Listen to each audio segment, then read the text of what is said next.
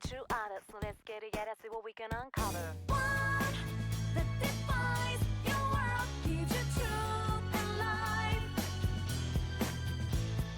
What that excels, special enough to guide your way through this shadow world.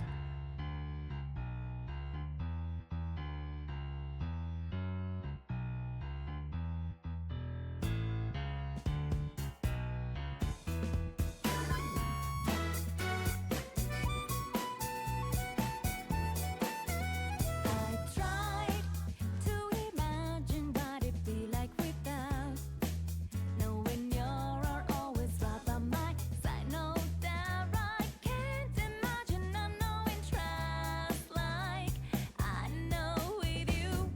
Lies come in many forms and some look like truth, but we won't let that confuse me and you. We found that way to see what's right for ourselves. We found out truth in someone else. We got faith in each other. Our souls have got the same burning need to find out what's need to cover up.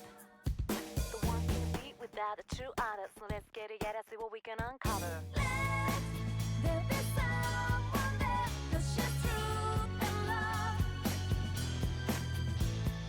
Who really cares and knows we can only share our truth through one that defines your world, gives you truth and life. One that excels, special enough to guide your way through this shadow world.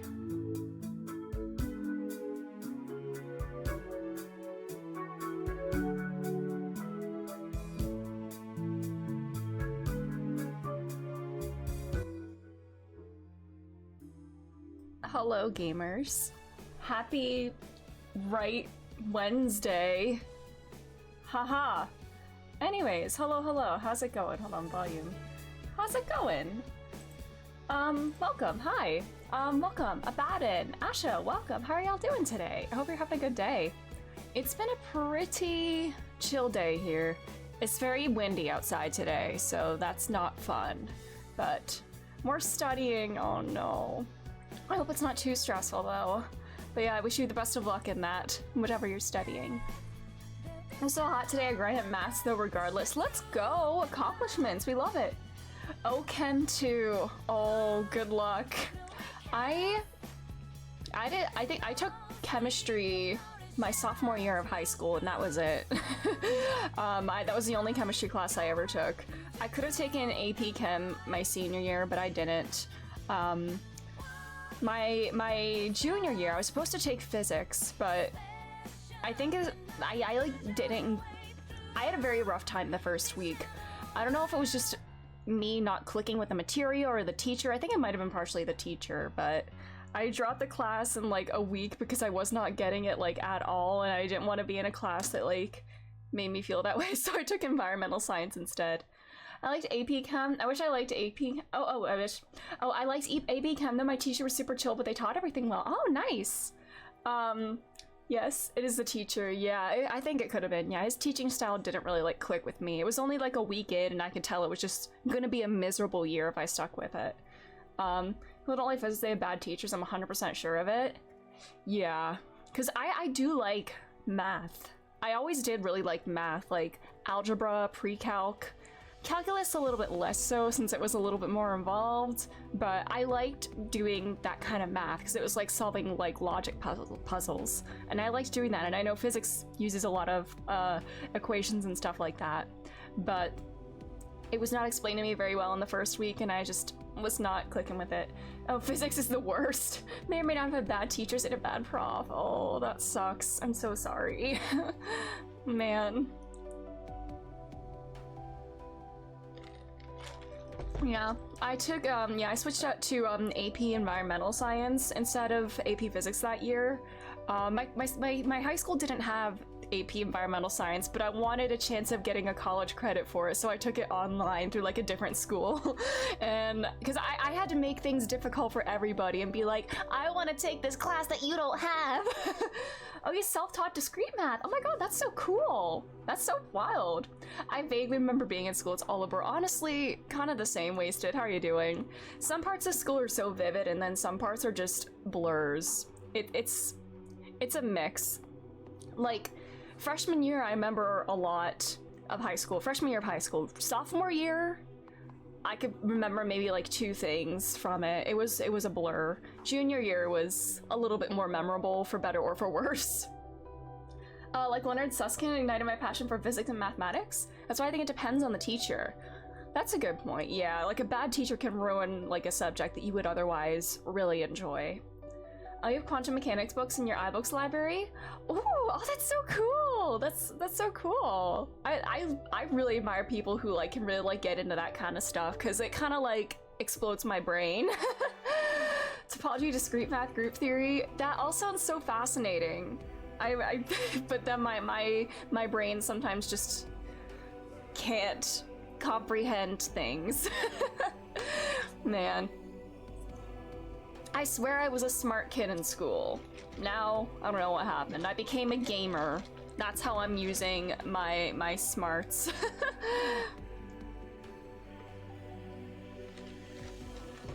But yeah, although I'm using my smarts in Logic and Ace Attorney, it's pretty much logical arguments, but like math instead of words. Oh, that's actually pretty cool sounding. That sounds really cool. I do love, like, I've always loved like word logic puzzles, word puzzles. I was very much like an English and literature kind of like focused person growing up. Like English classes and those kinds of things always clicked the most with me. And I love like word games, word puzzles, things like that. I love those. Sometimes I do crossword. I want to do like the mini crosswords and stuff in like the newspapers. Sometimes I remember to do them, but whenever I do them, they're fun. But then I forget they exist. Smart kids in school grow up to be depressed adults, as the joke goes. I don't know if it's a joke anymore. Yeah. Now I don't know. I'm not like the smart kid anymore. I'm an average adult surrounded by people just like me. Oh no. Yeah, that's how it goes, isn't it? Big fish in a small pond, then you go into a pond full of other big fishes once you're done with that small pond. But yeah, my brain's still waking up a little bit. I'm just having my first coffee of the day at 5:37 p.m. But we are going to be doing the second case of Dual Destinies today. I'm not sure what to expect here. Yeah, as an autistic girl, I like books because I could logic my way through the social settings from like a third-person POV, so I wouldn't have to do it in real time. I feel that a lot as well. Like, social conversations, situations, did not get it at all. I've even talked with like some therapists as an adult and everything, like multiple health providers who say I probably have undiagnosed autism, but it's like, I'm always trying to think in my head, okay, I'm trying to rack my brain, see if there's something they're talking about that I can relate to. Oh, I thought of something. Oh, I want to say it. Oh, they've already moved on, so now I have to repeat the process and I'm stuck in my head rather than listening to what they're all saying. And it's rough. It's a rough time out there, or at least it was in high school. You're autistic as well? Well, we're all welcome here. Yes, we're all, yeah, it's good to have you here. Hi, Briz, how are you doing? Thank you for being here. So a bit myself, I'm trying to be a mathematician. Oh, that's so cool. I want to study topological spaces that are suitable for both general relativity and quantum mechanics. That's so cool. You were diagnosed in the 90s. Oh my god, that's really good. Is it like was it still like a long process to like get diagnosed back then? Because I know it can take a very, very long time, especially for adults getting diagnosed.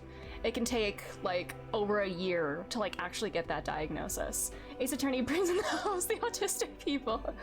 I think I have ADD now. I'm waiting for that. Oh, you were little. Okay. Sometimes I wonder what my life would have been like if I had gotten a diagnosis as a kid, but you know, what's done is done. Here we are now.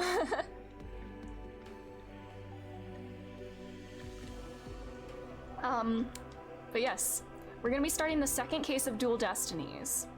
I don't know how long this and Spirit of Justice are. And do I find I can't hold eye contact with a camera? With a camera, I'm a little bit better with it, but in person, I hate it. I hate eye contact so much. It stresses me out. And as a theater kid, theater major, rather, in one of my movement classes, we had to do like eye contact exercises with our classmates and just like stare at each other. And it was the worst thing ever. I felt so awkward, like I just wanted to like shrivel up. It was horrible. But it's hard. I think that's also kind of why I felt a little bit out of place in my acting classes, if it makes sense. Like, I'm trying to act like a neurotypical person who interacts normally in social situations, and while acting as that, I have to play a character on top of that. So it's like I'm acting twice. And I think that's why I always kind of felt like I was too in my head to be like giving my all in acting classes. And honestly, I think that's kind of why I like voice work more, since I can kind of be behind the scenes, you know? It's just my voice. I can do whatever I need to with my face or my gestures or whatever to do that voice. And I don't need to look at somebody in the process too. So you got diagnosed with, that was just called, oh yeah. Yeah, I know that term is a bit outdated now because of that association. I have heard that, yeah. Was there any man about him being a mature child who didn't socialize with kids? They became an adult with struggling social skills. Yeah, that's a big thing. Socializing as a kid is very important, and I wish I had been like pushed to socialize more when I was younger. Because now as an adult, though, I don't know how to talk to people. I can talk about my interests, but that's about it. Like, what am I supposed to talk to people about if not like things that like we are both interested in, you know? I'm great at socializing with adults who are not trying to assert some kind of authority on me. I feel that as well. Yeah, I don't want to feel like, you know, it's weird. Socializing is very weird. I don't hate eye contact, I just can't do it for some reason, and that's totally valid. Yeah, for me it just feels very awkward, and it's like I have to force myself to make eye contact, and I'm so focused on maintaining that eye contact that I kind of tune out the conversation. It's like, if I want to listen more, I have to look like off to the side or like at their forehead or something, you know? I can't look them in the eye. I wear sunglasses, that's my hack. That's a smart one. Yes, sunglasses. I like wearing sunglasses in the public because no one can see where you're looking. I know there are all those memes where it's like, the best thing about sunglasses is no one can see where you're looking, and they're just staring right at somebody's ass. I've seen memes of that with so many different characters. I was real social back when I was a child. Being a 152 male, I was bullied a lot. Aww. I've hunted just like people for a while now. I'm understanding there's still good people out there, and the walls I'm putting up are fading away. I love that for you. That's great.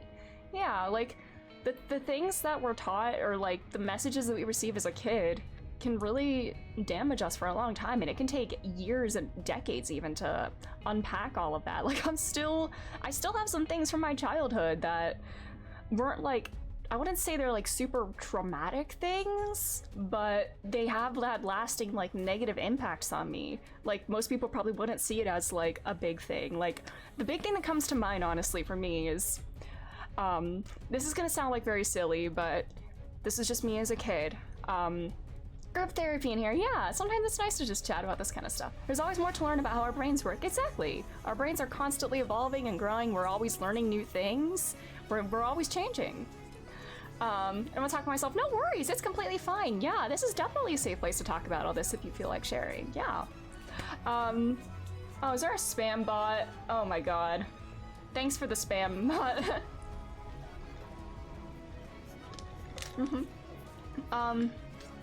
But yeah, I remember in first grade, I went to a Catholic school, and it was around Christmas time, and we were like coloring pictures of the nativity scene with like Mary, Joseph, and Jesus, and that was the first time. In a lot of like art, a lot of like Christian art or whatever, like Mary and Jesus are drawn with like golden halos, and I had never noticed those halos in any kind of like other art that I had seen before. So seeing the halos on the page, I didn't know what they were, so I just colored them like orange and green. And then these girls sitting next to me took it from me and were like making fun of the fact that I colored it the wrong color. And then I started crying. I was really upset about that. And the worst part is the teacher comes over. She asks, "Why are you crying? What's the matter?" And me, even back then, I was a people pleaser. I didn't want these girls to hate me for tattling on them. So I just said, "I miss my mommy." And then the teacher rolls her eyes and says, "We all miss our mommies," and walks away. Why? That always stuck with me. In hindsight, it's like, yeah. There I am just crying, and the teacher is just like, okay, I don't know if she thought I was like too old to be crying about that or whatever, or like, I don't know, because that is not what I was upset about, but like, how would she know? You know, I'm 7 years old. I'm not good at articulating my feelings. But yeah, that's a core memory for me. And I think one of the first indicators that I was very critical of my own work and needed people to like me at all times. Yeah. I started a new job this week. Just asking lots of questions and trying to figure out step-by-step process for myself. I managed to do it and make it sound funny, likable by calling it the stir-fry method. I spent lots of time preparing and organizing and asking questions and seemingly not getting much done, but then I have it all tidy in my mind. Oh my god, that's really clever. I like that a lot. It's so cool that you were able to make that work for you. That's really cool. There's a Bollywood movie called PK about an alien navigating human society to get a medallion that was basically his car keys so he could get home. I really felt like an autistic person trying to navigate social settings. That sounds really interesting. PK, I'm gonna have to make a note of that. That sounds really cool. Wait, that sounds really cool. Yeah, lots of chopping and prep and making sauces, but suddenly you got it all. Yep. A lot of prep, but then when it's time to do the job, you have all the pieces there and you can just pull from that. I went to Catholic school in 1843. Well, my teacher was like very old. All of our teachers were like old, or like older women. I think some of them had been nuns in the past. I don't know if that teacher was, but yeah, it was it was a time. It was a very interesting time.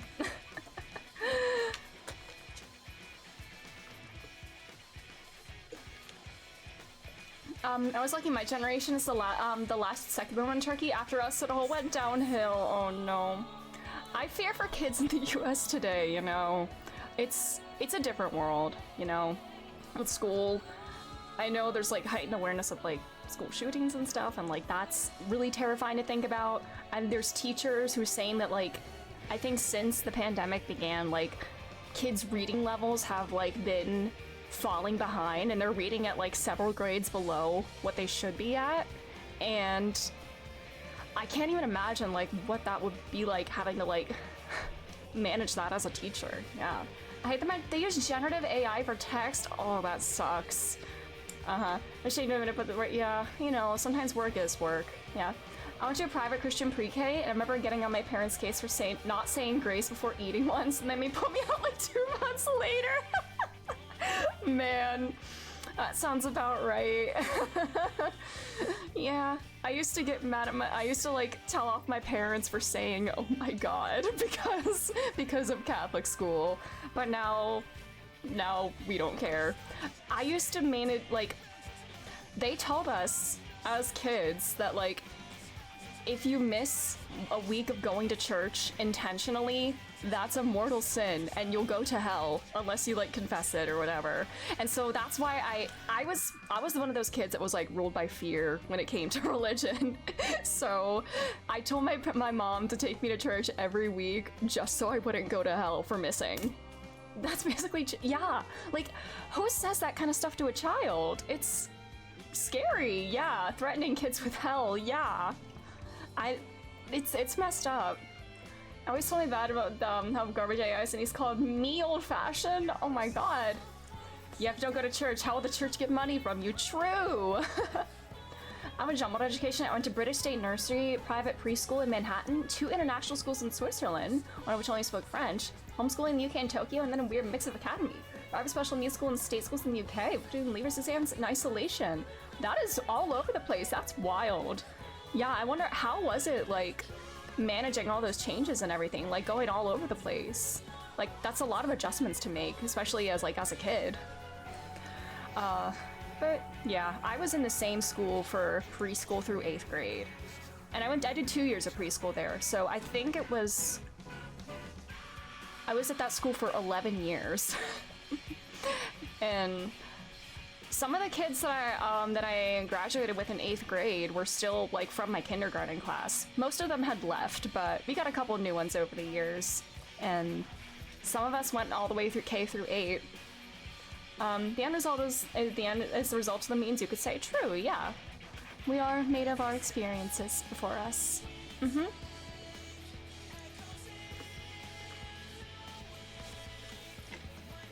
I remember waiting for the bus once and some lady walked up to me and said, "Jesus loves you," and gave me a pamphlet, and I need to get to Chick-fil-A before the lunch rush goes away. Yeah, like, I'm just a kid. Yeah. It's kind of sad that, like, you know, kids are impressionable and they like, target them for that kind of stuff. It's scary. Oh, that was last year! Oh, I thought you meant this, like, as a kid. I'm sorry. That was last year. Oh, God. Oh man, that's the most American thing I've ever heard. Oh man. That happened to me kind of, not exactly the same, but I was like walking around town like a couple years ago with a friend, and like some lady gave me like a pamphlet that was just like full of like anti-vax bullshit. And I was like, what is this? What? Major's actually in biology. Oh, I did a master's degree in tissue engineering in the UK, but only managed to get a postgrad diploma. I was depressed, but then I decided to leave that failure behind and managed to teach myself a great deal of physics and mathematics. That's so cool. I love that for you. Yeah, I'm glad that you're able to teach yourself and like find what you really loved there. That's cool. You're also a bio-grad. Nice. Or bio-major. Cool. Yeah. Have you heard about the Lord and Savior, the critically acclaimed MMORPG? Final Fantasy XIV. Well, there are many gods and primals in that game, but you can choose one to worship or follow. We have our mother, Hydaelyn. So, would you like to learn about our mother? Our mother crystal? Our crystal mother? Tissue engineering. Oh, Kleenex gave you a job. Oh, good one. I was trying to purchase DS in your closet. Oh, what's that? Oh, is that a... What's that? But you know what? That's close enough in my eyes. As a One Piece character, I never watched One Piece. I have considered picking it up, but I truly don't think I have the attention span to watch a 1,000+ long episode series. If I had started watching it like maybe 3 years ago, I probably could have been caught up by now, but the rate at which I watch things has slowed dramatically. But I'm trying to get back into it. I'm like 10 or 11 episodes into Nana, and I'm really enjoying it. I might watch a little more tonight after stream. And if I'm not streaming tomorrow night, maybe I could watch some more tomorrow. It's so good. Yeah, I hear like nothing but good things about it. It looks really good, especially to have such a following and to run for so long. Like, it must be good. I'm from Poly for pen lithography. You prefer scaffolds for stem cells. Oh, that sounds so cool. That's so cool to be able to do that kind of stuff. I enjoyed like science somewhat. I like learning fun facts about things. Science was like learning fun facts, and like practical applications of it, other people can do that. I just think it's fun. Like, I remember in like 6th grade, we did a little unit on astronomy, and I thought like learning about everything out in the cosmos was really cool. Like what stars are made of, how, like what their life cycle is, what else is in the solar system besides just the planets, that kind of stuff. But then when you bring the physics into it, that's when my brain starts to melt. More Yakuza games I play, I wonder, did they all end with shirtless guys fighting? I've played 2 Yakuza games, and from my experience so far, yes.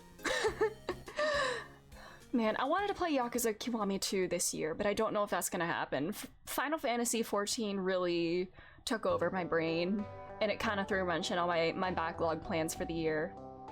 I thought it's still an idea, but I used to really feel... It's okay, you know, depression is a bitch, and it's okay if you need to step away and like take care of yourself and whatnot. Like, I know it's so easy to like see that as like a failure or like stepping back, but I think it takes a lot of like strength and power to be able to step back and take care of yourself and like that. I actually had to do that myself my freshman year of college. I actually had to take off my first semester for mental health reasons. I was like 6 weeks into the semester and like I was told like, hey, you know, you gotta, yeah, you can't do this. You gotta get out of there without going into too much detail. But yeah, and I was able to go back the next semester, and even though I was a year behind on some of my classes, I still managed to graduate early. I managed to graduate in 5 semesters, which is actually wild to think about.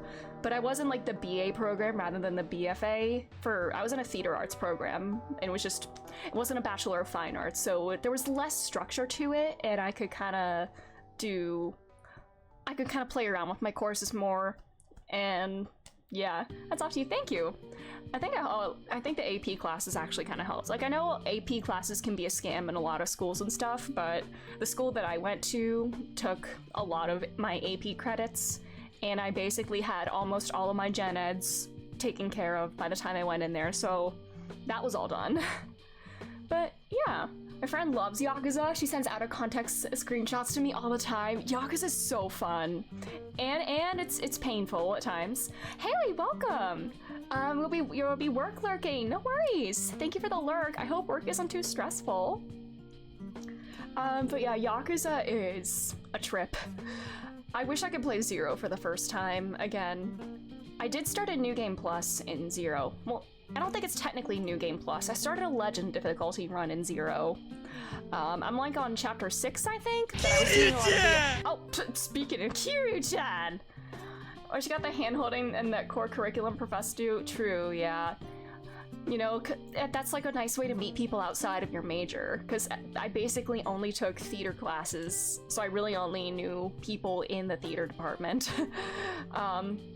Think going crazy, Metaphor's the only thing that's on my mind lately? No, I'm excited for Metaphor. It looks so good! God.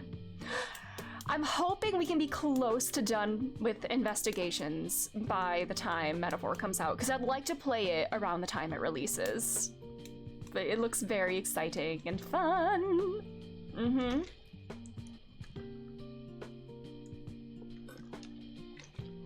I'm hoping we can be done with Apollo Justice Trilogy with time to play Dawn Trail before the answer. I don't know why, I started worrying last night that I wouldn't be able to squeeze in Dawn Trail before the answer, because I don't know how long Ace Attorney 5 and 6 are. I saw 5, Ace Attorney 5 has 6 cases in it. There's 5 like mainline cases, and then there's a bonus case. So if there's 6 cases in this game, how many are there in Spirit of Justice? And how long are they gonna take? And 13 Sentinels! I need to play 13 Sentinels as well. Spirit of Justice also has 6. I might need to up my game. The finale is 13 hours. Okay. Well, I got a plan for that. Well, we'll probably be doing 4 Ace Attorney streams per week relatively soon. Once I'm caught up with the Endwalker patches, I think I'll do my Saturday streams for Ace Attorney as well. Sometimes I do think about adding a Thursday night stream for Ace Attorney. I didn't do it this week because I have to be up early on Friday for work, and I want to get some sleep. But I could potentially do that, add an extra Thursday stream for Ace Attorney. Who knows? I'll play grind the hell out of Metaphor and finish in a couple of days. Oh man. I need to be ahead of you so you can watch you play. Yeah. Yeah, I don't know. I'm trying to think of a timeline. It comes out like October 11th, right? It's about a month after the answer. If the answer takes me a week and a half at most to play, that would leave me like 3 to 3.5 weeks for investigations 1 and 2. I don't know how long those games are, but mayhaps it can work. Who knows?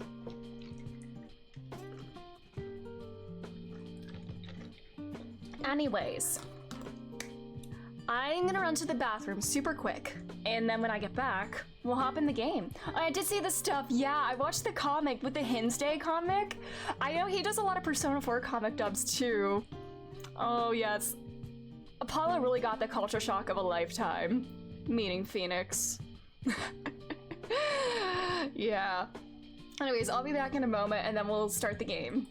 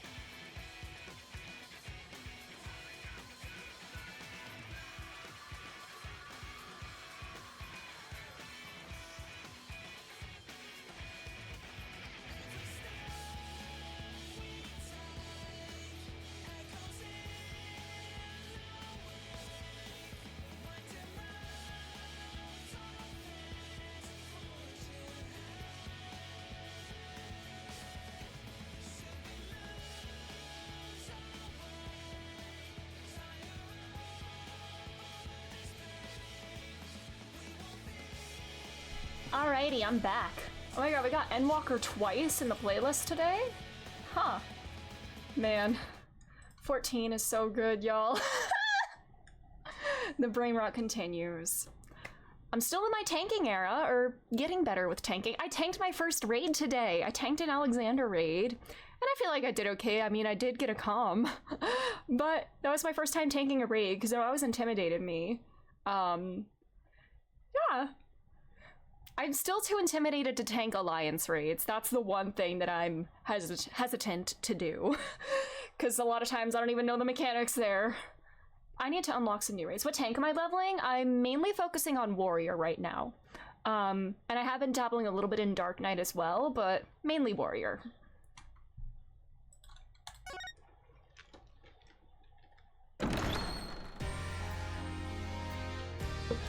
Dark Knight, yes!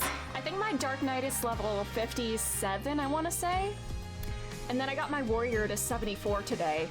So I can actually start the Shadowbringers tank quest line. I need to do that. Yes!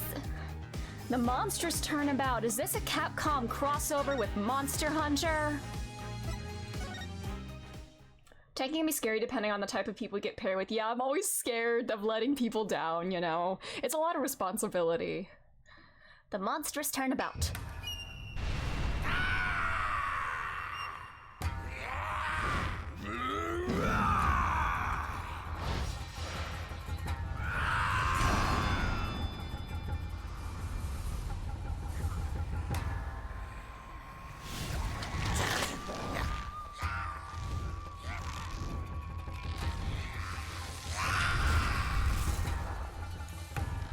Long, long ago, the nine-tailed fox defeated the evil Tenmataro and sealed the fallen demon away.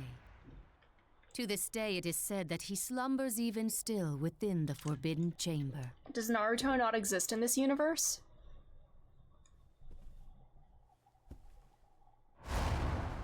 Oh. Night, night, Alderman. Sweet dreams. Uh-oh.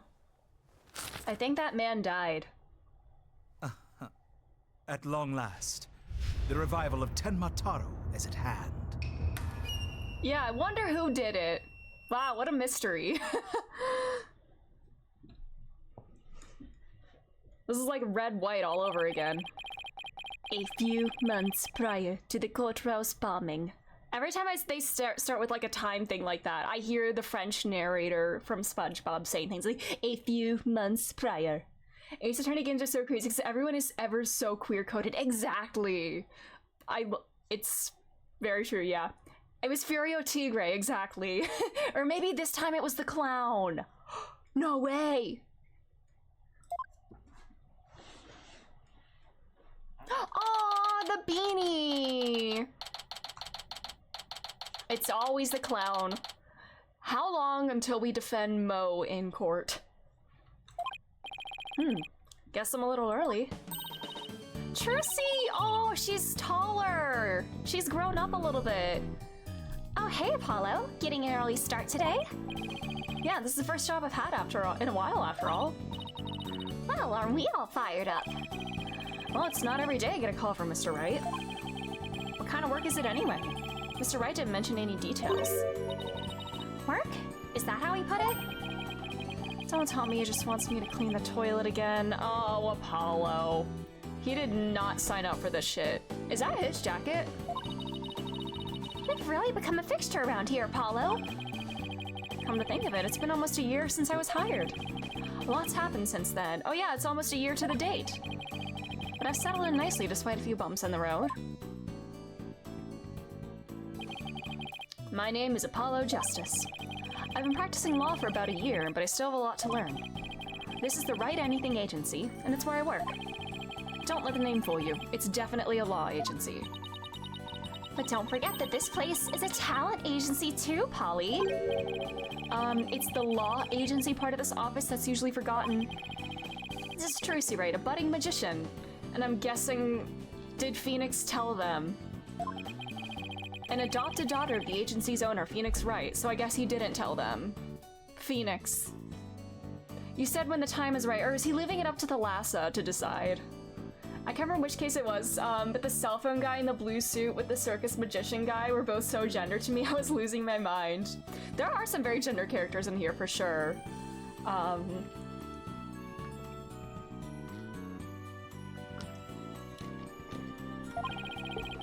She sometimes makes me help with her magic tricks. And what's wrong with that? You're one of the agency's talents as well.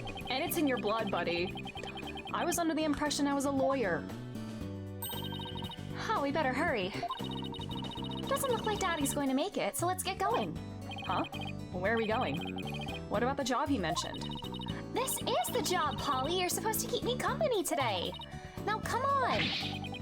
Another day of not being a lawyer. Should have seen this coming. Well, this is the Write Anything Agency, you know. And there's no law-related work at the moment, so... Tell me again why I chose to work here. Well, I mean, your old boss was arrested on your first day of the job, so, that's probably has something to do with it. I want to know how long was Apollo working with Kristoff? I want to know what was going through his mind, like... How do you reconcile that with the man that, like, taught you everything? It's like Von Karma all over again. The man who taught you your career, your profession, is a monster. How do you cope with that? I mean, I guess it was really early in Apollo's career that he kind of, like, came to that revelation, and it's not years down the line for both Franziska and Miles, where it's a reckoning then, but I can that Polly does all the finances for the agency. It makes sense in my brain. I can see that. I can see him being the only one smart enough or capable of doing that. Maybe smart enough isn't the right phrase, but Yeah. Daddy said something about going to meet an acquaintance. But don't worry. Just focus on your job and I'll tell you exactly what you need to know. Well, let's go. We don't have all day. Wait a second. And another day of anything goes begins at the right anything agency. He's going on a date with Edgeworth. Aww. Ninetails Vale.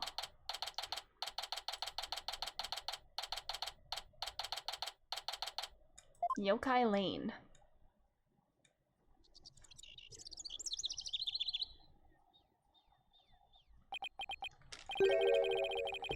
So what are we doing way up here in the mountains?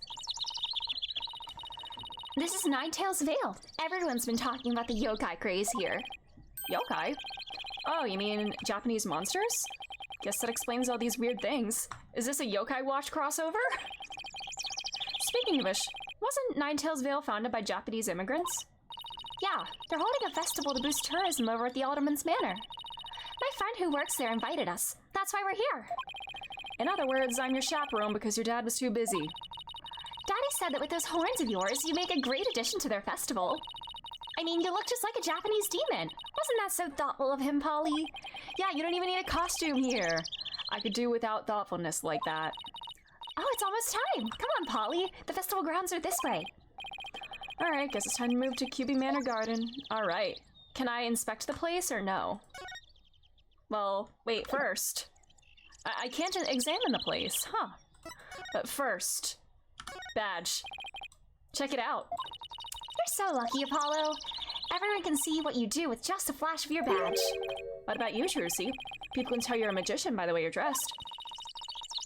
Yeah, but I can't always dress like this, like when I'm at school and stuff. You could always show you're a magician by making things appear or disappear. You mean like this? 3, 2, 1, ta-da! Where's the badge? Magic or no, aren't you a little old to be showing those things in public? Or maybe I'll become a lawyer too. You're abandoning your dream just like that. Come on, Trucy, give her a pep talk. The monster craze. This monster craze. Come to think of it, I think I heard about it on TV. It's supposedly how Ninetails Vale made a comeback from the brinks of fiscal disaster. Our agency could sure use something positive like that. Oh, I know. Let's jump on board the monster craze. You and Daddy would be a perfect comedy duo. You could call yourselves Agni and Rudra, Demon Kings of Comedy. Daddy sets them up and you knock them down. Hey, I think we hit the jackpot with this idea.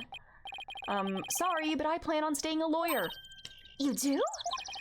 Yeah, that's the one thing he's been so insistent on the entire time. He just wants to do law. He is dedicated to the work, but he doesn't get to do it very often. You don't have to act so surprised by that. Hey, Trucy? Have you seen my attorney's badge? How could you lose something so important? Sometimes I really wonder about you, Apollo. This is so weird. I wonder if I dropped it somewhere. Oh, look! What are these panties doing here? Forget about panties. I'm looking for my badge. 3, 2, 1. Yup, there we go. We got it. Hey, that's my attorney's badge. How did you do that? I set it all up while we were back at the office. I didn't even... Wait, you took my badge? Oh, I caused a time paradox by showing her my badge first. All right. Magic Fate, welcome. How are you doing?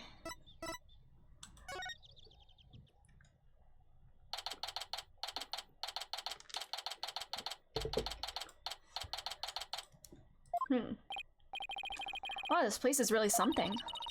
It definitely feels like a different world here. Trucy? Oh, is this your friend? Jinxie!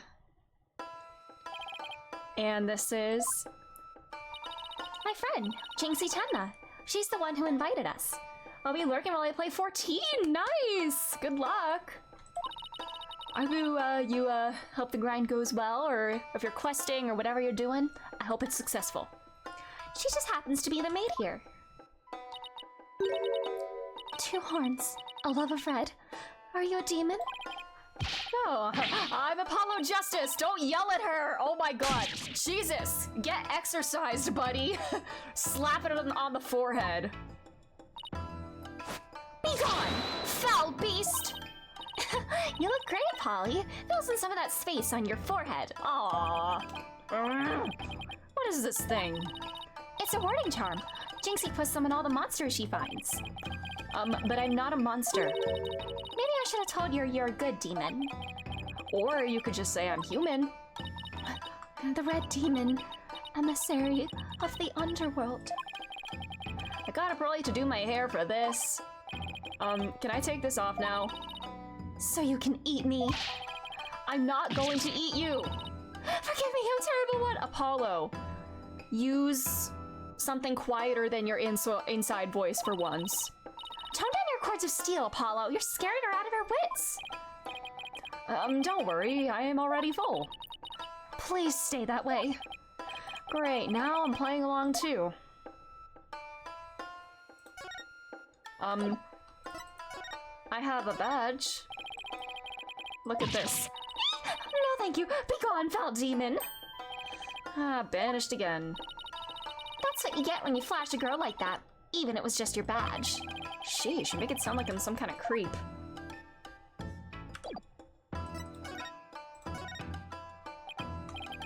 So I wanted to ask you about Ninetails' Veil. Oh. Be gone, foul demon. Looks like you've been demonized, Polly. Literally. I'm starting to wonder if I really am a demon myself. Please don't eat me. I have food if you're hungry. This isn't working. Won't get anything out of here until we set the record straight. If only we had some way to prove you're not as scary as you look. Ouch, unnecessary roughness. You're scary. Proof that I'm 100% human. Oh, is it the badge again? If it's not the badge, I did this already. Oh, there we go. I wanted to show you this. What is it? It's my attorney's badge. You see, I'm not a demon. I'm a lawyer. Really? You're a lawyer? Maybe now she'll stop calling me a demon.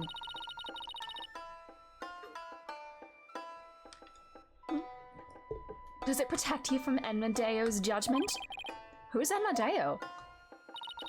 I read somewhere he's the demon lord who judges the dead for their sins. Uh-oh. I think now she thinks you're a demon lawyer from hell, Polly. Can I go back to being just a normal demon? Please don't boil me in a scalding cauldron. I'd prefer a Turkish bath if possible. A Turkish bath? Isn't that more sauna than bath? Don't worry, Jinxie. He's a good demon. He'll save you if you ever go astray. Please, Mr. Demon Lawyer, sir, have mercy on my soul. Well, I told you I'm not a demon. And Trucy, you're just making this work. You just leave that Amadeo to me. Isn't that great, Jinxie? Uh-huh. I'm no longer scared to cross into the afterlife. Will someone tell these two I'm human already?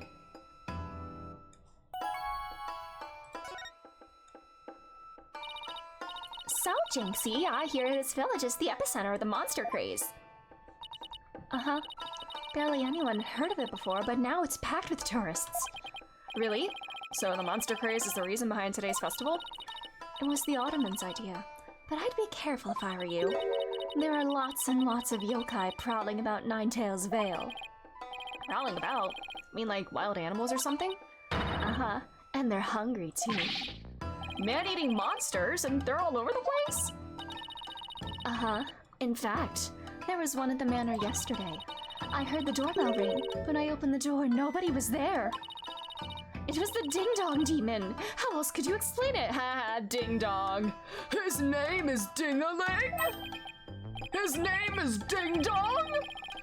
Well, when I was a kid, my friends used to play this prank called Ding-Dong Ditch. Well, that doesn't prove yokai aren't real. There's even one here at the manor. The demon Tenmataro. He's imprisoned in the Forbidden Chamber. Tenmataro? The Forbidden Chamber? About that yokai you said was imprisoned here at the manor, is it true? Uh-huh. He's a super evil demon named Tenmataro. I'll use my gavel to pound them in their buttholes!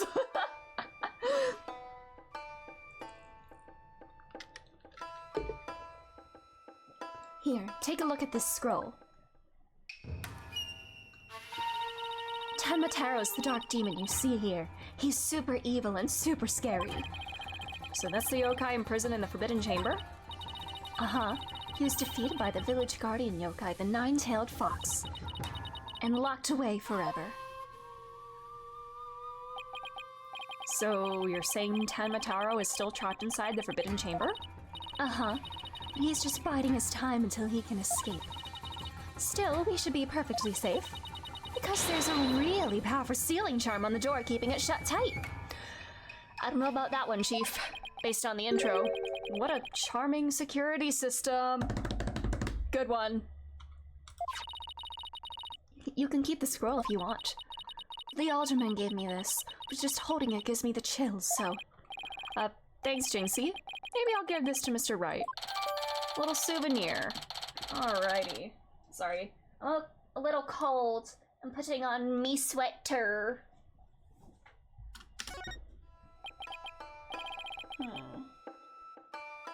Alrighty.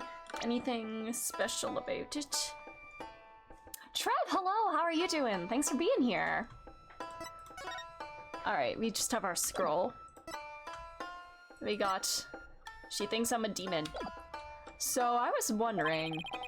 Are those things on your forehead also warding charms, Jinxie? Yes, they're to prevent evil things from getting inside me. Papa told me to wear them. Evil things? Apollo, don't you dare take those charms off her forehead.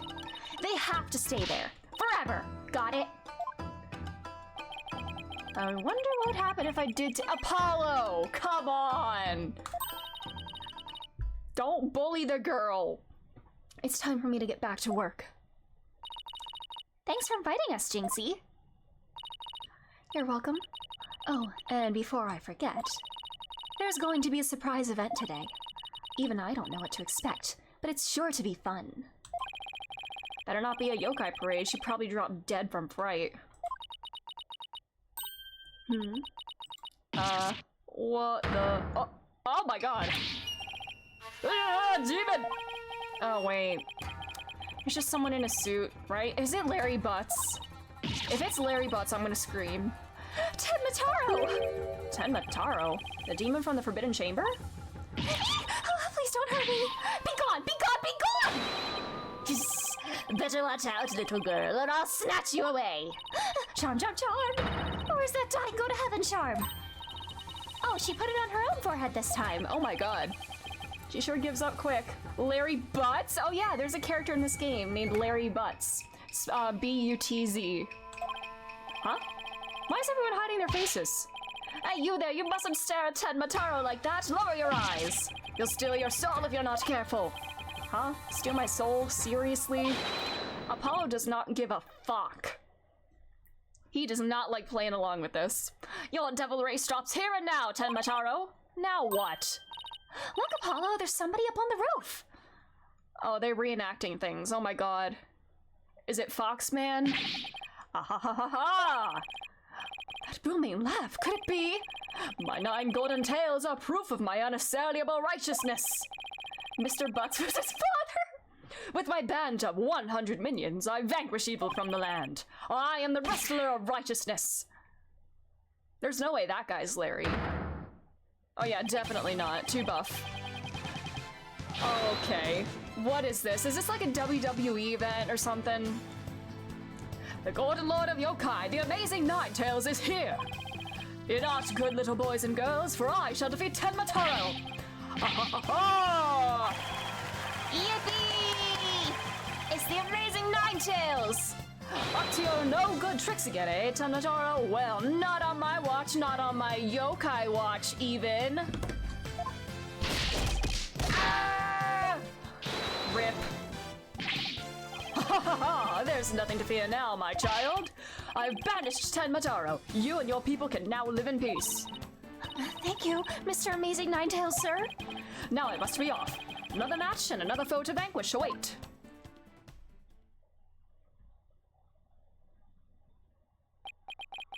What was that all about? Did that wrestler just chase off a yokai? Looked like he came out of the Alderman's manor. That was the amazing Ninetales. He's a pro wrestler from right here in Ninetales Vale. But no one knows his true identity. Jinxie sure seems chipper all of a sudden. I splooshed. I can't tell if it was condensation from my cup that dripped onto my pants or if it's coffee itself. What's all that about him banishing Tenmataro? That was a yokai exorcism. It's an annual ritual where Tenmataro is released to remind us of his wickedness. In the end, the nine-tailed fox drives Tenmataro out and purifies our village. But the amazing Ninetales did the honors this year. So that was the big surprise, huh? The amazing Ninetales and Tenmataro, huh? Well, whatever floats our boat. Oh, would you look at the time? I better get back to work. Please excuse me. She's a strange one, all right.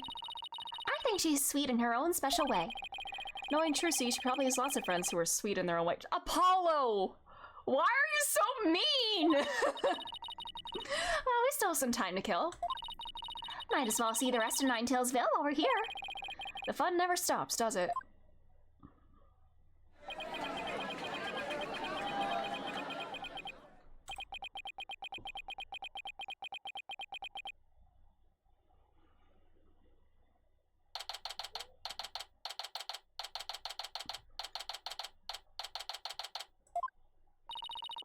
I think I bought nearly every yokai souvenir that was for sale. I know, because my wallet's running on empty. Are these business expenses? Can we charge them to the Right Anything Agency account? What's with all the commotion over there? Huh? Hey, isn't that your friend Jinxie? I hope everything's okay. It's terrible. Calm down, Jinxie. Tell us what happened. The demon Tenmataro. He killed Alderman Kyubi. What?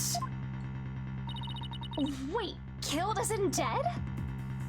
Yes, and Tenmataro did it. Tenmataro? You stay here while I go have a look. Please wait. Huh? Oh god. It's a Tenmataro warding charm. It should protect you, but please, be careful. Is Apollo about to get yet another life-threatening injury here? I feel like it is... I hope by working with Phoenix, as an employee of Phoenix, he inherits some of Phoenix's invulnerability, because bro suffered two life-threatening, or not life-threatening is probably not the word, two severe injuries within 24 hours of each other in the first case. And if he's about to get, like, attacked again here, give the boy a break, please. Alright.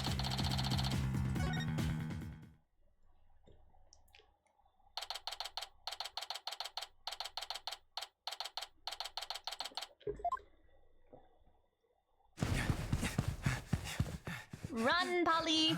Feathers.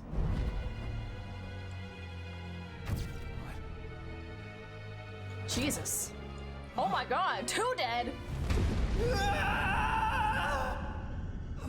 Oh, one dead. Huh? Are you all right? Who are you? Help! Someone call an ambulance! Oopie. The police arrived soon after that, at which point I returned to the festival grounds. Apparently, the man impaled by the spear was already dead. But there was one other person there, and he was immediately rushed to the hospital.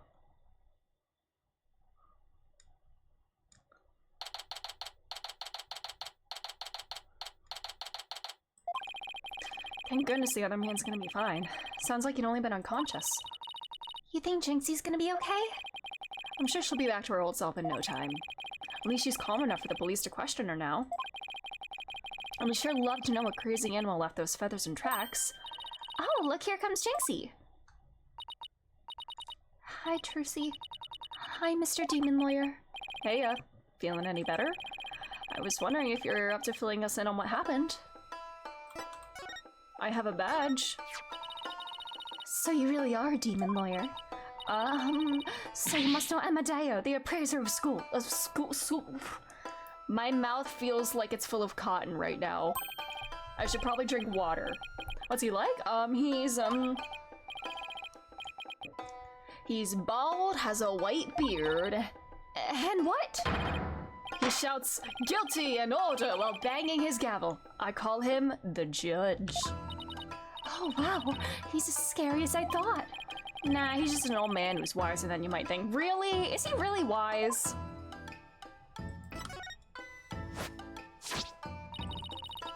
That warding charm is my supernatural security system. It protects me from yokai, ghosts, demons, and other things that might go bump in the night. Just the other day, I was chased down by a demented camera demon, but I drove him back with my trusty warding charm. Camera demon. Sounds more like an overexcited tourist. Still, I suppose it's not nice to repel every yokai I meet. I mean, there are some that aren't all bad. I learned that today. Why is she staring at me like that?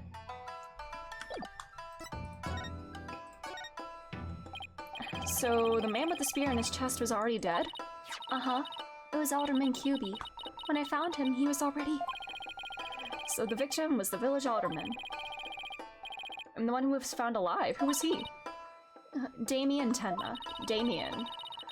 He's the mayor of the neighboring city, Tenma Town. They arrested him. So, he's the killer? He's our client. Damn. Nuh-uh! Papa didn't kill anyone! Oh. Papa, as in your father? That's right. Jinxie's dad is Mayor of Tenma Town.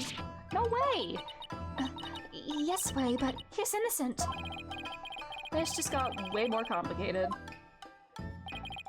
The victim was the alderman of Ninetails Vale, and Jinxie's father, the mayor of Tenma Town, was arrested for the crime. Did they not say that he was injured as well? Well, I guess they could say, oh, maybe they fought, and I don't know. Investigating time. I know this is difficult, Jinxie, but you need to hang in there. I know. I'll try my best. Would you mind telling me a little bit more about the victim?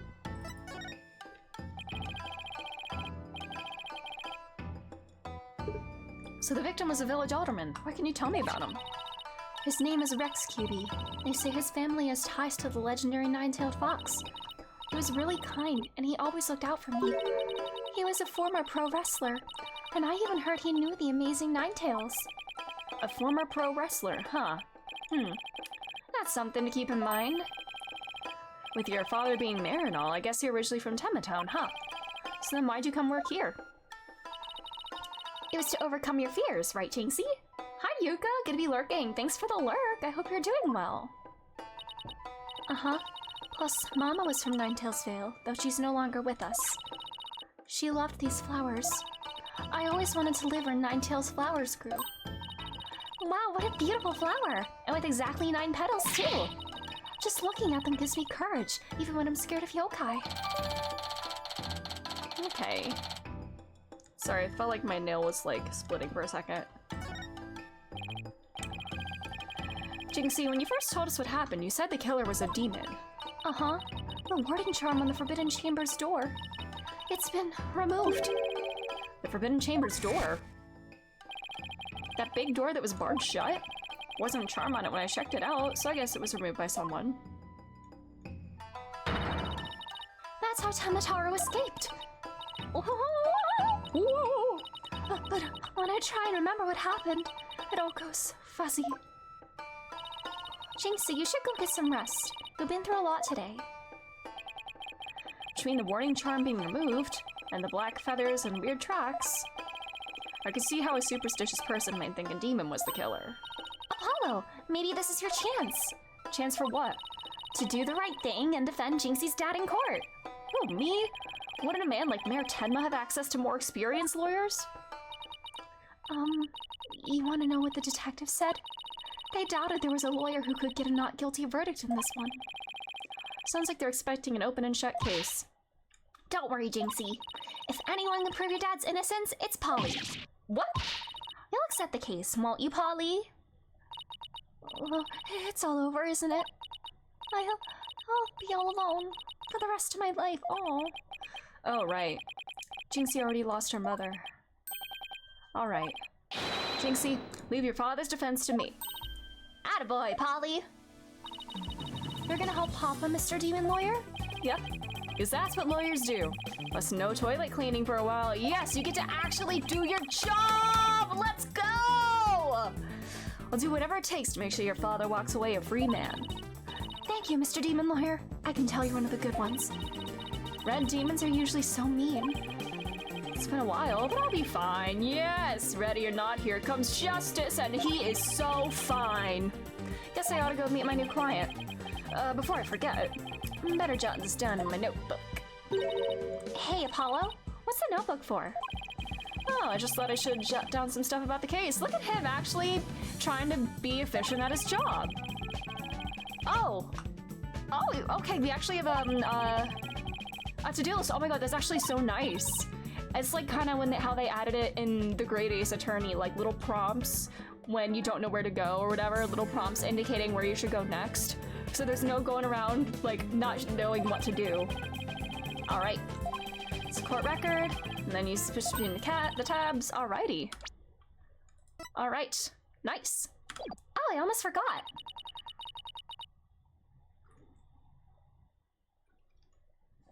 So, about Jinxie's father. No matter how scary he seems, promise me you'll resist the urge to run away. Wait, what? His angry glare can paralyze you with fear. And some claim he can even shoot laser beams from his eyes.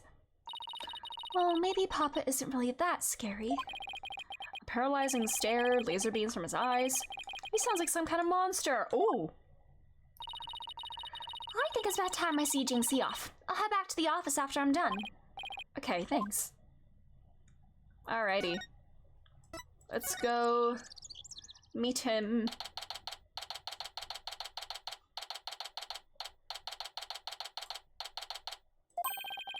Ah, visiting hours. Perfect timing. Hope he's not as scary as he sounds. Hello, sir. Your bandage is all charms? Who are you? So you're Damien Tenma, right? I'm Apollo Justice, attorney at law. I'm here to help. Huh? Ah! Oh, let me out of here. Sorry. I get a little loud sometimes. How incredibly rude! Sorry, did I do something to offend you? A visitor but all others shun me like a common criminal. And here I am, with nothing to offer. I am the epitome of rudeness. Wait, so he wasn't mad at me?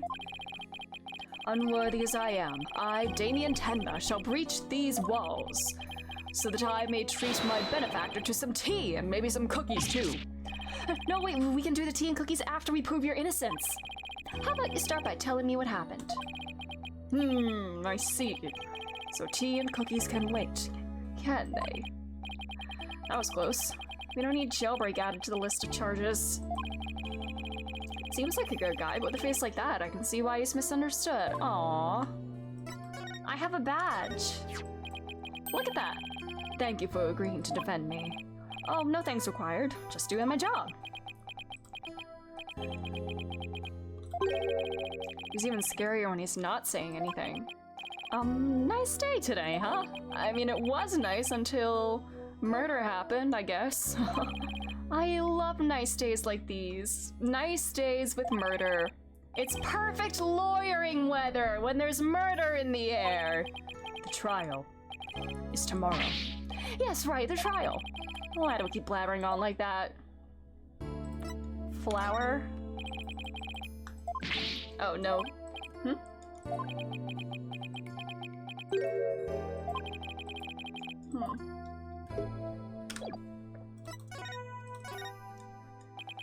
Mayor Tenma, do you mind if I ask why you were arrested? Whoa, sorry. I guess some things are better left unsaid. Excuse me? To think a public paragon such as I could be treated like this. This arrest shouldn't have never happened. Go on. I fear the ill effects it will have on our youth. Now I have but one choice. I must leave her at once, if only to protect the moral fiber of our youth. No, wait! You can protect the moral fiber of Bleh. You can protect the moral fiber of our youth after you've been declared not guilty. I suppose you're right. Our youth just came this close to quite a scare. My fingerprints were on the spear that killed Autumn and QB. That's why I was arrested. Your prints were on the murder weapon? That's never good. Any idea how they got there?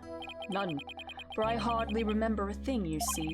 I was fast asleep at the time. Someone must have slipped me a sleeping pill or something. What's worse, somebody clobbered me on the head. I see. A drug-induced slumber and a blow to the head. No wonder you hardly remember a thing.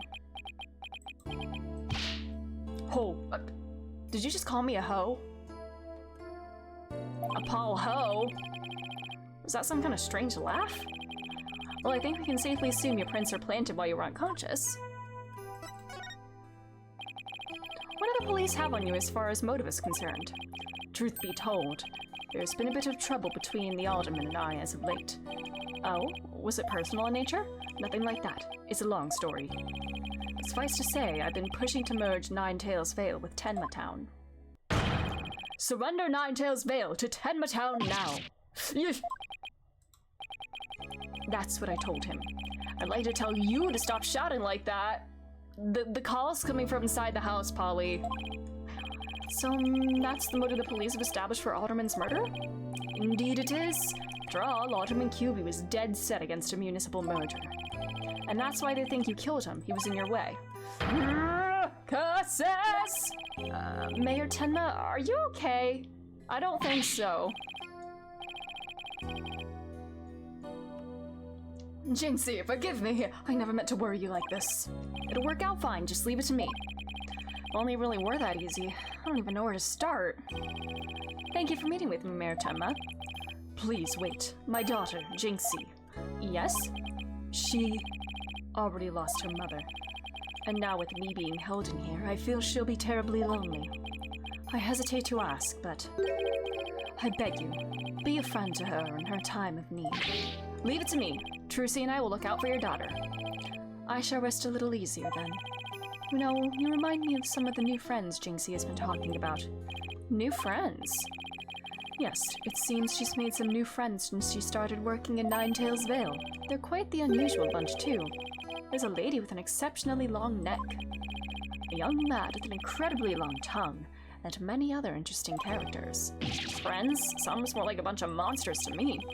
Now if you would excuse me, it appears my time is up. Why am I so tired? That must have been more tense than I thought. Still, I'm glad he didn't turn out to be as scary as he looks. A call? Is this his ringtone? Okay.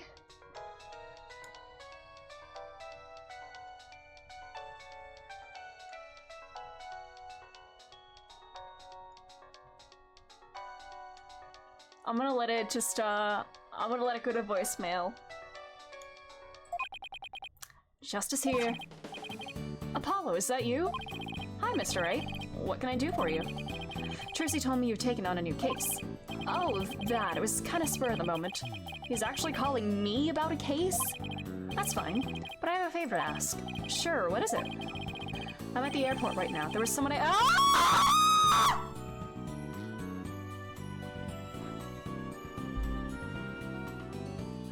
Please tell me he was welcoming Edgeworth back from an international flight. Please? Please? A new Oh. God damn it, I got excited for nothing. Well, okay, I'm so sorry, Athena. I don't mean to slight you like that. I just need to see something LGBT is happening. Every time any Ace Attorney character is on screen, yeah. Athena Sykes! And she just passed the bar! And she's like 18. Is she a prodigy? Someone new's joining. She took off as soon as I told her you needed help with a case. It was like there was no stopping her. Wait, what? Where is she now? Probably somewhere in Nine Tails Vale by now. That's where that favor I mentioned comes in. I need you to go find her. But I've never even met her before. What does she look like? She'll be the girl in the yellow suit sporting an attorney's badge. Okay, I'll find her. A new addition to the agency. Well, better get back to Nine Tails Vale quick. Alrighty, here.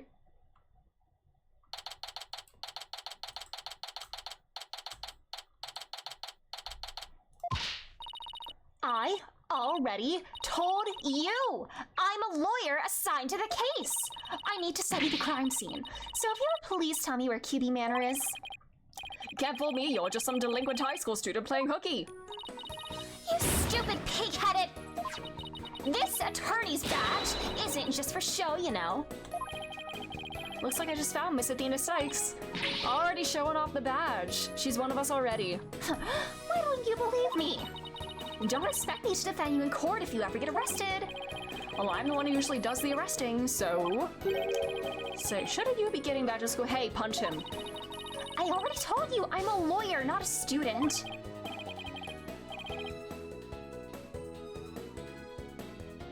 Oh my god, believe the girl. That's it, enough of your lies, you're coming with me. Ah! Get your hands off me. Punch him. Let's go. What the? Oh god, +1 Apollo injuries.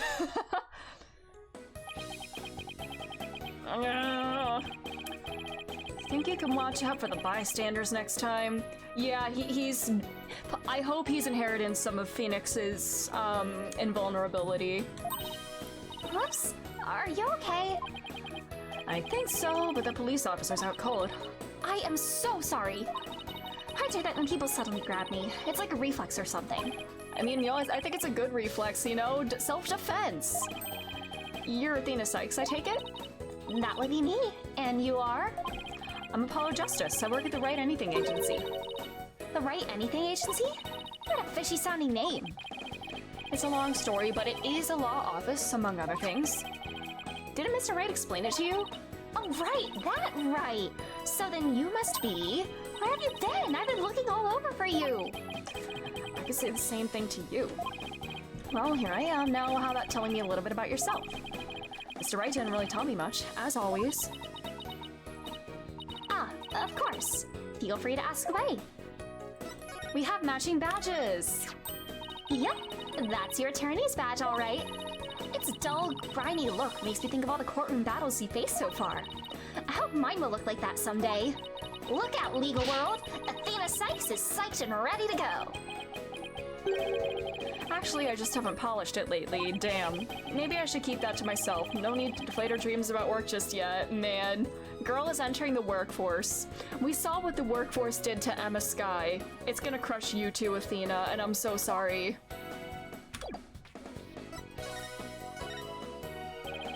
So, Athena, I hear you just passed the bar. That's right. And here's my shiny new badge to prove it. Isn't it beautiful? Oh, so you must be a bit younger than me. A bit more than you might think, in fact. I'm only 18. 18? How in the world did you become a lawyer at that age? I skipped a few grades while I was an exchange student in Europe. Oh, they always study in Europe. That's where all the prodigies go. And I got my license to practice law while I was over there. All I can say is, wow, she must be a genius or something. I also studied analytical psychology. Thought it might help me be a better lawyer. Psychology helps her be a better lawyer? How exactly does that work?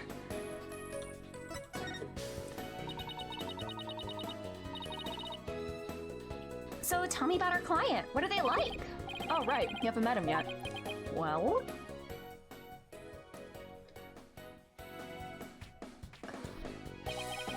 And that about sums it up. He's more worried about his daughter than himself. What a wonderful father. Wait, are you crying? I'm not crying. There was something in my eye. They're called tears. Moving right along, let's get down to business. Helping our client is priority number 1. So, Athena, you mentioned studying psychology. That's right. I've always wanted to bring analytical psychology into the courtroom. The power of psychology will bring a breath of fresh air to the legal system. Oh, really? So how do you plan on using it to defend our client? Well, for example, I can try and listen in on a witness's inner voice. And then analyze their psychological state with the help of my trusty partner, Widget. Widget? This device around my neck here. Say hi, Widget. Hi, Widget. I knew it was gonna say that, god damn it. It talks! Whoa, you need a volume knob. Anyway, the little guy will sometimes say what I'm feeling. Awkward. Don't worry, you'll get used to it. Now that I seriously doubt. Oh, I almost forgot. I have something you might be interested in. I got it on my way here. Think it might have something to do with our case? A special edition covering our case? That was quick. That's the whole point of special editions, isn't it? To be the first to get the scoop. Rapido! Right. Well, let's see what it says here. the deal with the Spanish? Tenmataro, real or flight of fancy? An airborne figure resembling Tenmataro was captured around 3:40 p.m. near Ninetails Vale. Tenmataro was seen, he was seen flying through the sky.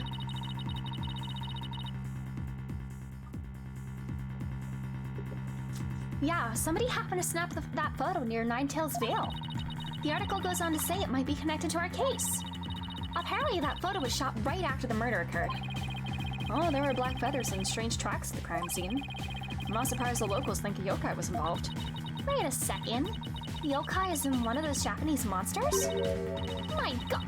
Oh no, don't say the German in front of him! Athena, don't say German words in front of Apollo! Oh no, I miss him! What is Clavier up to these days? You don't think it was a supernatural murder, do you? No, of course not. Now German. Why not plate only? Yeah, German is for Clavier only. Alrighty. Did she study a bunch of languages in Europe as well? Girlie's a genius.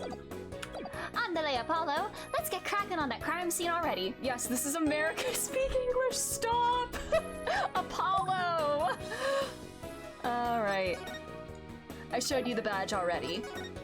Alright, let's go to the manor. Do you hear that? It sounds like a TV or something. Oh, look! There's a TV in that little room in the corner. In other news, the mysterious masked wrestler, the amazing Ninetails, has been confirmed missing according to sources close to the wrestler. It appears he disappeared sometime after a special event held in Ninetails Vale today. He also failed to appear at a match today where he was scheduled to defend his title. Local villagers say his disappearance may be connected with Tamataro's recent escape. Either he was in the Tamataro costume, or... What are the odds he is, our client? That's the alter ego of our client, I don't know. So that wrestler's gone missing. Hey, you two! You don't belong in here! Don't worry, there's nothing suspicious.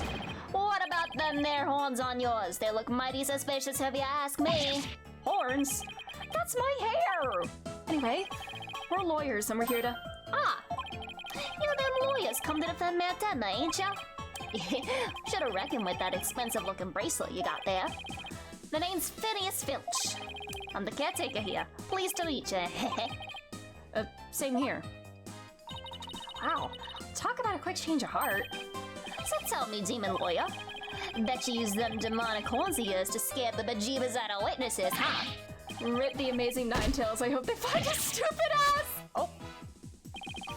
Hey! You took the bracelet! These horns, my hair isn't meant to threaten anyone. They ain't. Seems a mighty big waste of perfectly good horns if you ask me.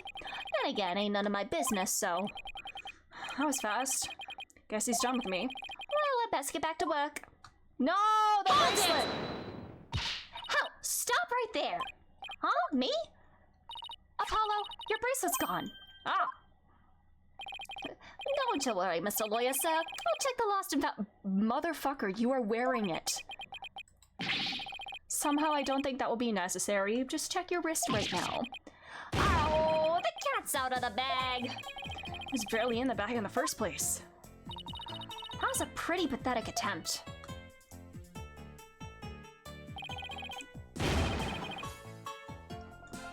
Sorry, I'm so sorry. Just couldn't control myself. Please forgive me. Sheesh, I almost felt sorry for him now. What should we do about him, Apollo? Oh, I got my bracelet back and he seemed sorry enough, so... I knew you'd understand, Mr. Lawyer, sir. You obviously got a big heart. As big as the wad of cash in your wallet, I hope. Well, Trucy spent it all. You leave my wallet out of this. Oh, now you're calling me a hoe too, but you called me a hoe twice. Why is everybody here calling Apollo a hoe? Hey, didn't you just finish apologizing for stealing from us? Run away, head for the hills! Get back here, you! Talk about a quick escape. Looks like he dropped a few things. Looks like a pair of diagrams. This one's of the crime scene, and here's one of the foyer. He left his shoes behind, too. This guy's the living definition of a bumbling thief. Let's hang on to his shoes. We can give them back next time we see him. As for the diagrams, I say we keep them. Do a little thieving back. They look like something police might draw. Wonder where the caretaker got them.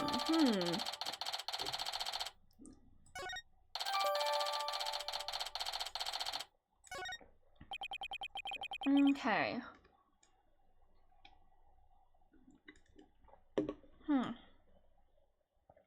I need to run to the bathroom again. I'm so sorry. I'll be back in a moment. Sorry again, but I will return momentarily.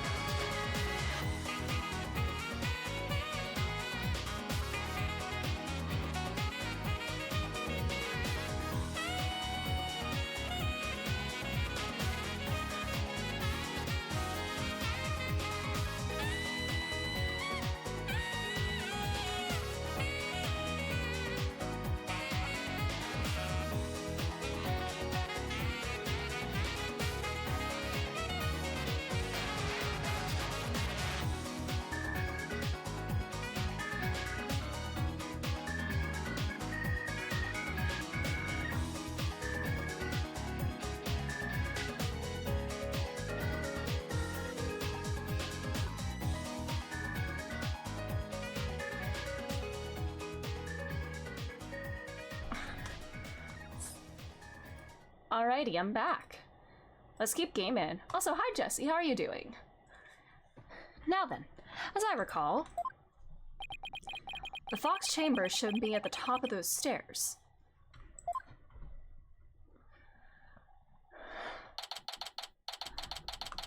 Alrighty.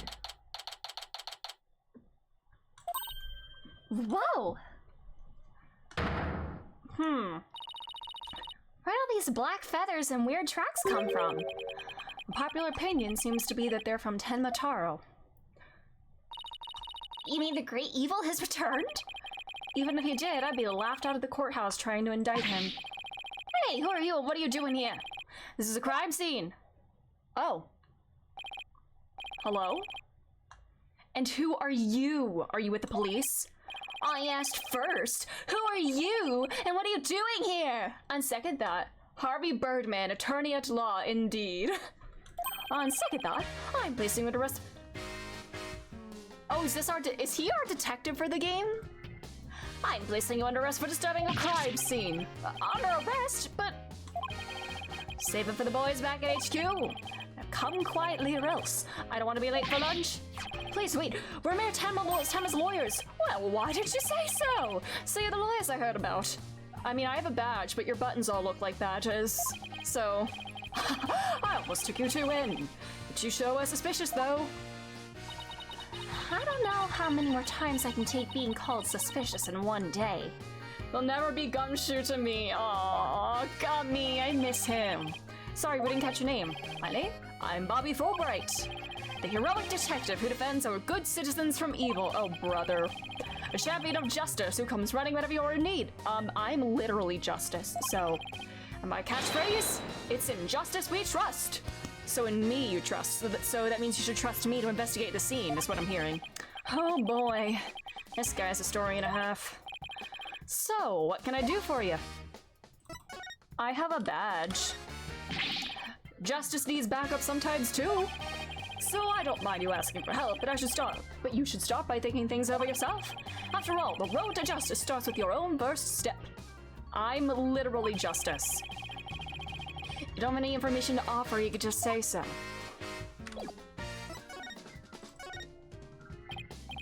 So, would it be okay if we had a look around? Certainly not! No unauthorized personnel allowed! Couldn't you make an exception? Cease and desist at once, or you'll have to deal with my little friend here! Is he reaching for his... In justice we trust. So once again, in me you trust. It's just as bad. Bro is gonna shoot us. You may be Mayor Tenma's attorneys, but you still need authorization to cross a police line. Apollo, let's see if he can't change his mind. Good luck. Let me know how it goes. I bet he's as dense as heroes come. You're wasting your time and mine. Nobody's crossing this line without authorization. I'm a wall of justice keeping injustice. That'd be you at bay. More like out justice. I knew it. Look, there's just us and you here, right? Just us, justice. Justice and me, you say? I wrote this fucking game. That's right? Are you trying to say that justice and I aren't enough to keep you out? What? I like how Polly thought he was about to be a police brutality victim. Oh, Polly's going through it. Why do I feel like he's gonna sustain an injury in like at least every case in this game, or at least more injuries are still to come? I feel like he's gonna go through it in this game. No, silly. We're saying that you're an inspiration in our quest for justice. No, it can't be! You have him on the ropes now, Athena. If we are on the side of justice, would you let us through? Apollo, just tell the man your full name, and I think he'll do anything. Guarding the crime scene is a part of justice too.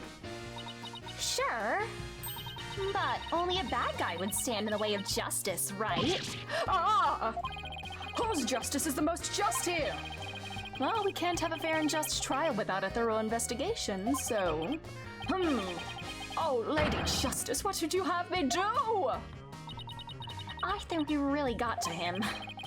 Yeah, he seems pretty neurotic as far as champions of justice go. I wonder how weird it is for Apollo to hear his name mentioned so many times here. To hear your last name mentioned over and over like this.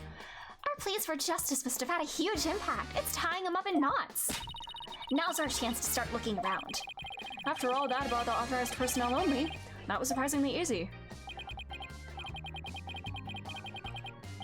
Should I stop them or let them through? Whose justice is more just? Well, let's get to work. We're supposed to be finding clues related to the crime, right? Right. A search of the crime scene should turn up some evidence we can use at the trial.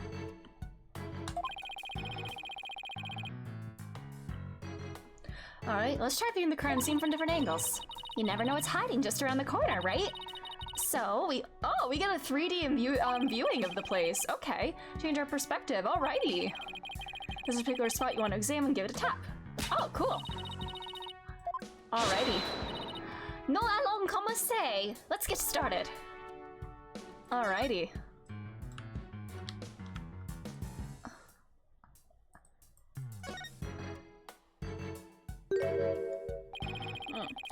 There's something wedged under this chair. Let's see if we can't lift it up and raise. No disturbing crime scene evidence, even if you are the mayor's lawyers. He does have a point there. Hey, Detective Fulbright. Did you hear about the attack over on Yokai Lane? I heard an elderly woman was assaulted by a strange yokai shaped like a roll of cloth. Athena, oh my god. You can't lie to a detective like that. And you waited till now to tell me? I better get over there at once. In justice we trust. That was surprisingly easy. Okay, Apollo, now's our chance to look around some more. The more I get to know her, the scarier she gets. Hope she never finds my weakness. Oh, she certainly is going to. I'm surprised her weakness isn't the German that she said earlier. I'm surprised he didn't have any kind of special reaction to that. Whatever this is, it's stuck on tight. Looks like a large blood-stained cloth. Well, blood's probably the Alderman's, but pretty far from his body. Wonder how it got here. Why does this seem important?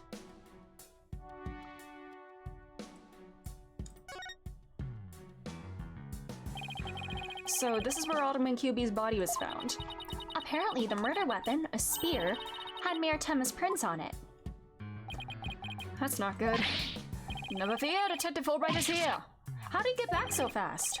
Of course, I can't offer you any information on my investigation, so... in the name of justice, I must say goodbye. What was that all about? He ran back just to say that, wow. I know it's because you could do these in any order or whatever, but... oh well. Look, the statue only has one tail. Maybe it's the nine-tailed fox's sidekick. But the number of tails represents a yokai's power.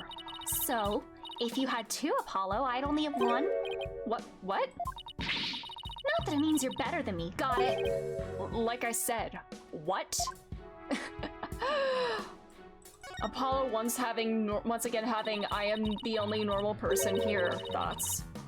This one's a spear, but what about this one? It looks like a giant pair of pliers. Looks like something a demon might use. Saw something like that in a manga once. Really? What are they used for? Oh, things like pinching through cheeks. Ew! Pulling out tongues. Stop! Oh, and you should see what they can do to a person's eyes. Okay, I get the idea. What kind of manga are you reading, Apollo? But I'm sure this thing is just a simple can opener or something like that. Demons eat canned food? I always wonder what they ate besides people.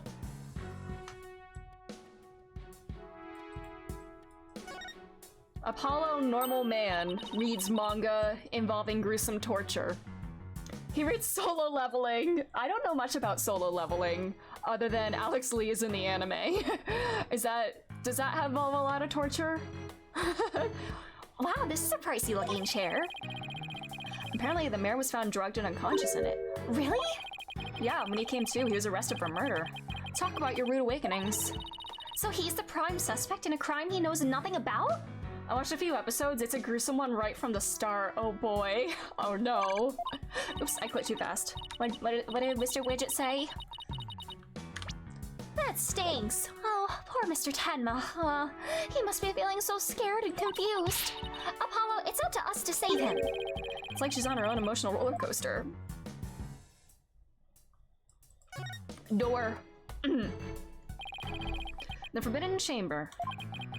They say the demon Tenmataro was imprisoned in there before his escape. Think we could get this door open? It's worth a try. No good. It's shut tight. I'm guessing... I don't know. It seems like the true couple just pulled off the talisman, couldn't even open it, just did that just to make it seem like it was open. I don't know. It's an elaborate setup. She's an empath, indeed. She's an Enteleki.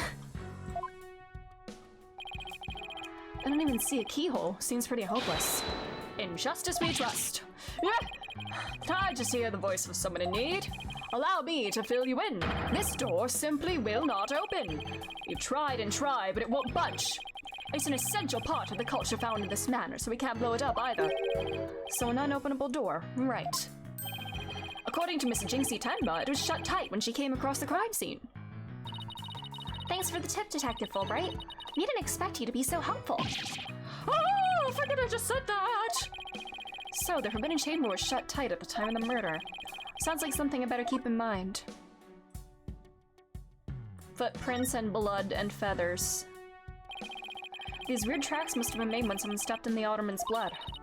Maybe the killer inadvertently made them when they were fleeing? They're pretty big tracks, almost bird-like. The feathers also point to a bird. And it must be one big bird. And not on the friendly yellow I was about to say, big bird! God damn, Ace Attorney. Maybe it's some mutant bird creature. So your theory is a giant mutant bird murdered Alderman QB with a spear? It's more plausible than saying a monster or a yokai did it. Sorry to burst your bubble, but a giant spear-wielding bird is by definition a monster. Okay, Apollo. Foremost expert on, monsters.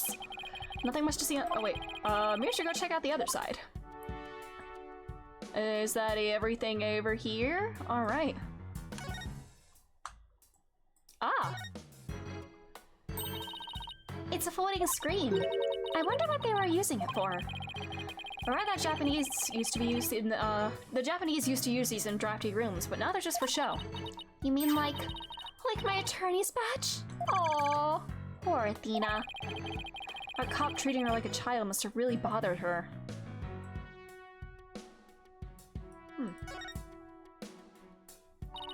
Apollo, what words come to mind when you watch that pendulum in there? Unsteady and, restless? That's a direct representation of your current state of mind. Wait, that was some kind of psychological test? My diagnosis? This strange case has made you anxious, causing you to lose your cool. You're actually not that far off the mark. You never had any cool to begin with, Apollo. Clavier's cool. And you aren't. Although he did call you cool once, and you kind of blushed at that, so that's something else that we should unpack at some point. Air vent. Oh no, it's the air vent again. Machi's in the air vent! Mother's in the air vent! That thing looks like an air vent. It's pretty high up there. What if you got a running start and jumped? I doubt even a high jumper can make it. If Clavier called me cool, I would blush too. Same. Don't rule it out before you try it. Besides, I'm an excellent jumper. Even so, that must be about 9 feet high. Like I said, you don't know until you try, Monsieur Justice. She doesn't know when to give up and when to stop using foreign words. She's smart. Let her be smart. Doesn't this Tanuki statue remind you of the manor's caretaker, Phineas Filch? This raccoon-looking thing? Yeah, it does look like him. I'm glad she's not like boss and telling me other fun facts about Tanuki. Oh, I just got the best idea. We should knock it over. It might transform back into Mr. Filch. Mr. Filch is mischievous, but he's not magical, you know. Way to waste a brilliant idea, Apollo.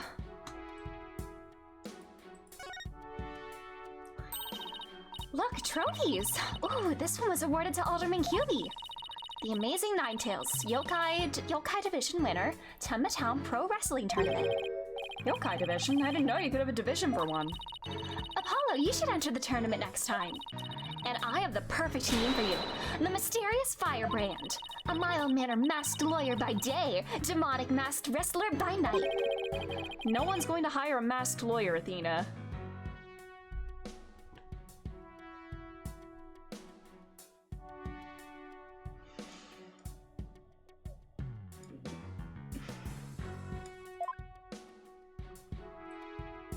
Was Godot...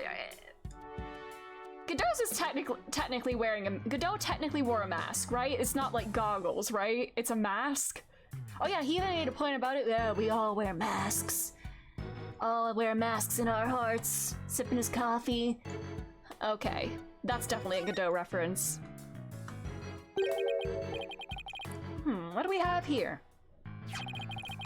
Looks like a statue of the nine-tailed fox and Temataro battling it out. Careful, Apollo, it's got blood on it. Really? Hey, you're right. Wonder if it's the Alderman's blood?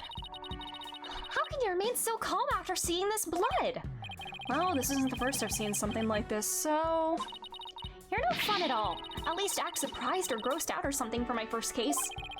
I'm already a lawyer. You want me to be an actor too? I wonder if that's what, what's his name? Our client was bonked with.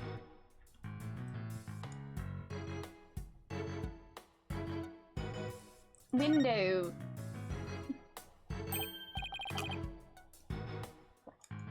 Hey, this window opens. And outside, we have ourselves a steep cliff. The window only opens about 6 inches, not wide enough for anyone to get in or out. Look, Apollo! There's something caught in the window frame. It looks like gold fur. What a pretty color! It must be from some kind of animal. Wonder what it's doing here. Did Autumn and QB have a pet fox? Is that from our wrestler friend?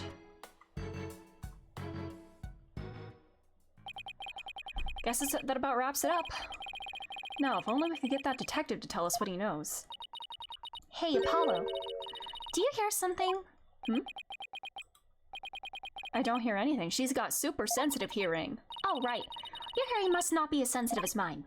What are you talking about? A whooshing sound, like wind rushing through a narrow strait. And the echo of someone's voice. In. Just Good lord! Ha ha ha! Someone's got a sharp set of ears! That was the sound of my righteous voice reverberating through the air duct. Were you inside the air duct? I heard it through the air duct? Yes, yeah, check it out. Well, why would she hear you through there? Why do we go through the diagram? As you can see, that vent is connected to an air duct that leads out in the hallway. The wind must have rushed through there and carried my monologue with it straight to your ears. And what a unique monologue it was. I was just thinking, maybe the killer made their escape through that air duct or something. A cute theory, but I don't think so. The air duct in the hallway is low enough to climb into, that much is true. But as you can see, the vent in the ceiling is very high. 9 feet high, in fact. 9 feet, 9 tails, 9 something else. We need to make our own version of 999 here. I highly doubt there's any way to get up there without a ladder or something. And I don't see anything of this sort in the room, do you? I guess you're right. Speaking of things in this room, yeah? Can you tell us what you guys turned up, Detective Fulbright? Not on my watch, buddy! In the name of justice, I cannot reveal facts pertaining to the prosecution's case. Oh, come on, throw us a bone here. Excuse me, Detective Fulbright, but I recall you saying earlier that you would come running whenever we were in need. Yuck! I suppose I did say that. Helping those in need is what justice is all about, but keeping information out of enemy hands is also a form of justice. Which justice is the most just? Why is this always so hard? Well, how about this? Let's do a little give and take. I mean, serving the public is part of justice too, right?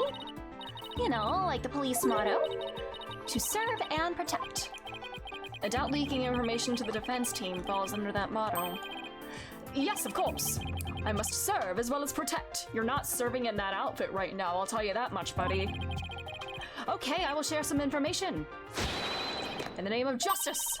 We did it, Apollo! Yeah, we did it all right. But I'm not sure that was entirely ethical. That's the name of the game, buddy. Do you have anything new to say about my badge, or no? Oh, you do? This is my attorney's badge. No! Present it with more confidence and conviction! Like this. In justice we trust. You gotta say that too, Apollo. How's this? Apollo Justice, attorney at law. Here comes justice! That was amazing! But you know what they say, practice makes perfect. Let's see you do it 10 more times, okay? I'll try my best. Here comes justice, here comes justice. Apollo, what are you doing? You're gonna have to practice this too, Athena. Defense attorneys always have to show off their badges. Gotta get used to it, bestie. How'd you talk me into this?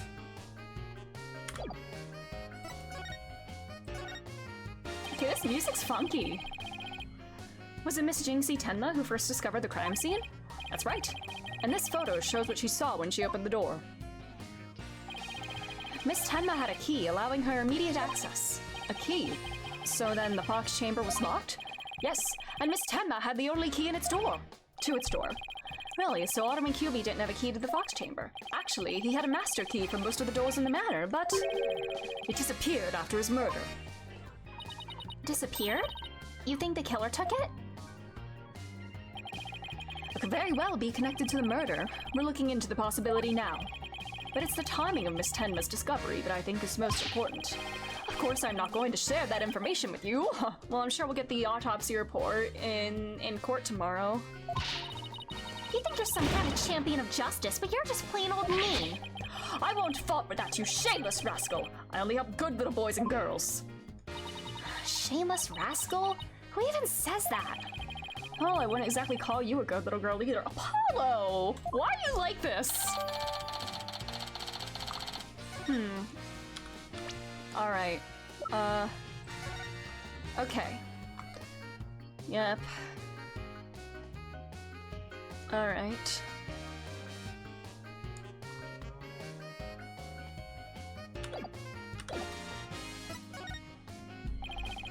Those feathers and tracks look like something a yokai might leave behind. You don't actually think the murder was some sort of monster, do you?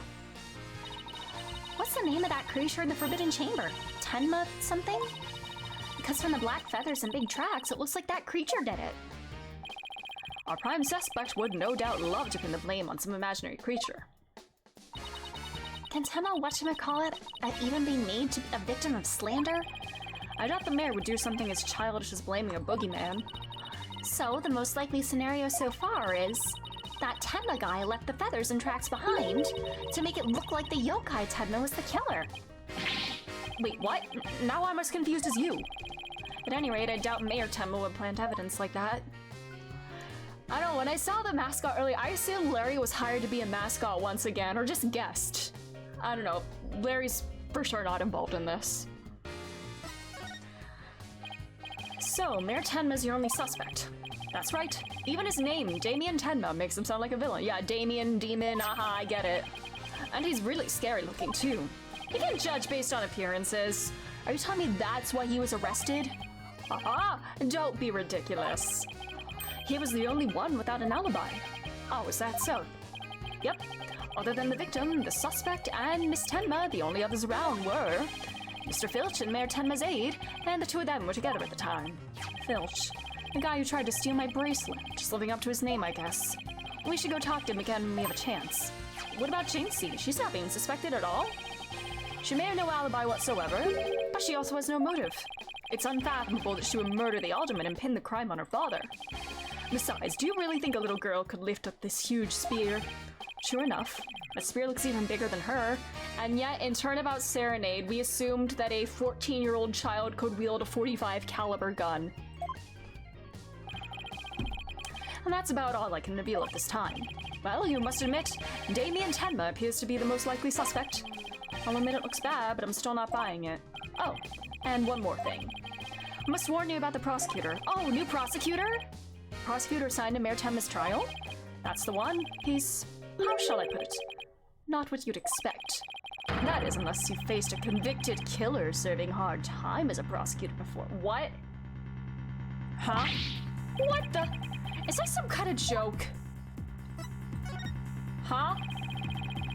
Can I ask why a man in prison for murder is serving as a prosecutor? Because he's mastered the use of psychology in courtroom battles, like Athena! Oh my god, is he Athena's rival? Everyone's talking about how this murder was the work of some strange creature, but yokai are nothing more than a figment of the imagination. They're baloney! Who better to prove this than a master of psychology? He's the best man for the job. But he's a convicted murderer. No matter how you look at it, that's just insane. Most functioning legal system. Well, the chief prosecutor personally assigned him, so... Who's the chief prosecutor? Is it Edgeworth? Did he get a promotion? None of us are in a position to question the matter. This really is the dark age of the law. This prosecutor, he wouldn't happen to go by the name Blackquill. Oh! We finally meeting him?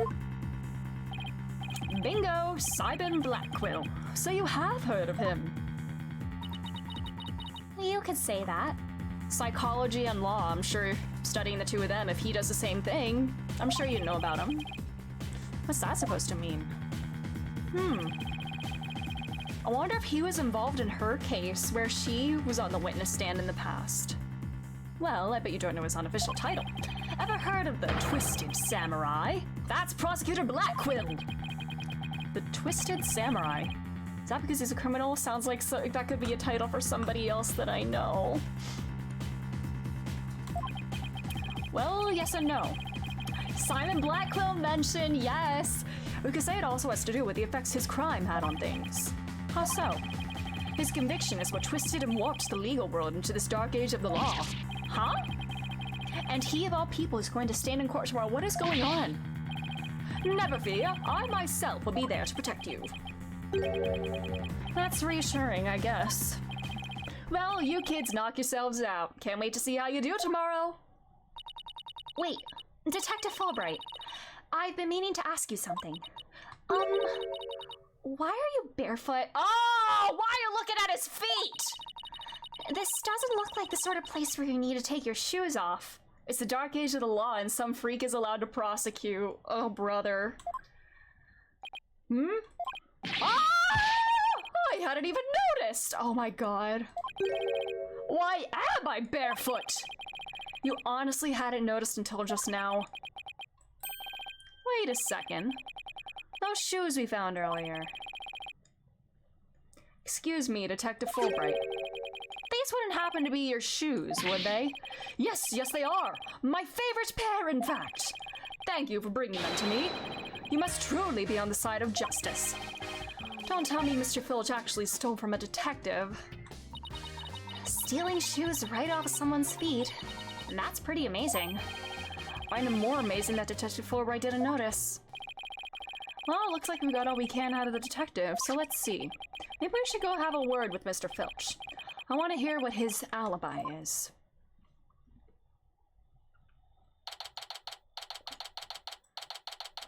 This is just awful. Terrible, I say. Somebody help! Oh, look, it's Mr. What is it again? Finch? No, the name's Filch. Phineas Filch. Keep on pilfering and you may wind up a jailbird instead. In the detective's defense, I once looked for my glasses while they were on my face. Oh no. We all do those kinds of things, you know, like looking for something that's literally in your pocket or your hand. Yep. So what seems to be the problem, Mr. Filch? Oh, it's just terrible, I tell ya. Come quick. Okay. What's the deal with him all of a sudden? You want us to get close so you can yoink something again? Oh. Looks like some kind of mask. It's the Amazing Ninetales' mask. The Amazing Ninetales? Oh right, the wrestler who appeared during the festival special event. What's this mask doing here? He'd never take off his mask like this. Someone must have killed him. What? Who would do such a thing? Let's go talk over there in private. He literally does look like that emote. Look. There's some white hair caught up inside this mask.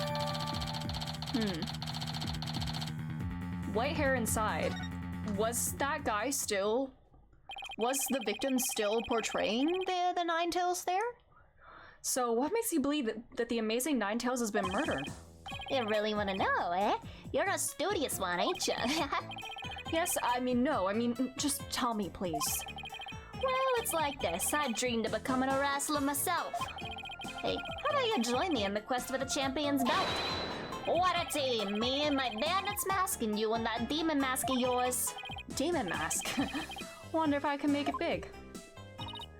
Apollo, let's save your pro wrestling debut until after the trial. Huh? Oh, no, I wasn't actually... Why did I let him pull me off topic like that? Come on, on, Apollo. Ask him about the amazing Ninetales' murder already. Detective, shut the fuck up. Yeah. Badge. Mind if I ask you about this? Oh, that. Right. Well, does it ring a bell? Oh, it's ringing all right. You wanna thank me for all my hard work, and I humbly accept. No, this isn't a gift. Should've known this was a dead end. The amazing Ninetales is all villagers say that, yeah, and don't you forget it. His trademark's a gold cape made to look like the 9 foxtails. He whirls through the ring, smacking down Tenma Town wrestlers left and right. Do they all wear the... There's another one in the mask. He sparked the monster craze, revitalizing Ninetales village in the blink of an eye. Yep, saved our village from becoming a ghost town. Now it's a yokai town. Huh. The Amazing Ninetales really does sound, well, amazing. What's my fave? My bridge to my sex in her, I'ma stick it in! I think my favorite might be, I've been thinking about taking some law classes because it's got me thinking about taking some law classes because that's what I was thinking about. And after meeting you, I don't want to be a lawyer. Sounds like a really shit job. And you're not very good at it. And everyone hates you afterwards. I mean, not as much as if you're a voice actor in anime, but they still hate you. I think that's my favorite, or one of my favorites.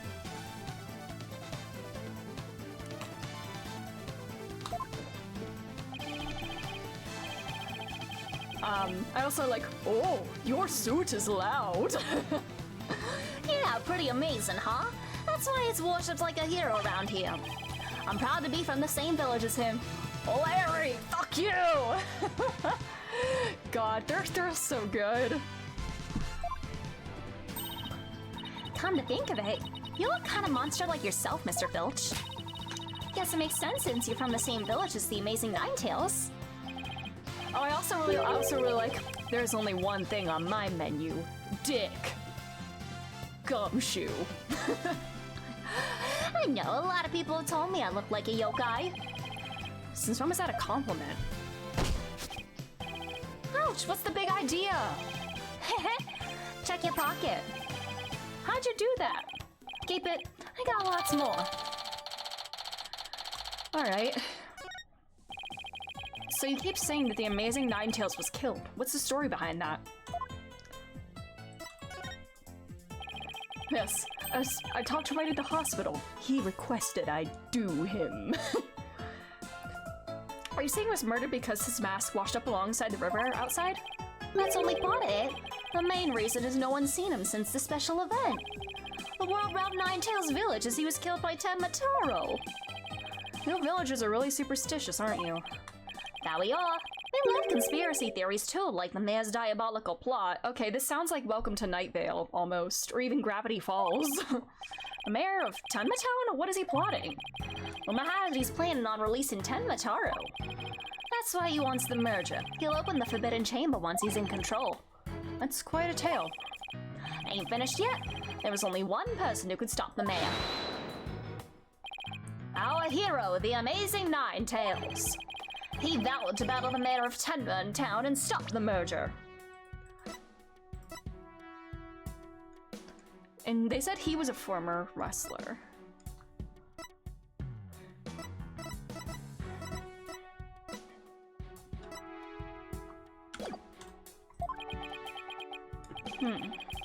I couldn't make this stuff up if I tried. Apollo, we still have to ask him about the alderman's murder, remember?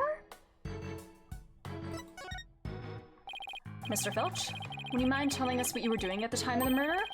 I was in the caretaker's office, guarding the entrance like Mr. QB said I should.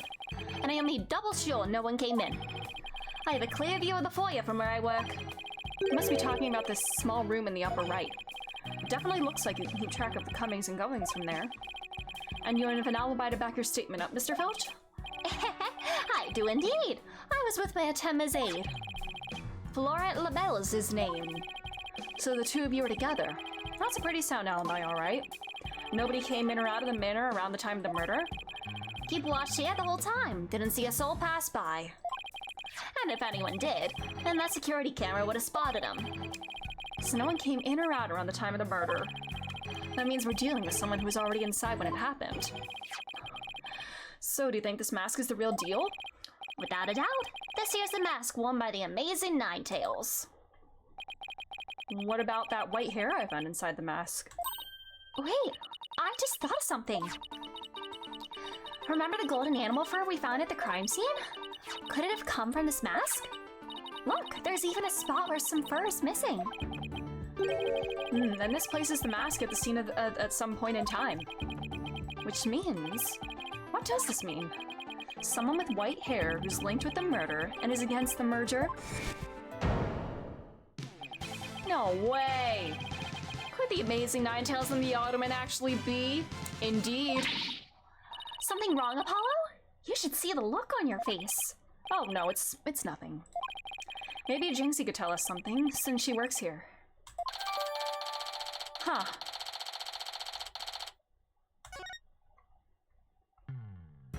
Is that everything? Alrighty. Yeah, talk to Jinxie. She's right outside, right?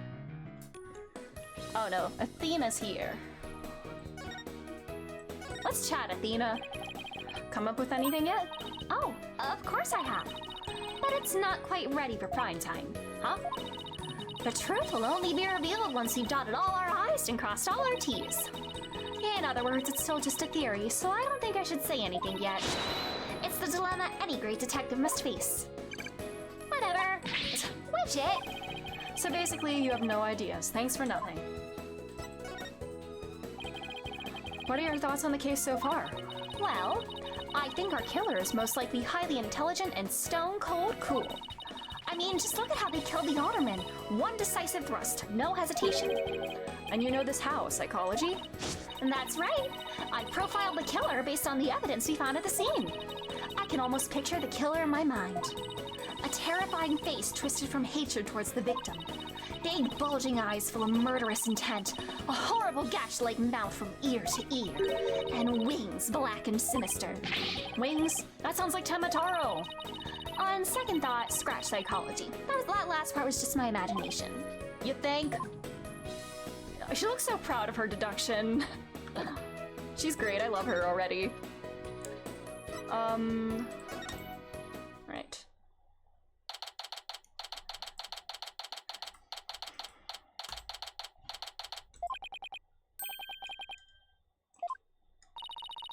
Hi, Jinxie.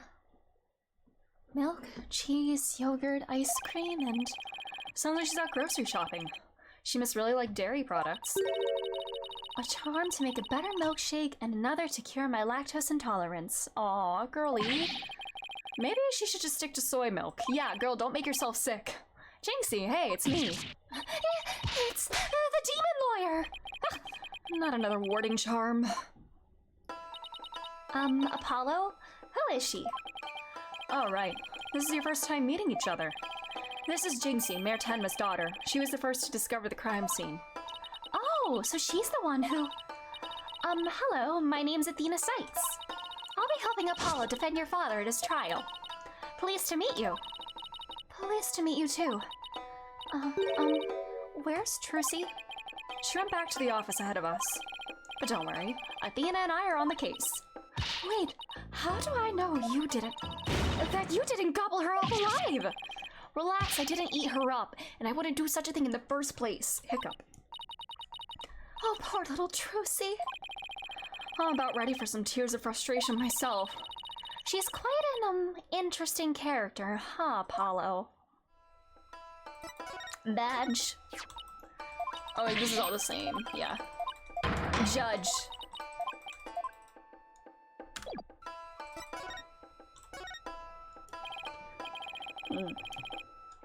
Jinxie, do you remember any more of what happened?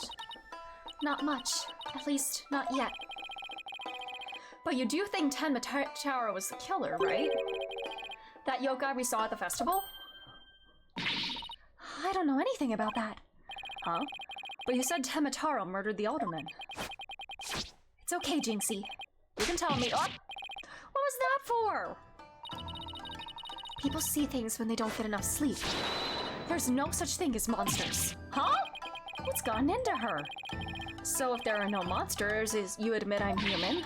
No, you're still a demon. Oh, I give up. It seems like Jinxie doesn't want to talk about Tenmataro for some reason. That's precisely what we need to know more about. Besides, she definitely thought there was a yokai here in the Fox Chamber. Emotion sensing time? Jinxie, about this charm. Oh, that's... You gave me this when I was heading off to the scene of the crime. You thought Tenmataro was the murderer. That's why you gave this to me, right? That's true, but If there's anything else you could tell us, it would really help. And it'll help your father, too. all right then.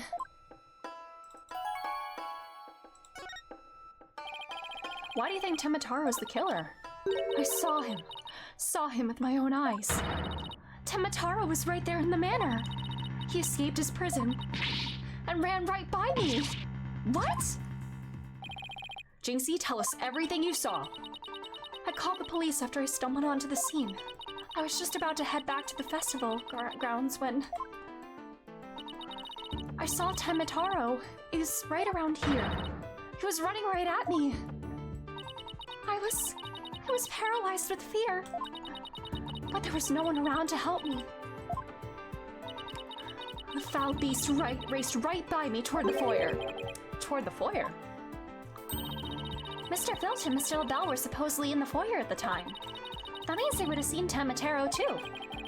Sounds like you better get their statements. Considering Jinxie's mental state, her eyes could have been playing tricks on her. Apollo? Remember the picture in this paper? Someone caught Tenmataro flying through the air. I wonder if it's the same Tenmataro Jinxie says she saw. Don't be ridiculous. Tenmataro is the killer, and he can fly too.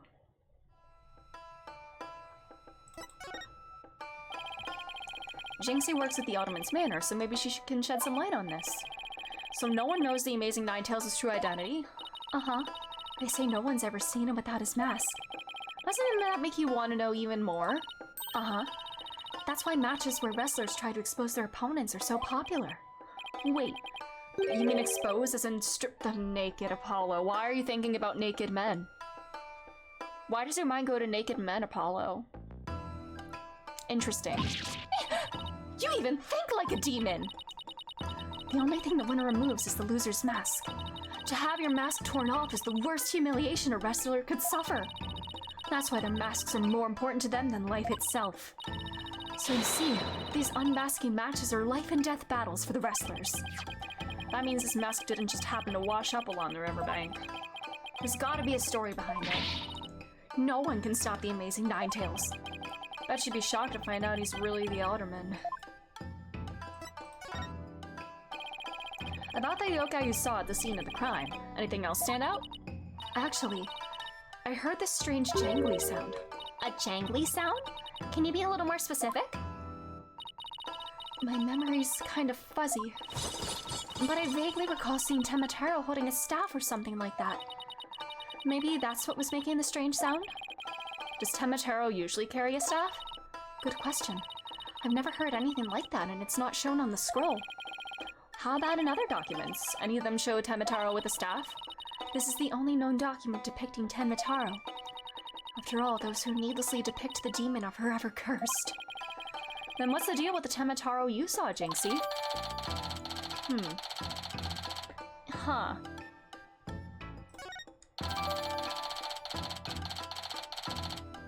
Okay.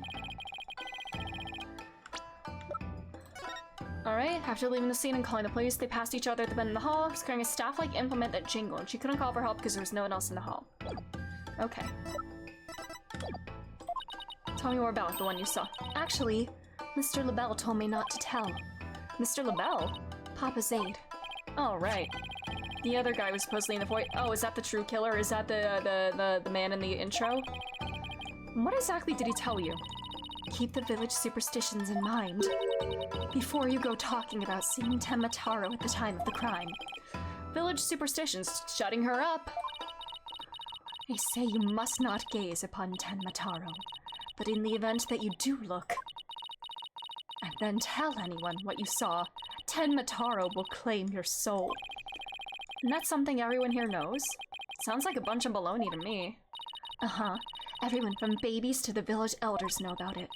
But I didn't because I'm not from around here. Oh no, and you told us. Hey, come to think of it. Why is everyone— oh yeah, hiding their faces. You mustn't stare at him. He'll steal your soul. Huh. The guy at the special event thing said almost the exact same thing. Apollo, do you think this LaBelle guy actually believes in Tenmataro? I seriously doubt it. He's not even from Ninetails Vale. Then why would he try to keep Jinxie from talking? Good question. I think we better go have a word with him. Time to unmask this monster of a mystery. The last time I saw Mr. LaBelle, he was relaxing in the foyer. Bueno, next stop, the Manor Foyer. With any luck, he'll be there waiting for us.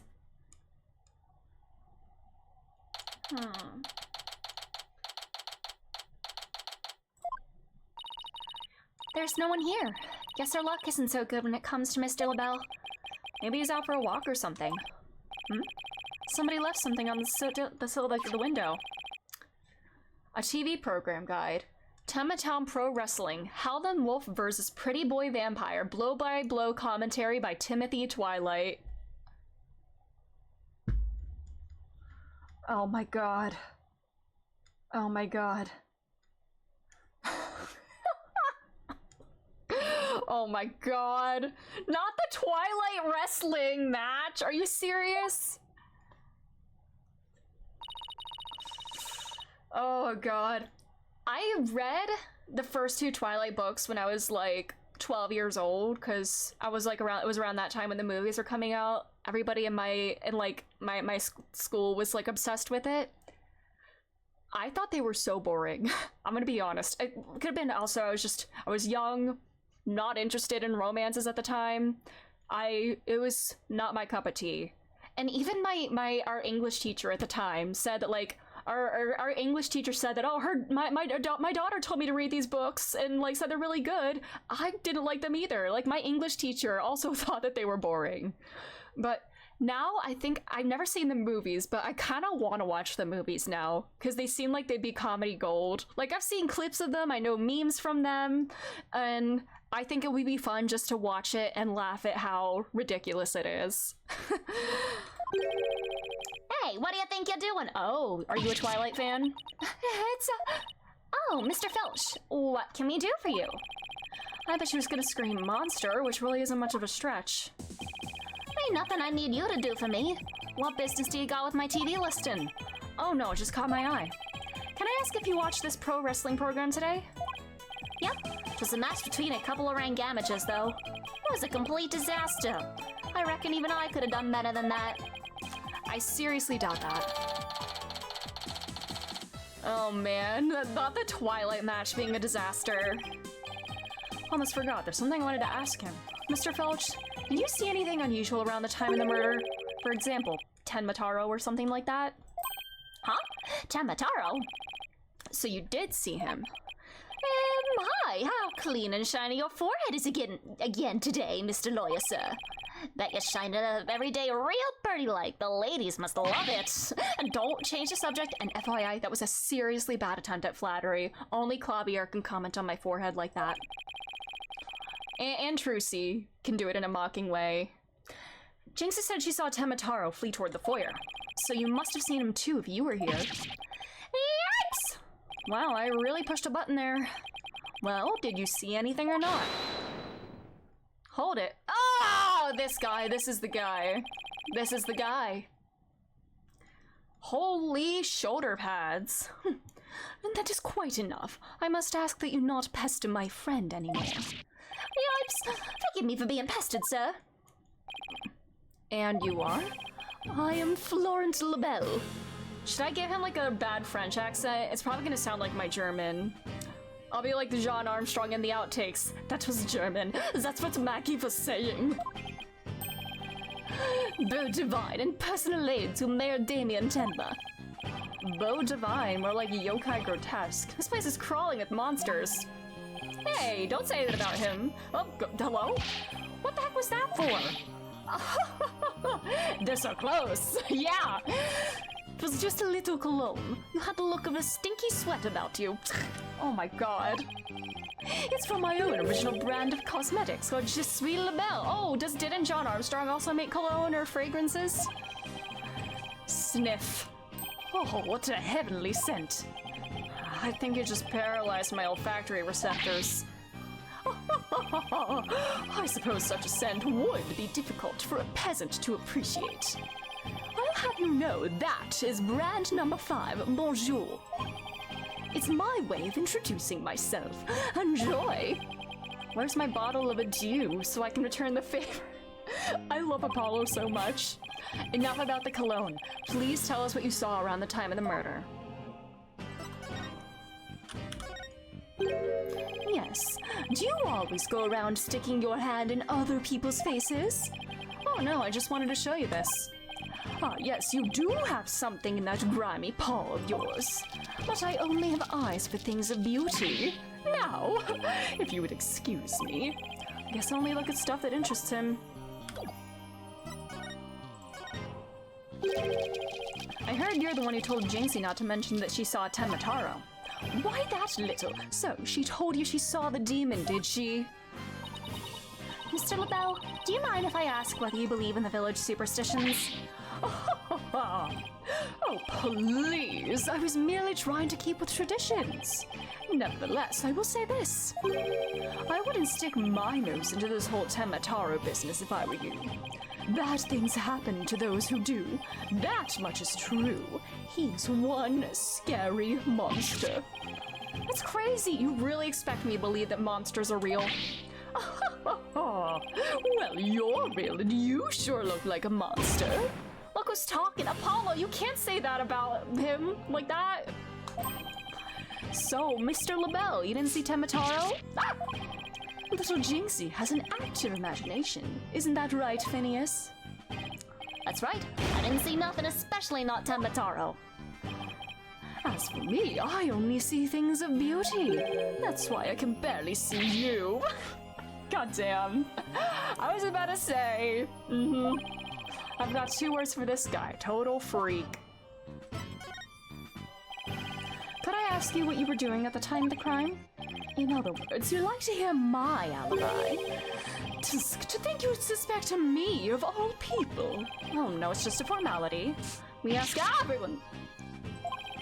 How dare you doubt me? That's an affront to beauty itself. He's like the anti-Argenti from Honkai Star Rail. Who's more of a fruitcake, this guy or Red White? Probably this guy. Yeah. You obviously can't see straight. Well, neither one of us can see straight, LaBelle. I think we're both gay men right here, so... yeah, nobody is straight in this room. Like that spritz really helped. What were we doing, you ask? Go ahead, Filchy, answer the question. Oh my god, are they secret lovers? Filch and, LaBelle? At the time of the crime, we were, in this here foyer. Exactly! Good answer, Filchy, good answer. I love a good queer-coded villain. You said quite enough! What is with these two? I think there's something fruity between them. Now he's got me talking like this. Are we quite through here? I'm a very busy man, you know. Right. Well, thanks for your help. So these two were in the foyer but didn't see Tenmataro. Come along, Filchy. Where we going? Oh, right. Gotta practice some statements for tomorrow. Yikes! My eyes! You're going to dig your own grave at that big mouth of yours someday. What does he mean, practice statements? They're witnesses, buddy. Now, if you would excuse me, it's time to touch up my makeup. Apollo, I know this sounds strange, but Mr. LaBelle seems unusually preoccupied with Tenmataro. Did he wear the costume when making his escape? Really? How can you tell? Well, it's kind of hard to explain. You see, I can read people's emotions from the tone of their voice. You mean you have good ears? Something like that. People's emotions are expressed in the tone of their voice. And my ears can pick up even the subtlest of tones for some reason. That's an interesting skill. But what do you mean he's preoccupied with Tenmataro? I'm not exactly sure, but it was like he was obsessed with the thought of Tenmataro. Oh, he's a monster fucker. And that's what I picked up from his voice anyway. Everywhere we turn, it's Temataro this, Temataro that. We should go talk to the mayor, too. Sounds like a plan. We need to get to the bottom of that rumor about him wanting to release Tenmataro.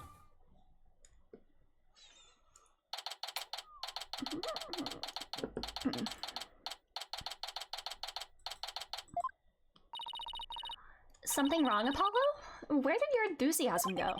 What am I doing asking the mayor if he has ever thought about releasing Tenmataro? At best, he'll think I'm an idiot. At worst... Oh, he's here! He's kind of giving Shinjiro Persona 3. It's so nice to finally meet you. I'm Mr. Justice's partner, Athena Seitz. I'm looking forward to working with you, Mr. Tenma. Taro! Athena, is that your idea of a joke? Oh my god. Oh yes, I look forward to working with you, too. I didn't mind Athena calling him by a completely wrong name, unless he acted as Tenmataro in the reenactment earlier, and that's why it was like a natural response for him. Apollo, he's just and kind, as gentle looking as I'd imagined. Lucky for you, after that blunder you just made. There was something I wanted to talk to you about. There are rumors going around about how you want to or did set Tenmataro free. What utter nonsense! Yeah, he seems very sweet. Yikes! They always assume the worst of me because of the way I look. But those rumors don't have a shred of truth, I tell you. A little touchy about his appearance, isn't he? What he really needs to work on are his people skills. Jesus, Apollo! You want to see my badge again? Oh, it's the same dialogue, yeah. It's a nice day. Man who was arrested today. Very nice indeed. So rumor has it that you want to push the merger through in order to release Tenmataro. Of course, that's a bunch of baloney, isn't it? Sorry. Sorry if I offended you. So, that's the talk of the town, is it? I can see how that would make you angry. What if Jinxie's schoolmates start teasing her about this? Oh, he cares so much. I must break out of here at once. Her tormentors must be taught a lesson, oh my god. First we have to get you a not guilty verdict. Don't try to stop me. This is about a father's duty to his darling daughter. Hold tight, sweet Jinxie. Daddy's coming to save you. Relax, we'll look out for your daughter until we can get you free. Is that so? You don't need me to go straighten things out myself. Jesus! Oh boy. And probably call him the SWAT team if he showed up at her school. Alright, now to ask about the reason behind the merger. It seems like you're rather forceful in pushing for the municipal merger. Did you really want Ninetales Vale that badly? Yes, well, it's quite an attractive prize in terms of tourism. Am I feeling what I think I'm feeling? There's another reason. Sure, I played a bit of hardball, but only when I deemed it necessary. I knew it, my bracelet's reacting. What is it, Apollo? Mayor Tenman may not be telling the whole truth. Really? How can you tell? People invariably tense up when they lie. That's where my bracelet here comes in. I can sense when the person I'm talking to is feeling tense. Because it begins to feel tight on my arm. No way! You can do that? Wait, so you believe me just like that? Sure. Each of us has our own special gifts. Oh yeah, Athena has a gift too. Her special sense of hearing. Yeah, the Right Anything Agency, we get the freaks of nature as attorneys, and they use those special powers in court. Still, what do you think the mayor is lying about? The reason for the merger, I'm sure. It's our job to find out. It's been a while since my bracelet last reacted like this. Let's see if I still remember how to do this. Touch your bracelet.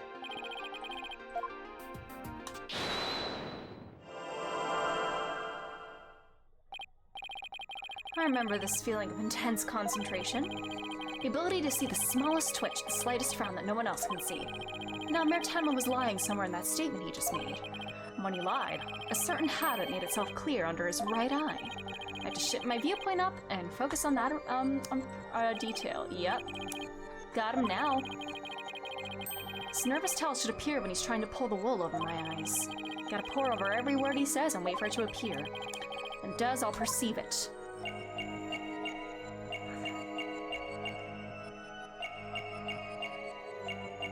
It's quite an attractive prize.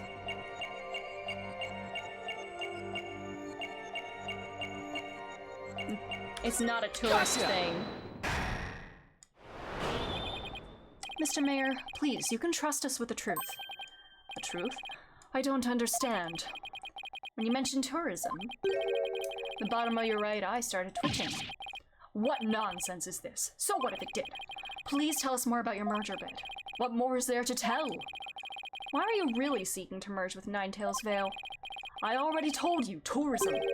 The monster craze really revitalized the village, making it quite the prize.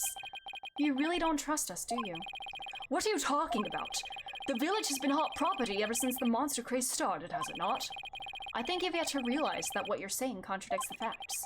You say the monster craze really revitalized Ninetails Vale, so, hold on.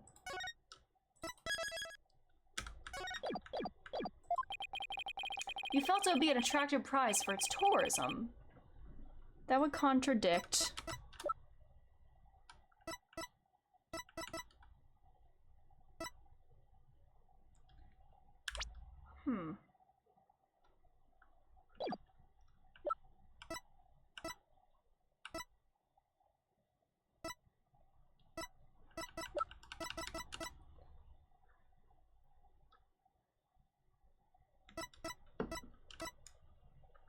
Oh, yeah.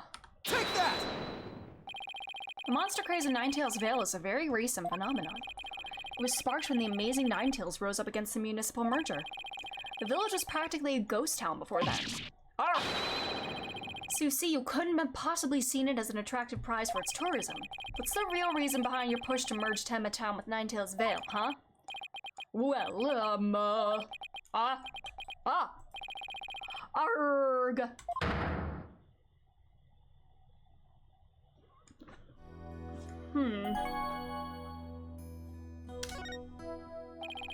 Are you ready to tell me the truth now? Honestly, I never wanted to pursue the merger in the first place. But I had no choice if I wanted to protect my darling little Jinxie. Protect her from what?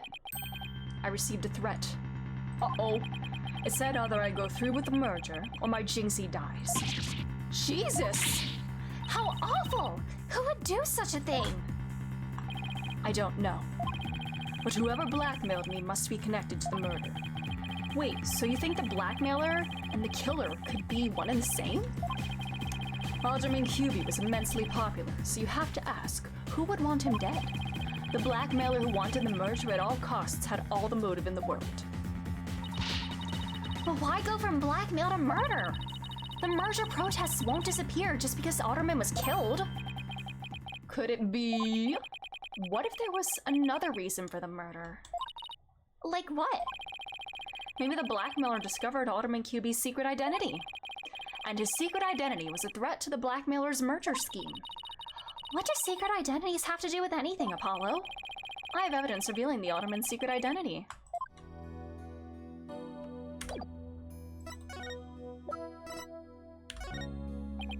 Mayor Tenma, please take a look at this if you would. That's the amazing Ninetails' mask. What is the meaning of this? This mask was almost definitely at the crime scene. And there was some white hair inside. White hair, you say?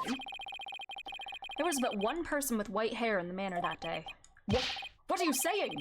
You know which man I'm talking about, right? I'm talking about Rex QB, the amazing Ninetails himself. No way! The Alderman was impossible. Wait, come to think of it, Alderman QB was a former pro wrestler. So the blackmailer turned killer when he discovered the Alderman's secret identity. Didn't I just say that? But yeah, the amazing Ninetails was a threat to the blackmailer's scheme. He opposed the merger and as a result, single-handedly sparked the monster craze. Even so, what was the mask doing at the crime scene? There had been an event at the manor, and maybe Alderman QB had taken part in it, if you get my drift. This is absurd! Mr. Mayor, do you have proof of the threat that was made against you? Yes, a blackmail letter. Unfortunately, it disappeared after the murder. I'd been carrying it around in my briefcase, but now it's suddenly vanished. The blackmailer must have taken it with them after they killed the alderman. Well, at least we've clearly established the killer's motive. Mayor Tenma, visiting hours are over. It would appear this meeting is adjourned. Apollo, do you really think the Tamatero that Jinxie saw was the killer? I don't know. All I know is there's no such thing as monsters. What about that newspaper article? Could the killer purposely freed Tamataro to do their dirty work? Oh, come on. There wasn't any Tamataro to release in the first place. Yes, but the only suspects the police have right now are the mayor and a yokai. We'll probably be arguing whether there was a yokai involved in court tomorrow. I can already see that look of disbelief on the judge's face. He'll be like, whoa, the yokai, oh wow, goodness gracious, he'll believe it. Apollo, are you alright? I'm fine. Oh, add 2 to the counter. I'll think of something. I better, because I can't very well say a flying demon was the killer. At this point, the only thing I know for sure is tomorrow is going to be one doozy of a trial.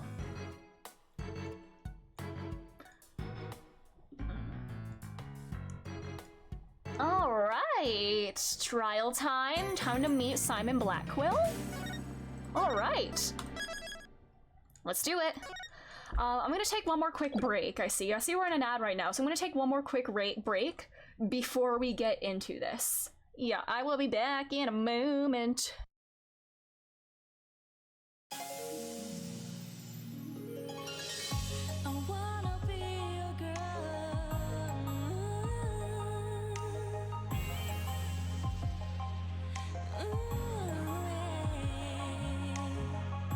I wanna be your girl.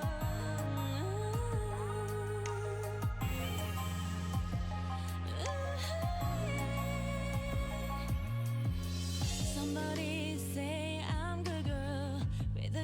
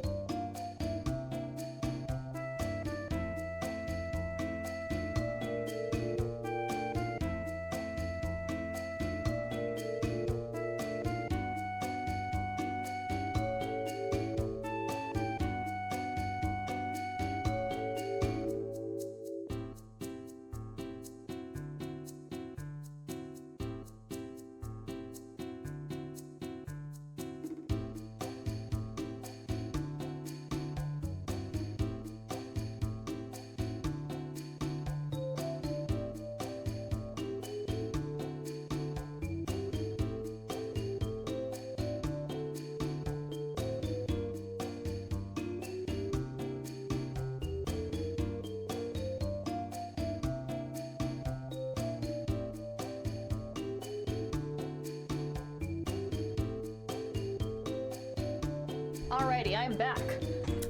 I stretched out my back a little bit, did a couple small cracks, but we're back. And it's time to do court and meet this new prosecutor. Alrighty. Defendant lobby number 3.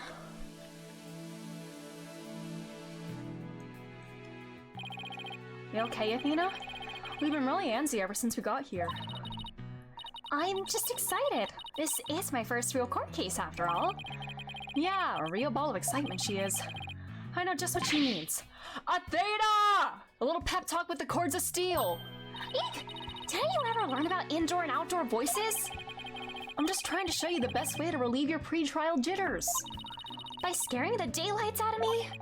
No, I find that shouting, "I'm fine!" in a loud voice really relieves stress. It's part of my cords of steel voice workout and a must before every trial. You want me to shout here? That's right. Here, I'll go first, then you try. I'm Apollo Justice and I'm fine! Alright, I'm Athena Sykes, and I'm fine! Huh. I think that actually worked. I thought it might help. Always works for me. An old friend of mine from junior high and I say it all the time. Oh, Lore? A friend? You have a friend, Apollo? I see. A proven remedy to calm the soul. I like it. Hey, how about we finish off with a race around the courthouse? The point is to relieve stress, not get totally exhausted. Hey, oh my god, front-facing Phoenix! Oh god! This is the first time we've seen Phoenix in his suit, standing in front of us, because we are him, usually. What's all the racket, you two? Oh, Mr. Wright. Just a little voice workout. Hey, what's with the suit? Oh, this? I noticed it's a little different. He's got a vest underneath. I was thinking about getting my attorney's badge back, that's all. That's all? That's huge news! But why now? I have a feeling I'll be needed in the courtroom again sometime soon. What are you cooking now, buddy? You're being cryptic again. We can talk about that another time. No fair, inquiring minds want to know. Oh, wow. I'm so used to him in his usual laid-back clothes. He's shaved! That suit makes him look like $1 million. All right. Oh, so you're saying he's a handsome man. By the way, have you heard about the prosecutor assigned to this case? Yeah, he's serving time, but before that, he was a prosecutor. He also uses psychology? That's right. I've heard the rumors about how he was back before his conviction. Using the power of suggestion, he can make even the most stalwart defendants confess. Psychology in the courtroom. Been hearing a lot about that lately. So he must be a pretty scary guy, considering he's a prison inmate and all. So they say. They also say he'll cut you down if you talk too much. I knew it was gonna be bad news. It's probably just hyperbole. At least I hope for your sake. Wait, so is it true or not? Who's to say? Let's just say you should be concise and choose your words carefully. Thanks for the pep talk, Phoenix. If you'd like to keep that head of yours attached to the rest of your body, that is. Thanks again for the pep talk. Yikes, better tone down my cords of steel too. So, are you all ready? Might be a good idea to check the court record again before stepping into the ring. Is there anything new or just all this again? We got Feeny in here, Phoenix. Retirement. That's a fancy way of saying disbarment.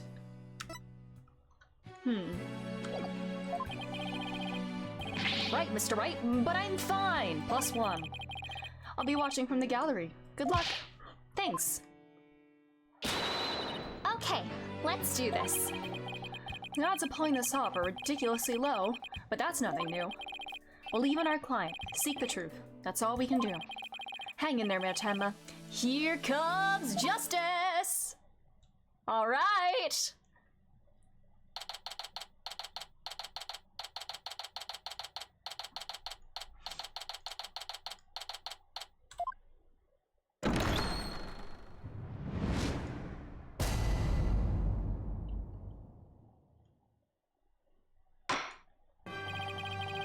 Court is now in session for the trial of Damien Tenma. Apollo Justice, defense team leader, is ready, Your Honor. I know that big booming voice anywhere. As chipper as ever, eh, Mr. Justice? But who is the young lady next to you? I'm Athena Sykes, Mr. Justice's junior partner and fresh out of law school. Oh no, full of beans too, eh? Excellent. Makes an old man feel young again. Now for the prosecution. Oh, is he gonna make a dramatic entrance of sorts? Is this gonna like poof in like in a puff of smoke? It appears the prosecution is not ready yet. Never fear, for I shall explain. It's just a minor procedural complication, Your Honor. The prosecutor for this case is being escorted from prison as we speak. Could he not show up on time? Could they not do the escorting so he would be here on time? Great planning. Most functioning legal system. Also, with the light change, I'm gonna adjust my light a little bit. Prison. Oh yes, of course. I almost forgot he is currently serving time. And yet he's still allowed to prosecute. Oh. Whoa. Dramatic entrance time. He's got long hair. Prosecutor Blackwell's an inmate. Oh. God damn.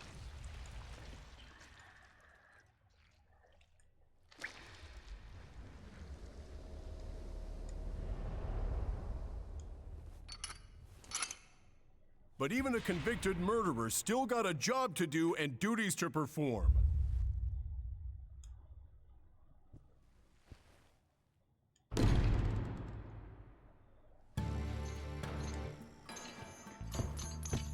He's got a man on each arm. What a hoe. All right. Hi, sir. What is a fucking... Why is he fucking leaning backwards like that? What is wrong with him?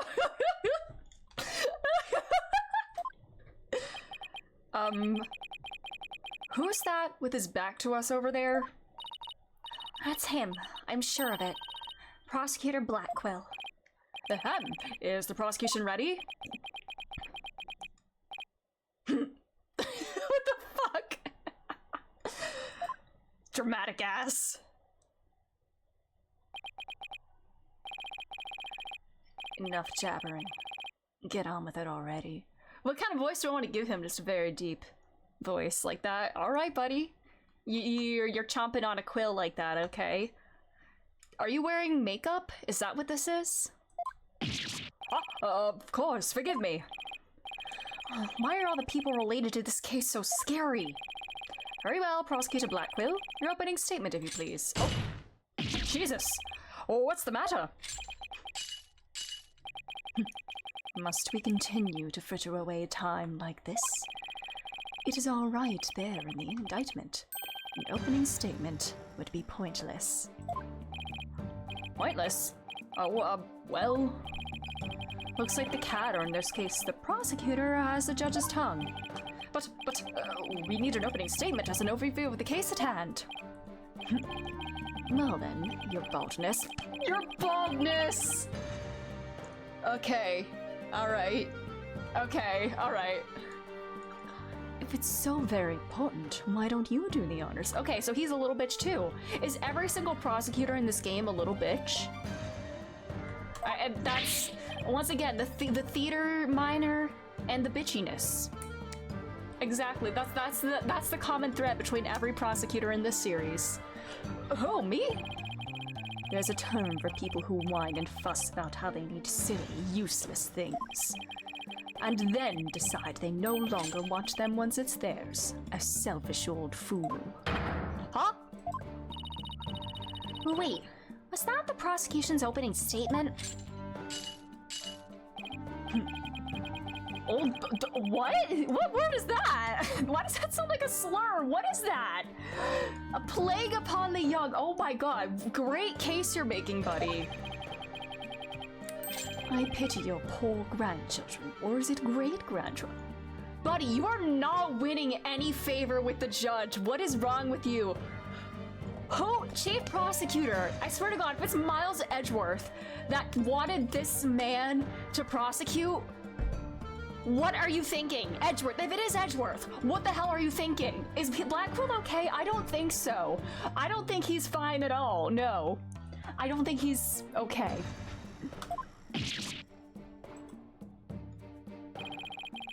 All these years, I thought the opening statement was the prosecutor's job. But I suppose I could give it a try. Might be a nice change of pace. What? He actually fell for that?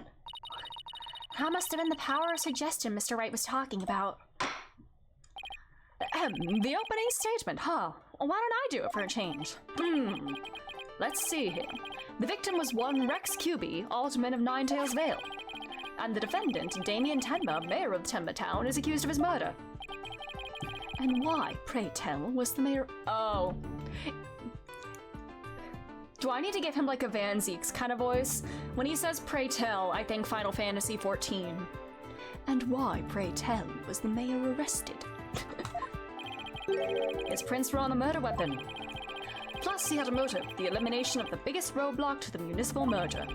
The caretaker and the scenery— not scenery, goddammit. The caretaker and the secretary are the potential suspects, both have alibis. And his daughter, who was also in the vicinity at the time of the incident, has no motive. So, in a nutshell, I'd have to say the charges against the defendant are incontrovertible. Bravo, your baldness. Your years of experience shine bright like your head. I don't know why, the bald jokes always get me. Once again, I am Santa! Even though we literally did have a Santa judge in the past, but not anymore. Lottery will get you everywhere. He's playing Simon Says with the judge. Literally. Moving right along now. Let's hear from our first witness for the day, Detective Fulbright. Witness, please state your name and occupation. I am the detective assigned to this case, Bobby Fulbright. Oh, and I'll also be keeping tabs on old Blackquill here. I also heard you'll provide protection if it ever came to that. It would seem I've been sorely underestimated. Apollo, but his eyes are not seeing. He is staring into space. He is zoning out. Those eyes. Who's protecting who from what? Still, I truly believe anyone can turn their life around. Evil Blackquill. Fulbright. Fulbright! Oh! Save your platitudes for funerals. Get on with your statement. Aha! That's the spirit. Justice must be swift and true. I see it in your eyes. There is hope for your rehabilitation and return to society. I will never give up on you. Aw, how sweet. Prosecutor Blackquill doesn't seem to intimidate Detective Fulbright. Well, you know what they say. Ignorance is bliss. Oh, so that's why Detective Fulbright was assigned to Blackquill. He's so oblivious. Oh, Jesus Christ. Emma really is the only competent detective in this series. Now let's have your well, also Sholmes. Sholmes and Gregson also do their job. Sholmes is the detective, but in the present day, Emma is the only competent detective, it seems. You got it. But first, I'd like to say to the defense that justice will ultimately prevail. So you're just saying I'm gonna win the case?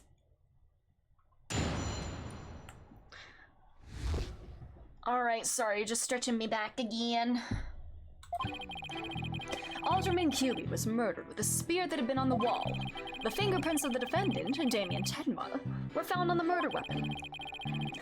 At the time, Alderman Cuby was asleep from a drug he unwittingly ingested. Mayor Tenma attacked his helpless victim, impaling him like a human shish kebab. But the sudden pain jolted the victim awake, and he grabbed his statue and struck back. Do we have an autopsy report? This statue. Are there fingerprints on this? Alderman Cuby had been slipped some kind of sleep-inducing drug? That's right. The accused was scared because the Alderman was a former pro wrestler. So he slipped him a drug to make sure he'd be out cold and defenseless. There we go, autopsy report. Alrighty.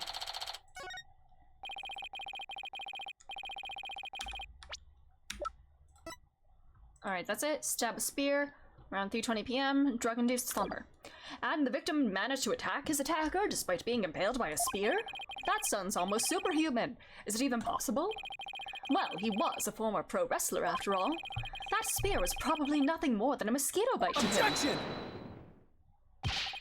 Not so fast! Don't try to brush it all off by saying the Alderman had been a pro wrestler. Do you really expect us to believe he could fight back after being skewered by a spear? Never heard of the incredible feats of which man is capable of in a pinch, have you? Like the samurai of yore, wrestlers can battle through intense pain. It sharpens their senses. I used to talk about it with a former wrestler I met in the clink. I don't know.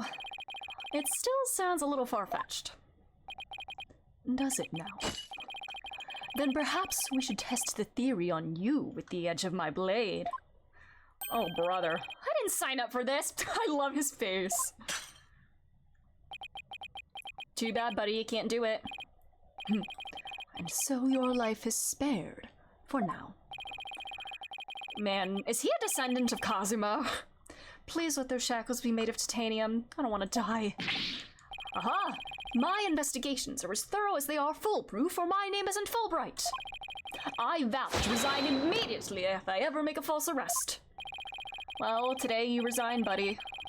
The accused's prints were on the weapon, and he's the one person without an alibi. Quite decisive evidence, wouldn't you agree, your baldness? The defendant is sounding guiltier by the minute. It has the judge leaning toward a guilty verdict, and the trial's just barely begun. What's more, a curious rumor about the accused is making the rounds. They say he seeks the merger for the purpose of freeing Tenmataro from his imprisonment. Truth be told, I can think of no real reason to show interest in that backwards bird. Perhaps he's a complete nutter and really does seek to release an imaginary demon. Either way, he is raving mad and more than capable of murdering the alderman. That mare's a strange one, all right. I heard he went to a blood drive, but instead of donating, he tried to make a withdrawal. What the fuck?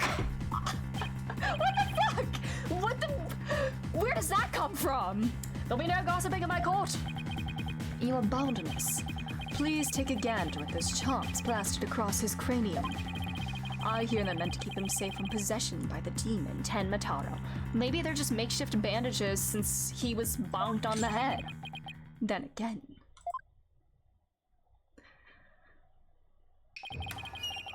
perhaps he's already under the demon's spell. Behold! The lunatic appears poised to lunge at you at any moment. Hold it! The rumors and quirks of Mayor Tenma have no relevance to this case. Besides, those charms on his head, they're just a fashion statement, I think. Come to think of it, such things don't seem relevant to the case, do they? The prosecution will refrain from dragging our client's reputation through the mud. Oh, what a dreadfully fearsome lass we have here. Thanks for that lifeline, Athena. Careful, Apollo. He has the judge dancing in the palm of his hand. The power of suggestion is one of the more powerful tools in Simon Blackwell's arsenal. He's trying to manipulate everyone's impressions to suit his objectives. This guy really is bad news. In any case, it seems the victim did manage to defend himself despite being impaled. What sort of weapon did he use against his attacker? None other than this statue right here. It appears to be a statue of two strange creatures locked in battle. Two yokai, to be exact. On one side is the nine-tailed fox, and on the other, Tenmataro. Quite interesting if you think about it. It's as though this very case were rendered in art. No prints. Okay, mare's blood, no prints.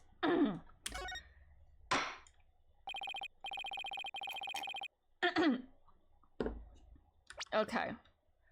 Well, the I mean, it says cause of death. It doesn't say anything about other injuries, but okay. But if the mare's... Oh yeah, the mare's blood. Yeah, the mare is our client. I'm dumb. Alright. Hold it! So, there's weapons on the wall of the Fox Chamber. I presume those are real. Don't you think keeping real weapons around like that is rather dangerous? No matter what he collected, the alderman insisted that it be the real deal. For instance, he had a real demon's club in his possession. Apparently, one of his ancestors claimed it after defeating a demon in battle. What? That's gotta be an old wives' tale. Ha ha ha! The alderman had pure, unadulterated justice flowing in his veins. Whatever he did it right! We have a real champion of justice. We've lost a real champion of justice in his death. Nothing but claptrap and balderdash, if you ask me. Now stop your bleating and tell us about the weapon. Your wish is my command. Alright. Fingerprints were found on the murder weapon. Hold it! It doesn't make sense if you think about it. Prints could be easily wiped off. You do have a point there. I'd venture to say he did not wipe off the prints because he could not. What do you mean? Looks like he wants you to figure it out. Well, don't just stand there, show him who's boss. I'm totally lost. So why don't you just tell me the answer already? You pointed without saying anything. I don't think he saw that plea for help. You feeling alright, kid? Running a fever, perhaps? I wish trials came with a reset button. Well, good thing we're in a game right now, buddy. Well, the specifics may yet come to light. Please proceed, Detective Fulbright. Okay. Hold it! Was it in his tea? Because I saw there was a tea cup on the floor. Yeah, or a coffee cup, yeah. Come to think of it, a coffee cup was found on the floor. Was a sedative in his coffee? Bingo! We found traces of a sleeping agent all over the inside of the cup. And that is why he was out cold. That is, until he leapt to his feet upon being impaled by the mayor. What an awful way to wake up. A rather stimulating eye-opener, if you ask me. I, too, would have risen to the attack, for to die in battle is the samurai way. Paradise awaits fallen heroes, but that hole in the stomach would make eating a challenge. What, is that funny? Is that your idea of a joke? Prosecutor Blackquill, please. Those morbid jokes of yours have no place in this court. Says the Jesterman detectives, guys. Moving right along. He's such a dork, I need him. I can see he would appeal to a certain people. Okay. Hold it! So the alderman was drugged because he was really strong? Did you see those rock-hard muscles of his? I'm surprised his spear even managed to pierce that armor-like musculature. I admit I'm completely jealous of that righteous body of his. Yeah, you really like steadying his muscles, huh? Well, he did look pretty buff, even in that suit he had on. Quite a difference when compared with a yellow belly like you. Did he just call Apollo a twink? I mean, he's not wrong, but yellow belly? Who even says that anymore? How long have you been locked up, buddy? Yeah, and the collar's all wrong too. Oh, I know. How about a squishy red tomato? I move to strike both of your comments from the record. Mr. Justice's character is not the issue here. Let's get back to what happened after the far more muscular alderman was impaled. Man, who is he fooling? He's just a weeb. Can't believe he killed a guy! Yeah. Do we have him in here? 28. A prosecutor in prison 8 has mastered the use of psychological manipulation in courtroom battles. Well, your average person would have likely died on the spot.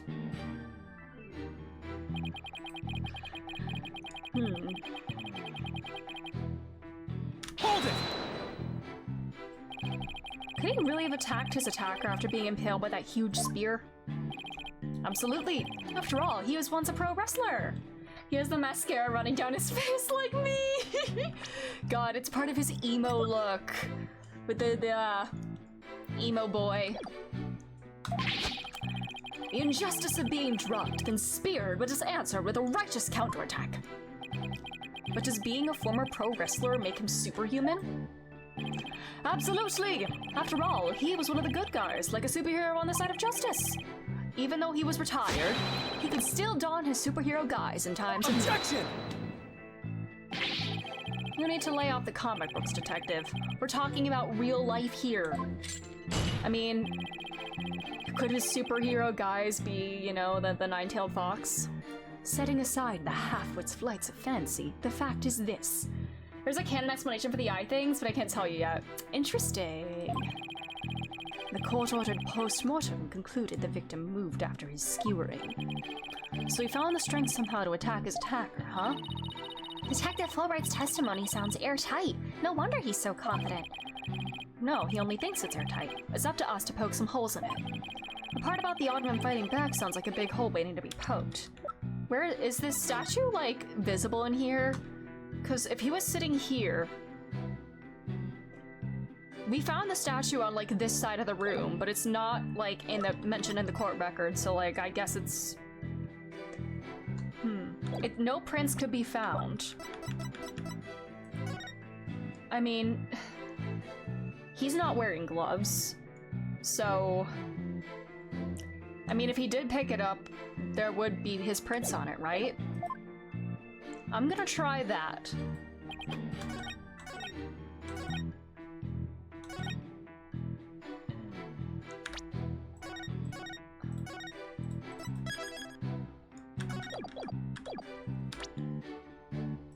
Objection!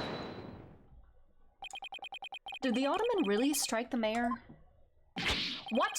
Are you questioning my sense of justice? Your so-called justice needs to find itself a pair of legs to stand on. Oh! Get him! Oh! You claim the Ottoman struck back after the mayor put a spear through him, but the statue he supposedly used to defend himself creates a major hole in your theory. It would appear the defense has a counter-argument. Very well, let's hear what the defense thinks is odd about the detective statue theory. No fingerprints. Right in the justice sensors! Ooh! There are no fingerprints on this supposedly crucial piece of evidence. And if you look at the crime scene photo, you'll notice that the Ottoman isn't wearing gloves.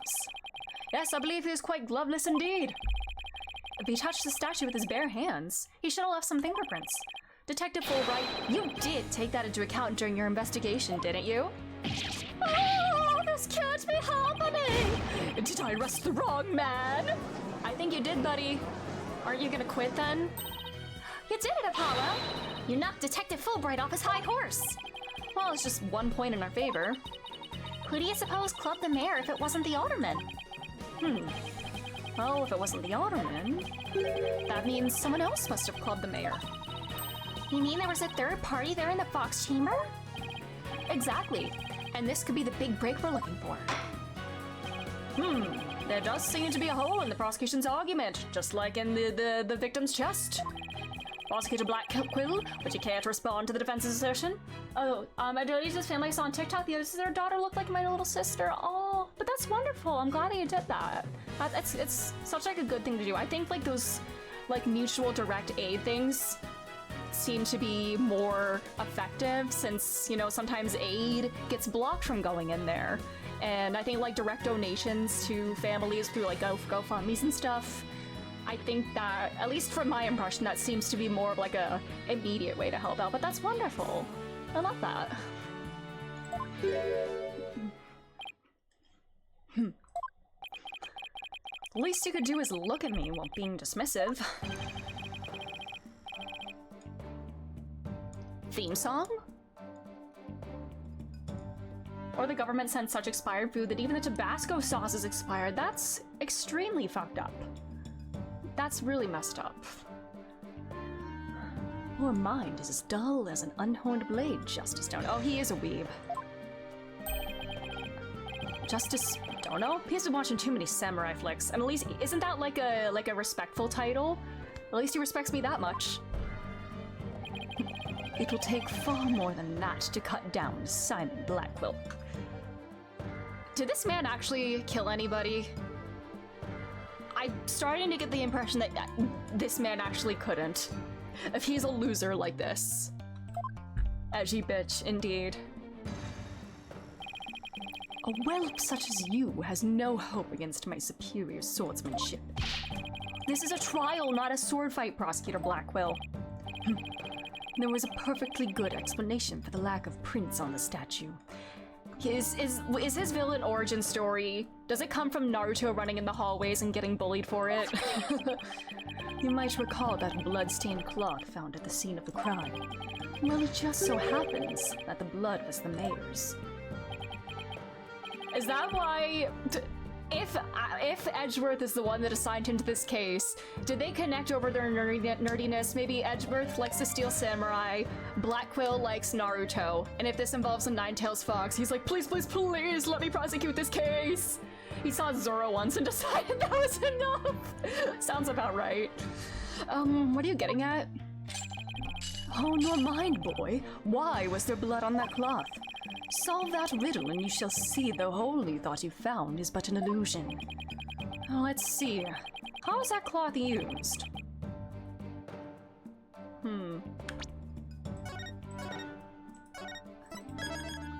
I mean, to wrap the statue would make sense, I guess, as to why there would be no fingerprints on it. Maybe the Ottoman wrapped the statue in the cloth. And sure, he wasn't touching the statue directly when he used it to strike back at the mayor. Ah! Precisely. Bully for you, boy. It was the Ottoman's durag, no! Aw, it was nothing. Why are you blushing at another man, Apollo? Apollo, don't let him start manipulating you, too. You just closed the hole for the prosecution. I did? Bravo, Apollo!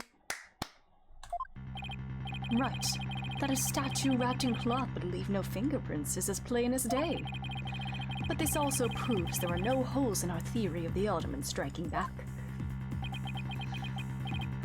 Oops. Oopsie! Now do you see how dull your mind is?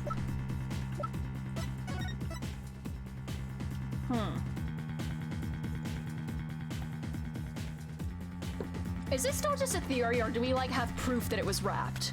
Apparently wrapped. Is that actual proof, though? Oh, I guess, like, if it was, you know... I could see if there's blood on all the corners. I could see it being, like, wrapped up like that, I guess.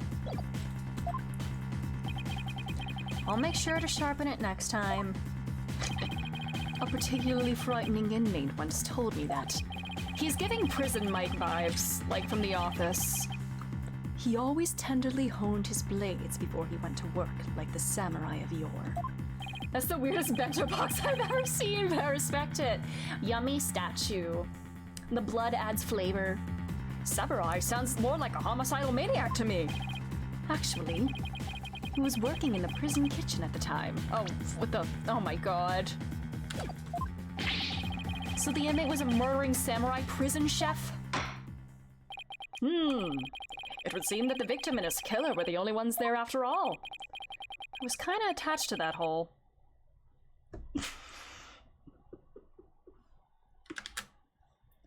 Hold on. Oh, hold on. I need to take a screenshot. No! I meant to take a screenshot of that! No! Shit!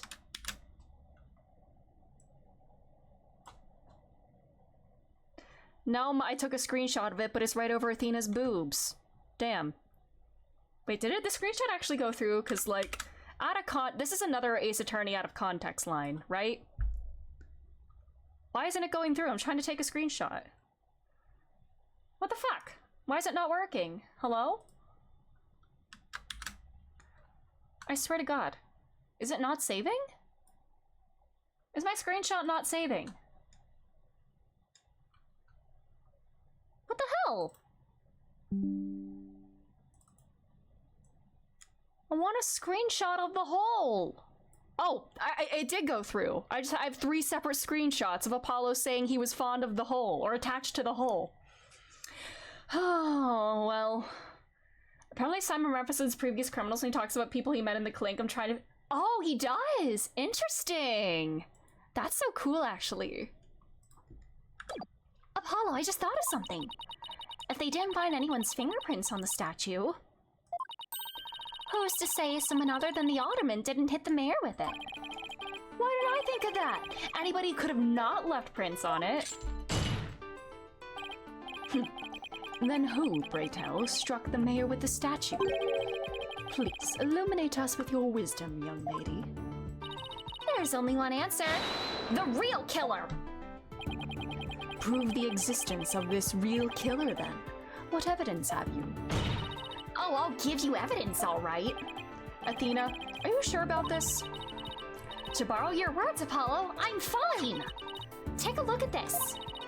Black feathers and tracks, allegedly from a yokai, were found at the scene. I believe they're from the third party who struck the mayor with the statue. Is the defense actually suggesting some sort of monster killed the alderman? That's exactly what I'm suggesting. Objection! You're objecting to your own partner's theory, Apollo. No, Athena, you just lost what little credibility we had left. Ah! God, I love this. This is such a fun dynamic between the two of them. I love it. Sorry. Guess I got carried away. God, it's like they take turns with the common sense. I love it. Simon isn't in a prison jumpsuit, they just let him be dripped out all the time. Do prison jumpsuits exist in this universe? Because Kristoff was wearing his suit when he was in solitary confinement. Do they just not exist? Mr. Justice, we have no time to deal with objections between members of the defense. Sorry, Your Honor. It's just, this kid's still, well, a kid. Ouch. You meanie, I'm reporting this to Mr. Wright. Oh no, she's gonna tattle to father. So, is the court to believe the feathers and tracks are from a yokai, as you put it? No, Your Honor. I believe they are a fabrication. The real killer wants us to believe some sort of monster murdered the alderman. Interesting. And why do you suppose the killer would do that? Why indeed? Hiding their identity? Mr. Justice, you seem as new to this as your partner is. Ouch. This I'm not reporting to Mr. Wright. God damn. If he could see them, I wonder what he would think. How would he feel? Would he be proud of his kids right now?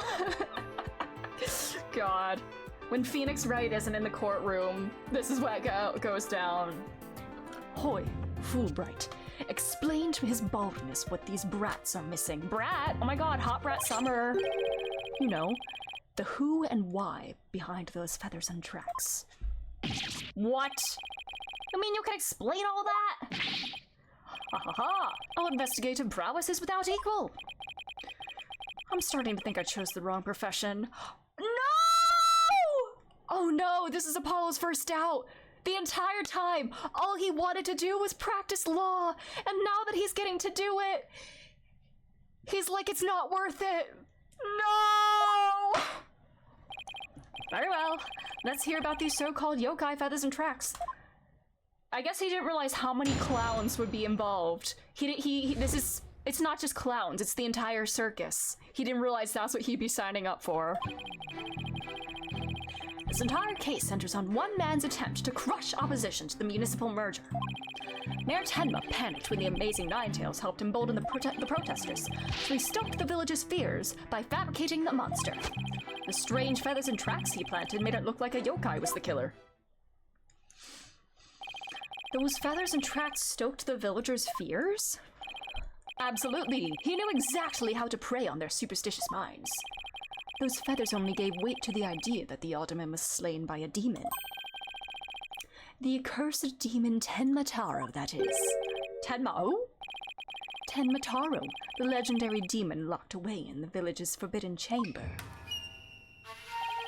From a young age, the villagers are taught to fear the great black feather demon. Black quill? Black feather, black quill.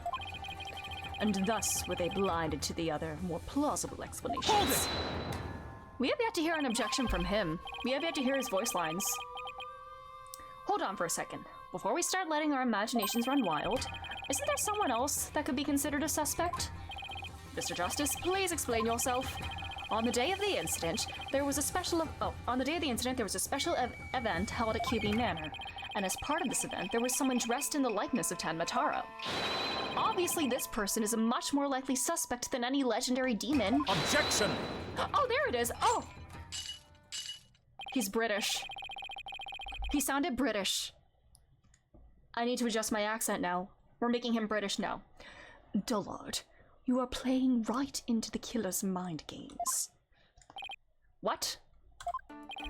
Listen here. The feathers and tracks were merely red herrings.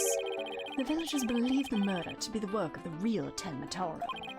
However, the police believe the person in the Tenmataro suit is the killer. Ah! The defendant sought to sow this confusion in order to deflect blame away from himself. However, he was knocked unconscious by the alderman, and thus our mentally deficient mayor was caught red-handed at the scene of the crime. Objection! Buddy! Do you honestly believe Mayor Ten would do something so stupid? What the fuck?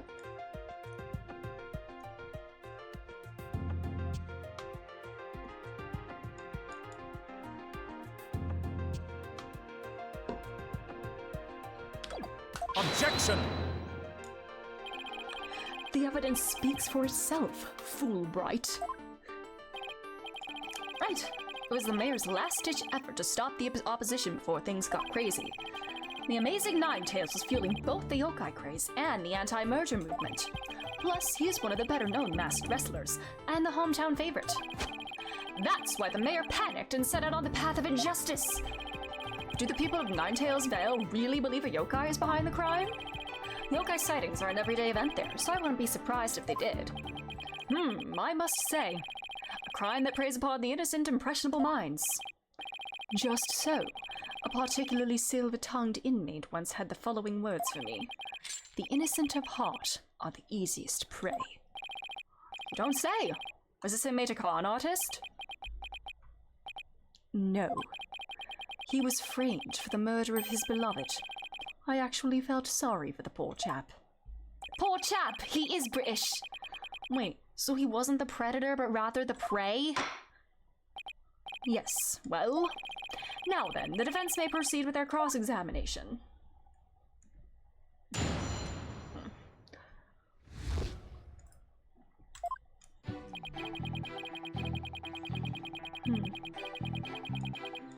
Hold it! Detective Fulbright, is the anti-merger movement really that strong? Oh, absolutely. They parade around in yokai costumes shouting, "Down with Mayor Tenma!" And just the other day, they stormed Tenma City Hall, claiming it was a den of vipers. They're all learning the new job in Final Fantasy XIV. But when the accused showed his face, the angry mob scattered like leaves upon an autumn wind. For you see, lowly yokai are no match for Tenmataro, the dark lord of their kind. Wait, are the villagers scared of Mayor Tenma or Tenmataro? I'm confused. I think he means Mayor Tenma. It's easy to get the wrong impression about the guy. Detective Fulbright, why do you suppose the defendant would commit such an act?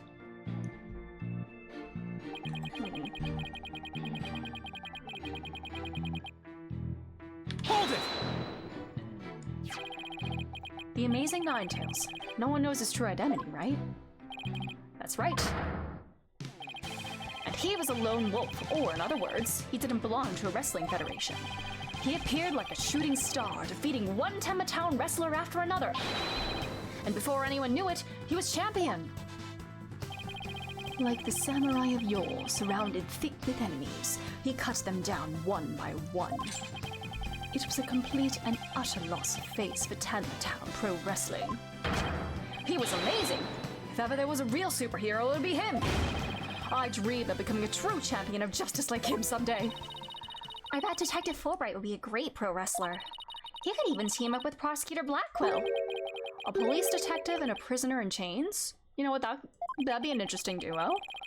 You know, I think people would actually pay to see that. I know I would. Haha, so you do understand the greatness that is the Amazing Ninetales.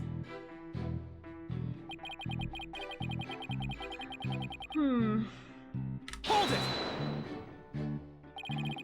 Did the murder and the yokai evidence really stoke the villagers' fears? Absolutely, it had an immediate effect.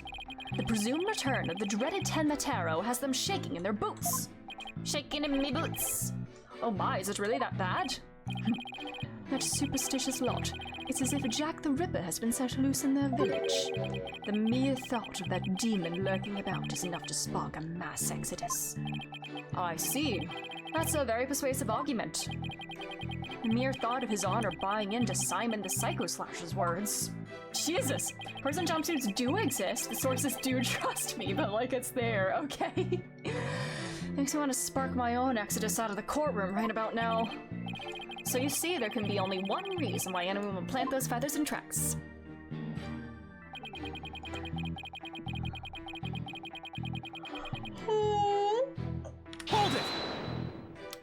Jesse, welcome back. Had to change your friend's brakes. Nice. I hope it went well. But it doesn't add up.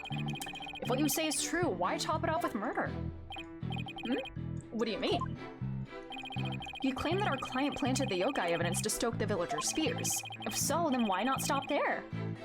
Stop Yakios Lolion? I don't know. Please, I don't know. Please don't say things like that. I don't know. Yeah. Why not stop there? Why murder Alderman QB? Excellent point. If it is, isn't it? So, Your Honor agrees there was no reason for the murder, correct? Objection! Perhaps the killing was on the spur of the moment. You're saying it wasn't premeditated? From the outset, I had no intention of paying heed to any of your babble. However, the fact is, the mayor made a startling discovery. What? Startling discovery? I don't know, I like the sound of that. Alderman QB's secret identity. Apollo. I think Prosecutor Blackpool has figured out the Alderman's secret identity. But even if he has, why would it be a motive for the mayor to commit murder? This is not good. This patch of fur was discovered at the crime scene. It is from the mask worn by the amazing Ninetales. Therefore, we can conclude that this mask was at the crime scene. Oh my, but why would it have been there? The victim was a former pro wrestler and a member of the anti-merger movement. Need I say more? Well, well, we don't have the blackmail letter from what's his name? The mayor. It went missing in his briefcase that mayhaps this guy has. Could it really be? Oh no, he's exposing him! No way! Your boldness has had an epiphany, I see. Our victim, Rex QB, was the amazing Ninetales, and the mayor's discovery of this fact was his motive for the murder. No! You're sharing trade secrets, no! Stop them both slashing over like that is so funny. They're both doing the dinosaur kind of slouch. What up, what up? What a shocking development! A motive clearer than crystal clear! What do we do now, Apollo? I didn't think they'd tie the Alderman's secret identity to the mayor's motive for murder. At last we reached my real point. Why did the Alderman have to forge a secret identity? Does it not pique your interest, your boldness? I admit it does. It is odd that he had to create this other persona. Persona mentioned? No way! Just to secretly participate in the anti-murder movement. Very astute of you, your boldness. Right, now take a look at this. Oh, what did I say? What did I fucking say? The blackmail letter. If you value your... Oh, this is Fulbright. This is Blackquill. Not Blackquill, Fulbright. If you value your dearest daughter's life, you will merge Ninetales Vale with Tenma Town. Do not tell anyone about this threat. If you do, consider your dearest as good as... Are they claiming that this was sent to the victim? That this was sent to Rex? Blackmail. Look at me! Welcome back! Look at me! Zvati! The blackmail letter was found in Alderman QB's pocket. What?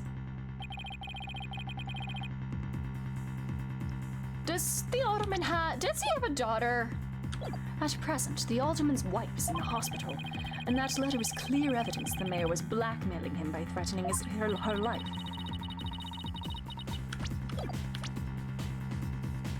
Your dearest life. It doesn't specify daughter.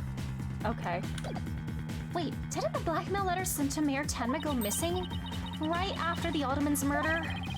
You think maybe the killer took the letter from the mayor after the murder? And planted it into the Alderman's pocket? It's possible. We don't have any proof that that's what happened. Talk about being up the creek without paddle. Okay.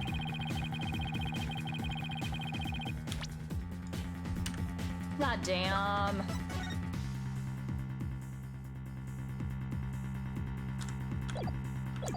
Temma would have made a clean getaway if he was just left after planting the yokai things, but he was knocked out cold by a sudden decision to kill the Amazing Ninetales.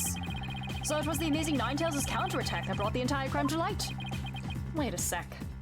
Let Apollo say shit's Craig, please! Let Apollo swear. I think, out of every character in this game, he deserves to swear the most. If we apply movie ratings to this game is rated T, right? The movie equivalent would be PG-13, which allows one non-sexual fuck. So Apollo should get the one fuck. He should be allowed to say fuck once in this game. I think it would be fun. Or actually, no. Who would be funnier? This game is rated mature. Oh, so he could say fuck as much as he wants. Interesting. I didn't know that. Huh. That's really interesting. How gritty does this get? Interesting. But yeah, Apollo should be allowed to say fuck. Or if this was like a PG-13 movie, who would be the funniest option to get the one fuck word? What about Trucy? There's one part where Phoenix shouldn't have been allowed to say fuck, but alas. God damn it. Fulbright's claiming the mayor killed the alderman after planting the yokai evidence, and that the mayor was knocked out cold immediately after that. Detective Fulbright, please add your previous statement to your testimony. Alright. Mayor Temma killed the sleeping alderman after planting the feathers and tracks, he says. Well, this is not true. I want to press it just for the dialogue, but the tracks lead out from there, so yeah. Phoenix after seeing Maya in the detention center again. Are you fucking kidding me? Literally. Literally. Alrighty. Hold it! I think it might be the photo, because the tracks are leading out. So let me get this straight. You believe the mayor planted the yokai evidence before the murder, not after. Absolutely. And then he was knocked out cold by the alderman's last punch. He wouldn't have had a chance to plant the evidence after that. Something's not right here. Hard to believe that a stiff, humorless man like the mayor could be behind such a stunt. We have to do something, Apollo, before they pin it all on the mayor. And we're gonna need to prove that Mayor Temma didn't plant that yokai stuff. How are we supposed to do that? Alright, I'm gonna go with the photo since the tracks lead outwards, which logically that would be the last thing that you would do.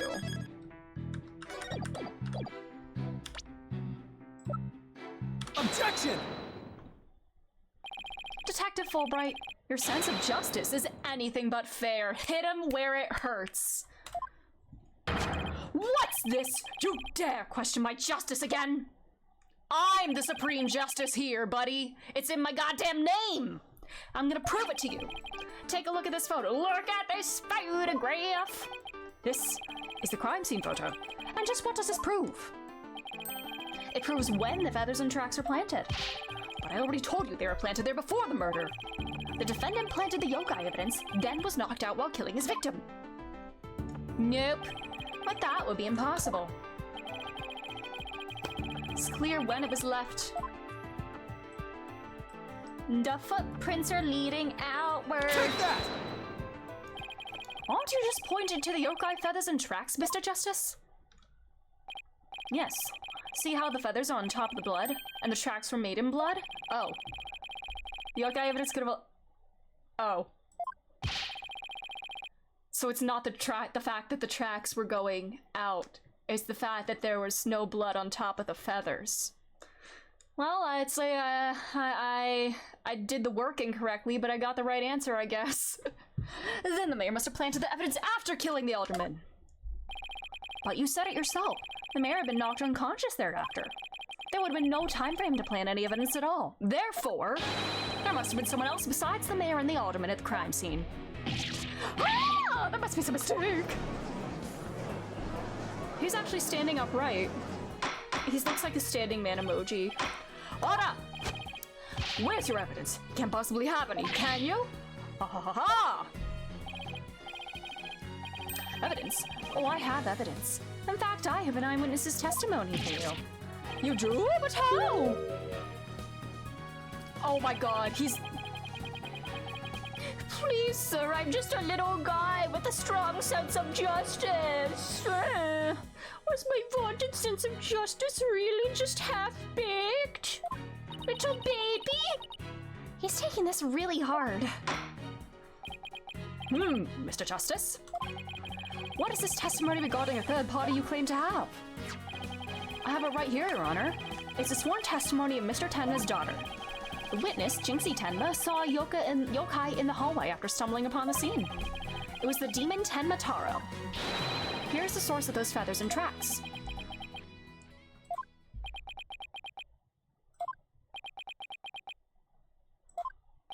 Did we just destroy our credibility again? Will somebody please say something? The defense will explain to the court exactly what he means. You dare to mock this court and justice itself! You're unfit to bear your name, boy! Oh my god, finally he references the fact that his name is Justice! Finally! Your baldness. It appears our defense attorney here is delirious from exhaustion. Hold it! Apollo, think of something quick before you're held in contempt of court. What do you think I'm trying to do? God, I love Apollo and Athena's dynamic. It's so fun. Before we decide whether I should step down, please hear me out. I love him so much. Your Honor, I'm also just a little guy. Very well, Mr. Justice, I'm all ears. But you had better explain yourself well. What was this yoga you were talking about? Wait, what the fuckity? Simon's canonically 6'3"? There's no way. What? This loser man is 6'3". Huh. Almost a full foot taller than Apollo. Interesting. But that's interesting. I need to know everybody's height now. It's all in the statement here. Jinxie Tenma asserts that she saw Tenma Taro after she discovered the crime scene and called the police. She came around a corner in the hall. It was around here. That she saw Tenma Taro fleeing towards the foyer. The defense asserts that whoever was impersonating this monster is the one who left those feathers and tracks behind, intentionally or otherwise. What? How incredibly unjust! Why haven't I heard about this before? The defense proved there was someone else. Let's go. What characters do I really want to know? I guess every character that I've met so far, I guess. Apollo, the momentum has shifted in our favor. Good, now let's keep it. Objection! Well, that's a lot of characters, I guess. Yeah, you don't have to do that right now. I know, that's a lot of work. It's okay, you don't have to do that right now. Little do you realize that though you are in the midst of a fray, your sword is broken. My sword? I didn't know I had one to break. Are you implying there's a problem with my claim? Consider this.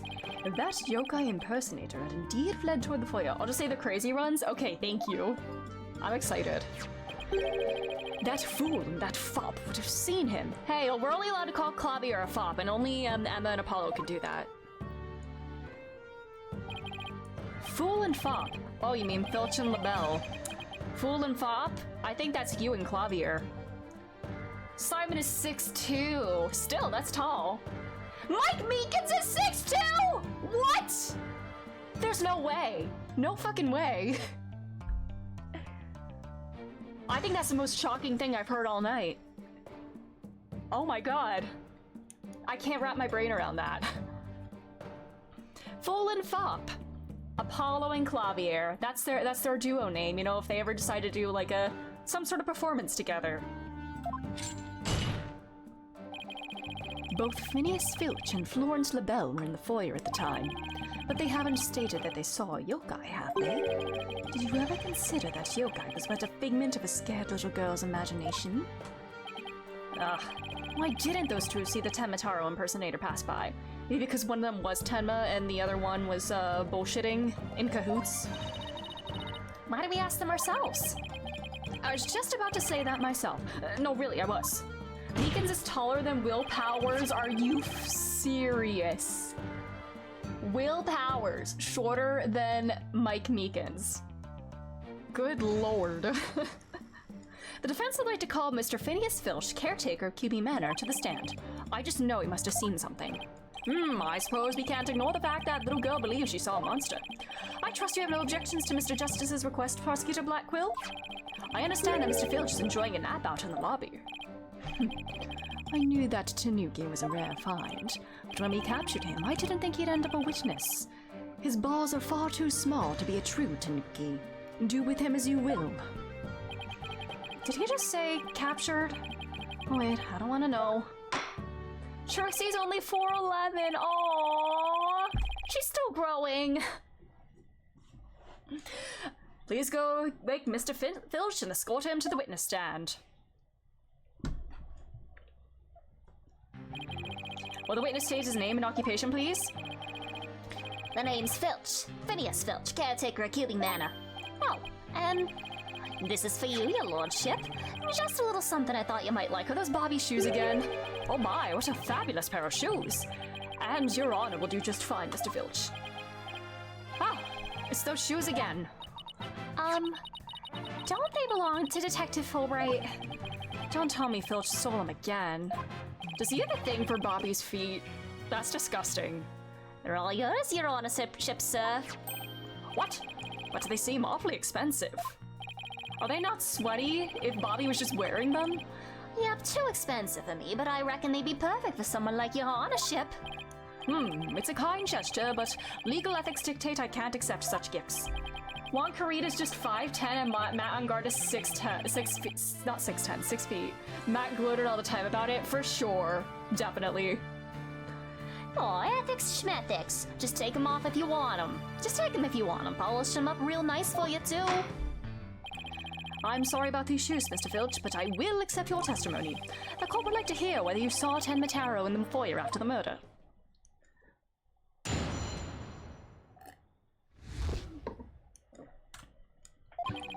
At the time of the murder, I was on guard duty in the foyer, just like Mr. Kilby asked. I was making sure no one, fair, foul, fishy, or otherwise, could get to our guest. I was still in my office keeping a good watch when the murder happened after 3 p.m. But I didn't see nothing out of the ordinary, no siree. And that yokai you keep jabbering on about was but a phantom of a little girl's dreams. So you're telling this court you never saw anyone dressed up like Ten Mataro? Yup, was got him the whole time. That's the truth, the holy truth, and nothing but the truth. And Ten Mataro? Ah, you don't really believe in all that yokai mumbo jumbo, do you? You were acting like you did believe in it the other day. I certainly don't. No, you do, buddy, yeah. Huh? My bracelet. Something the matter, Apollo? How tall do you think Max Galactica is? I unfortunately think he is 6 feet, at least. He should not be 6 feet, but unfortunately I think he might be. My bracelet keeps squeezing my arm. Really? So you think Mr. Mr. Filch has been lying to us? He definitely believes in the yokai stuff. He's pretty much said so. I wouldn't rule it out. And the fact that he didn't see Tenma, maybe. If I could just zero in on a tell. Some sort of nervous habit. Ah! What the hell? What? Does Blackquill have a bird? What's a hawk doing in here? He's 5'7", the haters win tonight, let's go! Pew, pew, pew, pew, pew! Let's fucking go. Oh, okay, that's a cute little bird. He looks so happy to get chin scratches. Aww. Allow me to introduce my trusty cohort, Taka. He seems to have taken quite a liking to the courthouse. Made it his new home, in fact. Aww. Okay, I like Taka. He doesn't live with you, you know, in jail? Who's ever heard of a courthouse bird? Apollo, you've read up on Phoenix's cases, right? Then you should know. You should know about the other Polly. The sprite is an absolute cutest. Yeah, that was really cute. Taka simply loathes trickery and fraud. And that queer power of... I'm sorry. Okay, Ace Attorney, that queer power of yours. Did he just basically call Apollo like a slur or something? I know it also means strange, alright, but you know, Ace Attorney. Yeah. And that queer power of yours seems to have offended my dear bosom buzzer. Oh, so your bird's homophobic! This isn't some sort of trick or... Ah! Hey! I won't be able to spot squat like this! What the heck's going on around here? Run for the hills! No pets or other animals allowed in the courtroom! I've been looking. When did he get a bird? Just now he did. Aww! Look, is he gonna poop on the judge's head? Somebody help! Oh, he's merely having a bit of sport. He won't harm you, save when truly famished. In that case, Prosecutor Blackquill, you will ensure your feathered friend is properly fed. Looks like we have to do this the old-fashioned way.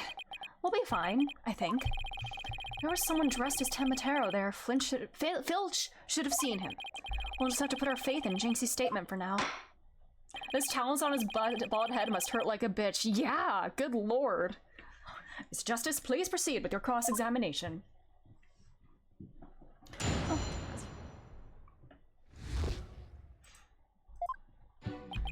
Alright. Hold it! Mr. Filch, why did Alderman QB have you handle guard duty? Cause he trusts me. I am the Manus caretaker, after all. So you took said guard duty seriously? Let me tell you something about me. Yipes! Listen here, you little tanuki. Get straight to the point and be quick about it. The court wishes to hear what you did or didn't see in the foyer and naught else. Yes, of course, sir. Right away, sir. He's Simon's friend. Blackwell's got him completely under his thumb. Like I said, I was guarding the foyer entrance that day.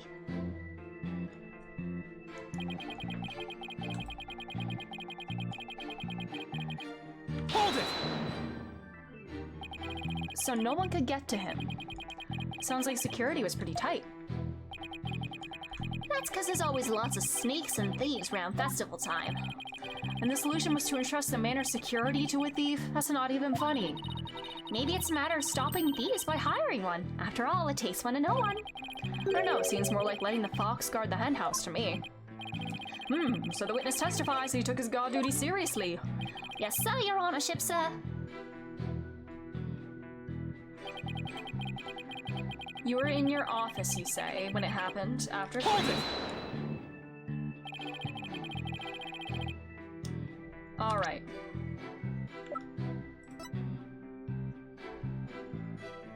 He says he was in his office, but he would have been watching this. Yeah, he was in here. He wasn't in the foyer. He was watching this. He was watching the Twilight wrestling match. Poor old Filchy. Been working hard my whole life. Only to be smeared by some greenhorn in his fancy schmancy suit and silly haircut. Sorry, Mr. Blackwell, sir. Didn't mean to get off subject there. Sheesh, Blackwell didn't even say anything. Gumshoe is 6 feet and Maggie's 5'3". Aww. That's cute. To answer your question, yes, I can't deny it. Both of them, in fact, on the foyer. No, you were watching your shitty wrestling program. Hold it! Could you describe to the court who you would consider fishy looking? Someone all fidgety and shifty like, you know, like they're about to steal something. He just described himself. No self-awareness whatsoever. I wonder why Mr. Filch didn't see Temataro. Maybe Jinxie only thinks she saw Temataro, or maybe Mr. Filch is lying. He's embarrassed to admit that he was watching the shitty Twilight wrestling program. That's it. Most makes you forget Gumshoe's like 10 years older than her. Oh yeah. At least they're both adults though. Unlike Max and, you know.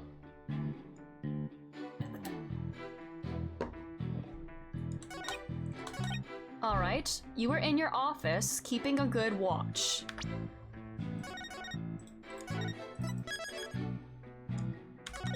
I I say you were watching this. Objection! Don't lie to the court like that, Mr. Filch. Hey, it ain't right to bushwhack a fellow like that. We're exposing you. Unfortunately for you, I have evidence that proves you're lying. If you look at this TV listing here, you'll see the time of the crime. There was a pro wrestling match scheduled. Something you'd never miss. Wait, I didn't watch that one, no siree. I was doing my job just like I was supposed to. No, you told us it sucked. What else is on here, actually? Peekaboo, I found you. Yokai of the Amazon. Join the hunt for Tofu Taro, a high-protein yokai said to fight cancer and heart disease. I want to look at the rest of these. Married a yokai. Repeat, episode 8. Wait, you're really human? Starring something Vitus and Willie Wait. The value of the brain. Really use only portion. Something episode part 2 starring Phil In and Mo Blocks. Yeah, no one talks about Ben was like 27 and she was 12. Arrest everybody in that circus. Jail for all of them.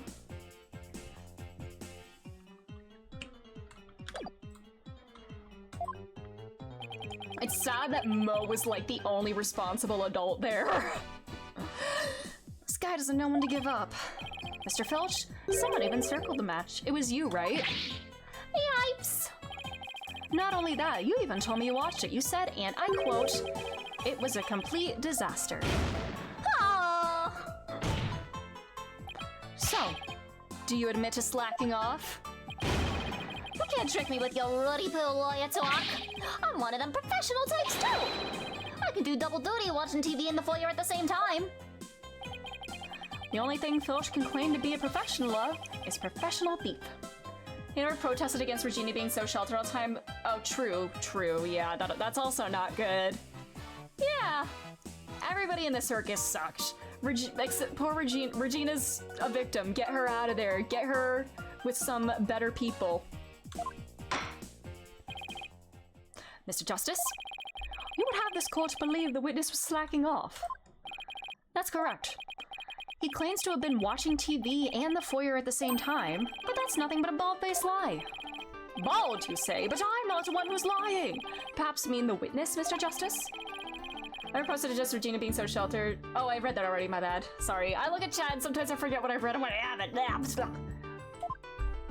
You claim Mr. Filch is lying about watching TV and the foyer simultaneously. Oh, okay. Would it be the floor plan? Because his office and the foyer aren't connected, right? Oh no, they are. But if this is the doorway, he literally can't see shit from there. And the stairs, he wouldn't be able to see anything.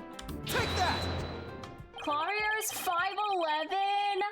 Ah, I love that. He's so short.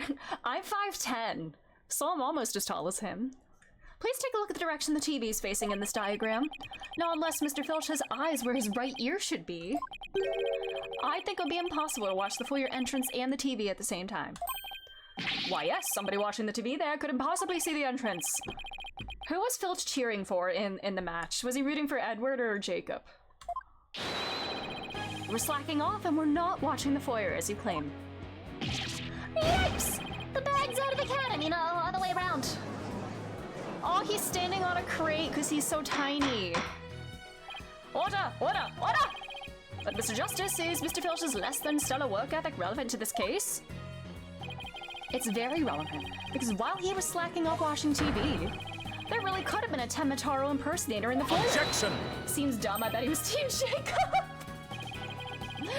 Granted, this Tanuki was lax in his duties, but he still had the foyer entrance covered. He's 5'0". Aww. What are you talking about? Hi, Burb. Oh, okay, that's really cute. This. I'm not a mind reader. I love that the bird gets startled when he slams the desk too. Auditory sense.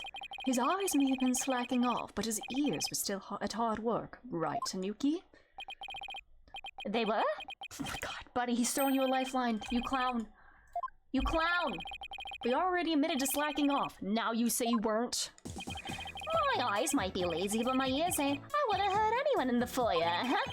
You see, the foyer floor and the stairway get all creaky squeaky when someone walks on them. Creak, creak, creak. Loud enough to wake the dead, I reckon. So you're saying you didn't hear anybody walk by? Yep, my ears were working full time, so who's the liar now, you no good shyster? A lying thief calling me a shyster. This has to be the low point of my fledgling career.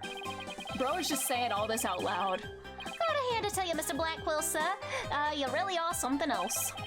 I mean, you don't miss a thing, and them bags under your eyes, they're darker than mine. Fair warning, Mr. Filch. Taka is particularly fond of tanuki. Oh, there's an architectural reason for that? Oh, for the layout of the thing here? Yeah, I guess as long as it's not a floor being creaky. Oh, the reason the floors get creaky? Oh yeah, sure. Is it not just like the flooring like wearing or something? Or is that like where like seams are or something? Or like I don't know. Should you lie to this court again, you may suddenly find yourself on the menu. Just like Dick. Gumshoe. Yikes! Please don't eat me, Mr. Taka, sir. The witness will henceforth testify truthfully under penalty of painful bird attacks. And with that in mind, the court requests that the witness revise his testimony accordingly.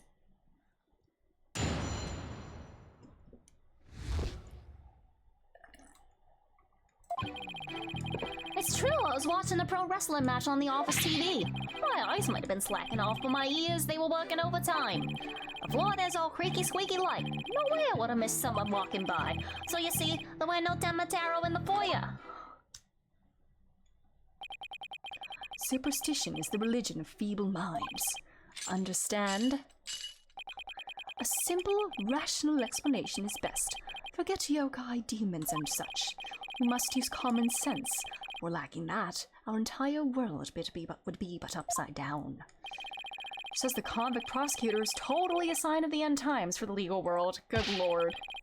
A lot of older Chinese homes, especially for richer people, certain floors were purposely creaky in order to catch home intruders, since residents would know. Ah! The residents would know parts would, but a robber wouldn't. That's smart. Interesting. And besides, if there were any yokai roaming about, I'd nab them and sell them to the zoo. I wonder whether Jinxie was just seeing things. That seems to be the general consensus, but I'm sticking to my guns. But if we can't prove she saw Temataro, the mayor's sure to be convicted. We better hope my guns fire bullets, not BBs. Well, isn't there a security camera? Can't we just, like, review the security camera footage? Can we, like... Yeah. Although I'm sure LaBelle would be aware of that, so maybe he tampered with it. It looks like he got a BB gun for his birthday when he was 12! I could see that, yeah. BB guns scared me as a kid. Any kind of like projectiles and stuff. Like I tried paintball once when I was like 10 years old and never again.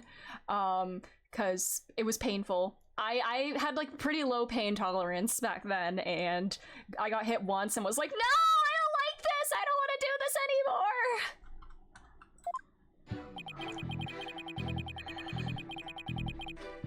Hold it! You are paid for your work, aren't you? So how do you justify watching TV on the job? Apollo, come on. I mean, you know, a boss makes $1, I make a dime, that's why I watch wrestling on company time. But it ain't easy being me. I mean, I can't watch TV when we have visitors and there's no way to record stuff. Yes, 2026, DVRs don't exist. Sorry, am I supposed to be consoling you over your first world problems? If those are his only problems, he should consider himself lucky. I guess pro wrestling's serious business to Mr. Filch.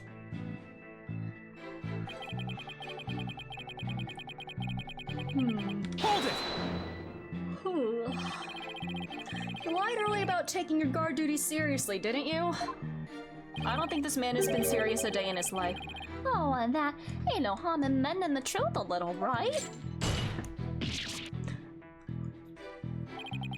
Listen to me, you little tanuki. Lie again, and Taka shall feast upon that forked tongue of yours. Oh my god. Yipes! Sorry, just let me keep my tongue. At least leave it until we get the truth out of him in any case.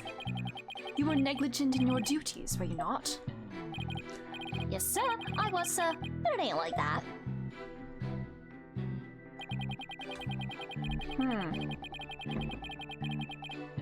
Hold it! If only we had, like, Athena, like, testifying to that. Like, supposedly Bobby, like, left the room and went outside and then came back, and she heard his voice in the vent but didn't hear the stairs. So you have pretty good ears, Mr. Filch. As good as they come, I'd say. Ain't nothing to hear a creaky floor. Plus, that Tamataro makes a sound when he goes by. It's like a jingle jangle. Jingle jangle, so you did hear that. Because the testimony, she heard that. Hello, May. Why is he hot? Hi. Yeah, we have our emo convict prosecutor. This boy. He's a 10, but he calls everyone Dono and killed someone, yeah! He's actually a closet weeb. But how are you doing, May? Jingle jangle, does he take the Riverdale drug? It's that staff of his. That's what jingle jangles.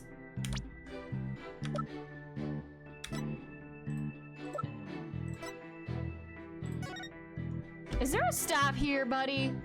Do you see a staff? You're okay but a bit tired? Oh, no worries. I hope you can get some rest soon. What's he talking about, Apollo? It's me, but I guess Tamataro has a staff that makes noise. Come to think of it, didn't Jinxie mention something like that too? She said she saw Tamataro holding a staff-like object that made a jangly sound. Your stomach is a bit, oh, I'm so sorry. Stomach problems are the worst. I was feeling kinda bloated earlier with my coffee and everything. Yeah, tummy pains are not fun. That's the source of the noise. Well, Mr. Justice, Mr. Filch says Tamataro jingle jangles. Will you consider that vital information? Yes. Extremely vital. I request it be added to his testimony. Alright, I want to press the rest of these just for fun. I know we're going to use the painting of him or the picture of him without the staff, but I want to press this in the next one just for the dialogue. So Tamataro's staff makes a distinctive sound. Yep, like a jingle and a jangle. Wait, Jinxie said something like that. Yeah, so we gotta make it a jangly sound. I think we're missing something here. Can't quite put a finger on it. I'm glad he didn't say I can't quite finger it.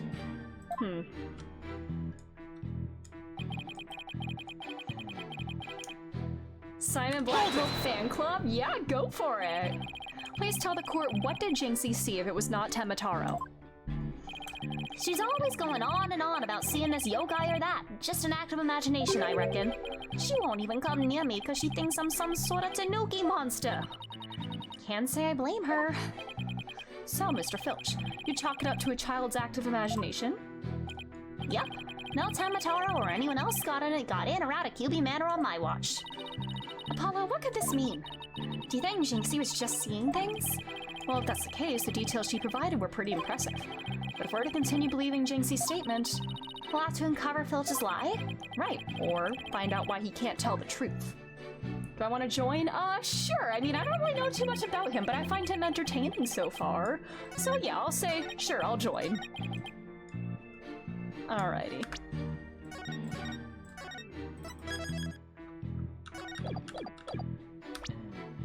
Does this look like he's holding a staff to you, sir? Objection! Tamataro's staff would make a jangly sound, you say? Well, I'm going to say that your story doesn't add up. Also, where does the staff is not the spear. Well, I don't know where this staff could have come from then. Is there something the defense would like to share with the court? Mr. Filch, you say that you didn't see Tamataro on the day of the incident. Maybe the real Tamataro's staff was the friends we made along the way. Maybe indeed. Why then, did you assume just now that he was holding a staff? Or I clicked too fast, but yeah. You see, the Tamataro Jinxie saw held a staff in his hands, and she described its sound just like you did, as a kind of jangly sound. So he's holding a staff. What was your point? Objection! The point is that Temataro doesn't use a staff, not normally. What are you talking about? You see, this is the only known document depicting Temataro. Is there a staff in that picture, Mr. Filch? You're right, there's no staff. Not even a cane or a walking stick. Ah! So the question is, why does the witness think Temataro uses a staff? I believe the answer will overturn the prosecution's case on the most basic level. Well now, this is getting interesting. Alright, Mr. Justice, it's time to show the court where you're going with this. Alright. He's a scatterbrain. Okay. I'm gonna say he did see it. I kinda wanna see what happens if I say this just for shits and giggles. But then I'll reload so Polly has a perfect record, but I just wanna be silly. Mr. Filch obviously has a few screws loose. He looks so confident saying this. So it's no surprise he would make a mistake like that. Now hold it right there! As caretaker of QB Manor, I keep every screw nice and tight. I rest my case. With an assertion like that, this course wonders whether the defense has a screw loose too. Here's a penalty to make sure you keep your screws in tighter next time. I know. I'm gonna reload, cause I just wanted to be silly.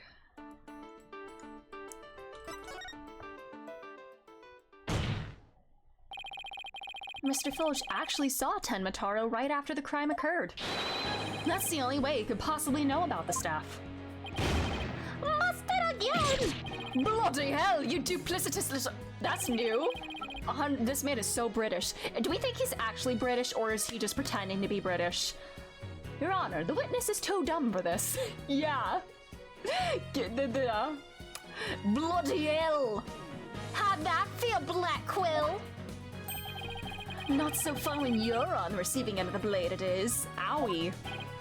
Admit it, Mr. Filch. I think all British people are faking it for attention. You did see Temataro that day, didn't you? Well?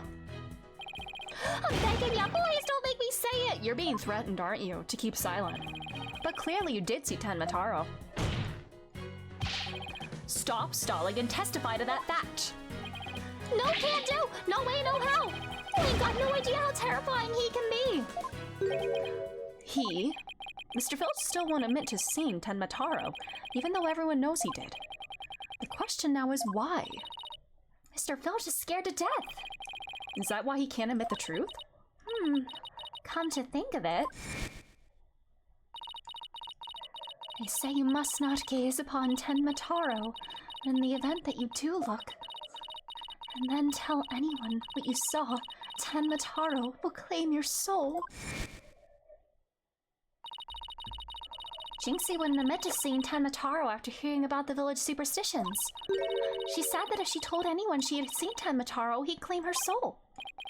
Wait, you think Village believes that too? No, I think it's, this man holding something over him. Ah, so Mr. Big Time City Slicker Lawyer has heard about him. Them old village superstitions? With the defense, please explain what the witness is talking about. The people of Ninetails Vale believe some pretty strange things, and their superstitions may be the reason our witness here can't admit the truth. The truth that he really did see Tenmataro. Darn straight, that's why. You know what lip combo LaBelle uses? Because that is pretty, yeah, what kind of, like, lip filler is that? Oh, like, plump and shiny?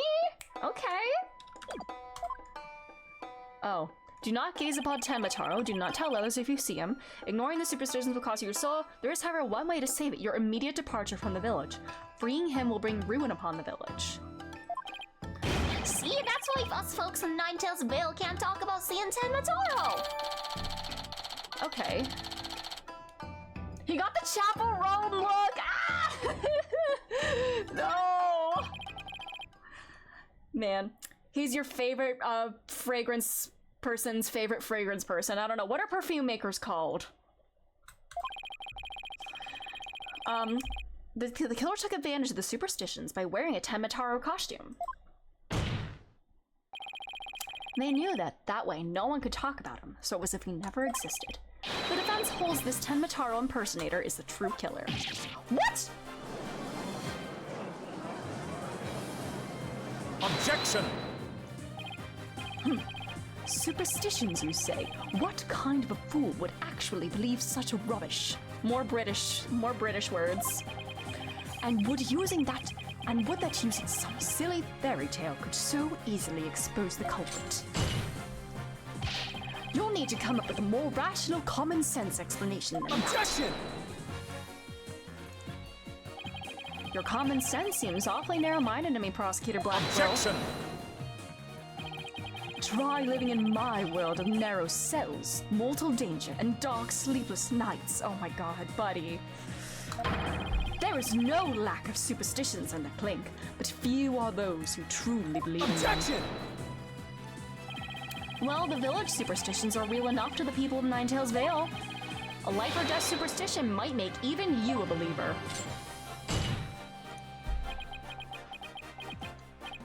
Is he gonna break those chains at some point? Oh, owie! Oh my god, he literally gets stabbed, and his feather goes away.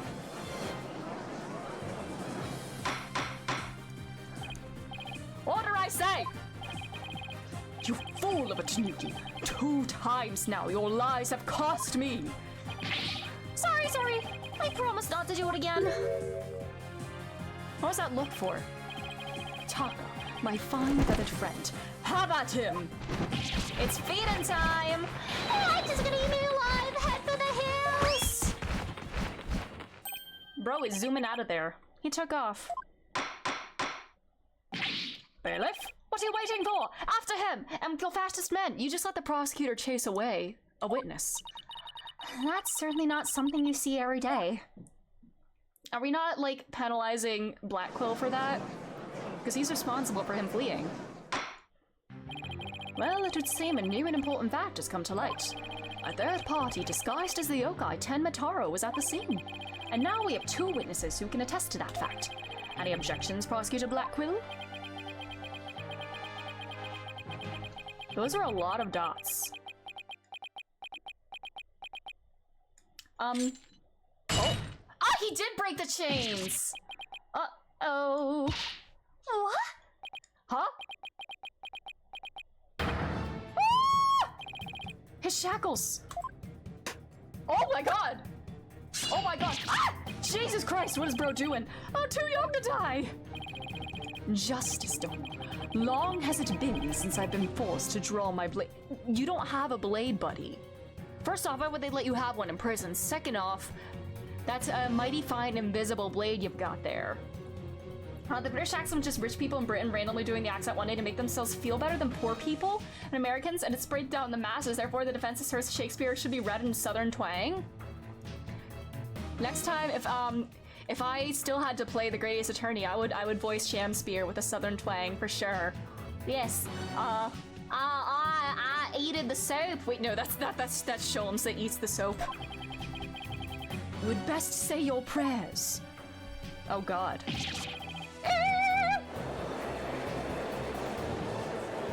The slouchings, the siblings there. Oh my god. Murder in the courtroom, good god. Detective, do something! Ha ha ha. Have no fear, Fulbright is here. When the going gets tough, champion of justice gets going. Objection! Then get going already before he kills us! Oh, but I stand in awe of Simon Blackquill! What is his sense of justice that sets him free? Objection! Objection! I object to the Fulbright's definition of justice! What is going on? Silence! Silence!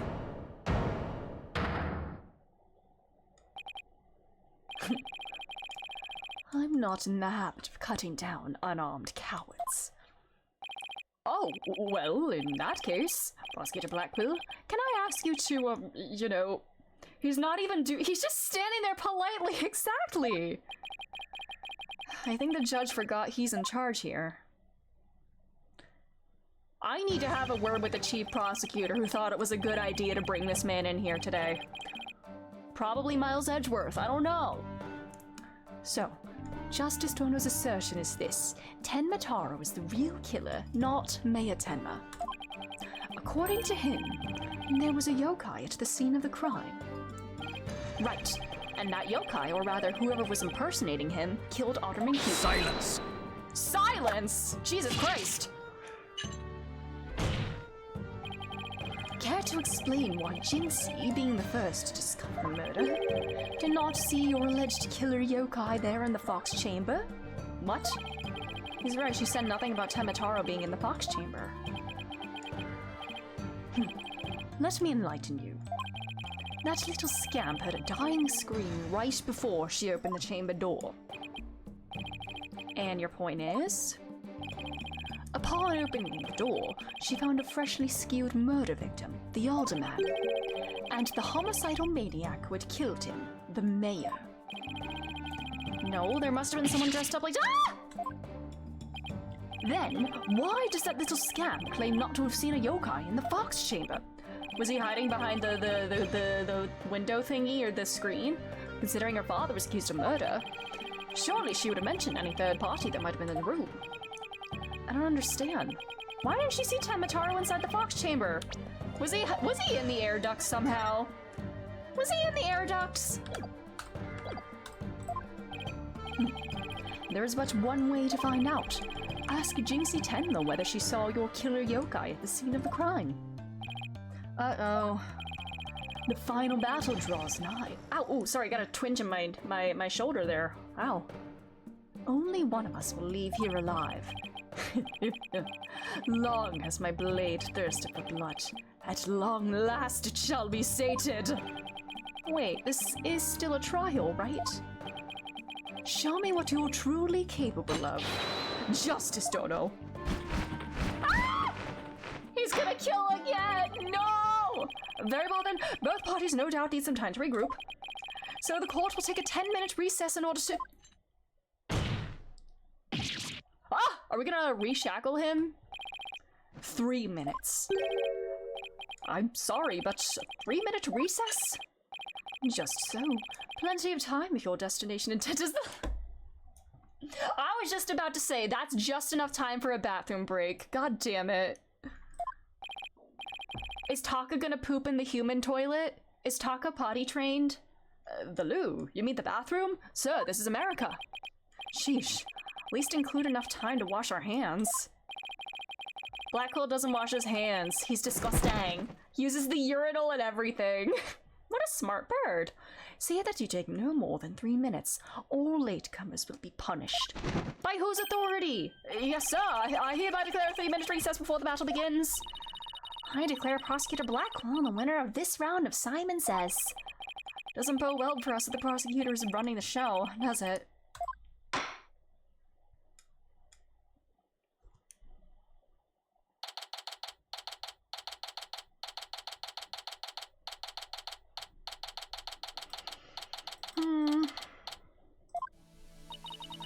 He busted out of his shackles. Yeah, what was that all about? Guess they don't make shackles like they used to. Better be careful, Apollo. You've really brought out the samurai in him. Especially after you proved there was a Tenma Taro impersonator at the manor. What was that guy in the whole samurai act anyway? Such fine swordsmanship. That is no mere act. Mr. Justice, it's high time I challenge this jailhouse prosecutor to a duel. Is that the Dual Destinies? I know it's dual as in 2 in the title, but Dual Destinies? Oh, wait, let's say the dueling until after we prove your innocence. I suppose it could wait till later. Does anyone remember we're conducting a trial here? Athena, I'm gonna go wash up. Remember what Blackwell said, Apollo. Don't be late. Yeah, relax there, Alexander Hamilton! Alrighty. Okay, approximately how much longer is this next segment of the trial? Because I think this could be a good place to pause for tonight. Yeah. I don't know how much longer this goes on, but this could be a good time to pause.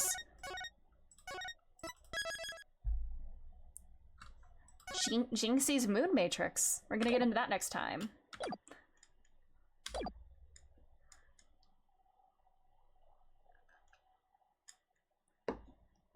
it is getting a bit late in my time zone, so I think this could be a good break time. But I'm enjoying this. Blackwell is very interesting, very fascinating. It's the last thing in this section? Okay. Then I guess we'll finish it up tonight then. We'll go through this last little bit here. Now that I believe our next witness is Miss Jinxie Tenma, maid at QB Manor. I believe we can proceed now, if the witness is ready, that is. Oh, Nura Leader of the 100 Demons! He really does exist! Wow, that is one well-polished tray. Witness will show her face while in court, or testimony will be inadmissible. What is it, my child? Be gone! Norion! Leader of the 100 Demons! Ho ho ho! Santa time again! You think I'm a yokai? Well, I was once known as a judicial monster of sorts. The beast of the bar, the demon of due process, if you will. My charm has no effect! The demon of due process? Not sure I can see that one. Now, you little scamp. Yes? Oh, he's still broken. I trust you know why you're here. Bags. Bags? Oh, that tricksy tanuki. Try the noodle stand and go enjoy a big bowl of tanuki tail noodles while you're at it. I don't think murder jokes are funny if you've actually been convicted of murder. Everyone's a comedian. No, I meant your bags. The ones under your eyes. You must have trouble sleeping. Here, this charm will keep Azukiari away. Azukiari. Azukiarai? The yokai that washes Azuki beans? The only thing needing washing will be your father's neck before I take his head clean off. Jesus Christ! Azukiari often keeps people up at night with the noise he makes washing beans. But if you stick this charm on your forehead, you won't hear him anymore.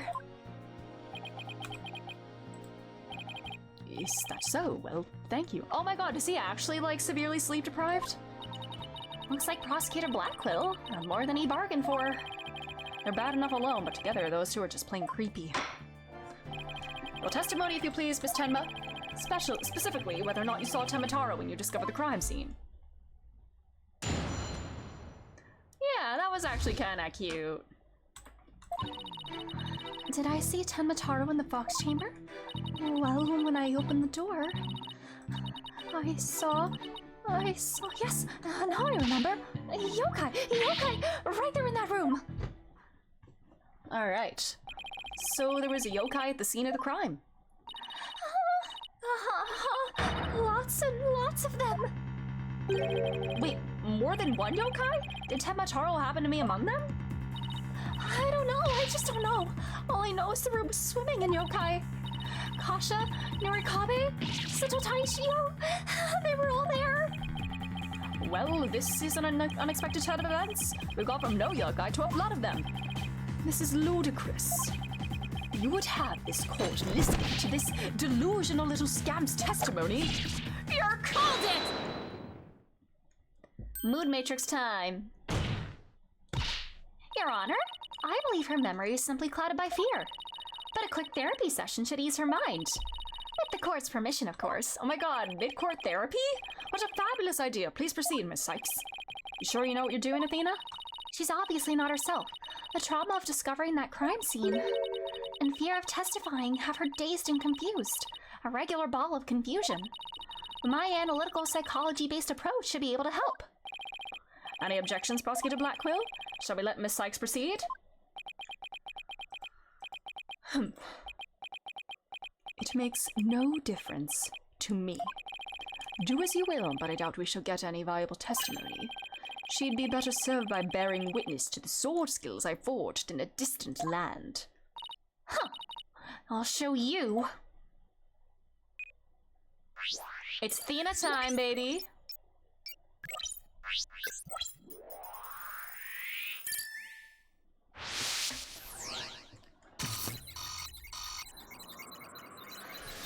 Jesus. I see Temataro in the Fox Chamber. When I opened the door, I saw No, I remember. Right there in that room. Found something. Looks like an out-of-control emotion. Athena, what exactly are we looking at here? Yeah, it's nothing but the sad emotion. Oh, this? It's one of Witch's functions. Right here, you can see images and emotions extracted from the witness's voice. Yeah, I bet he makes San Francisco, the distant land! Oh, you mean that little thing can do all this? Pretty cool, huh? And here, I thought it was just some kid's toy. Unfortunately, all I'm getting is an overflow error right now. See how sad is brightly lit there at the bottom left? She's under an uncontrollable amount of distress, which is masking her other emotions. It seems the sheer terror she experienced has made her a confused mess. So, all those yokai she thinks she saw are a product of rampant emotions? Yes, that's right. Her fear has instilled in her hallucinations and false memories. She's seeing normal everyday objects as monsters in her head. It's a form of schizophrenic hallucination brought on by emotional trauma. And the trauma in Jinxie's case is fear. So she was, and still is, seeing ordinary objects as yokai. We'll have to find the root cause of her extreme fear before I can treat it. Now, let's see.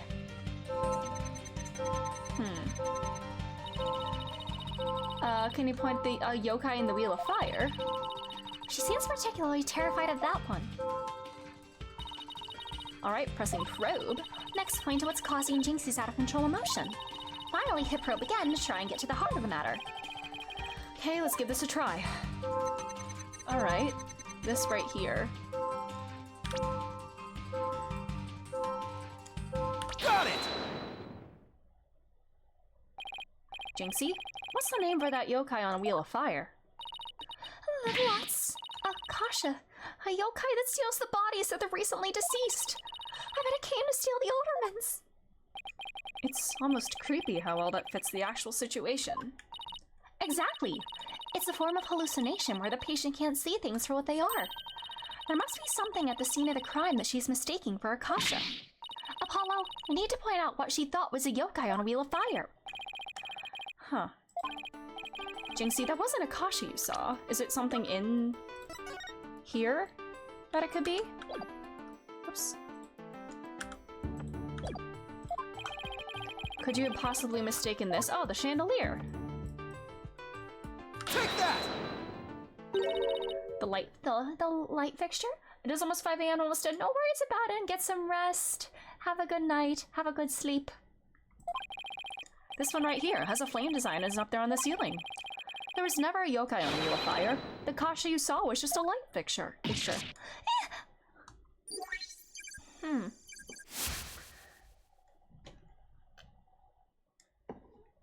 Okay.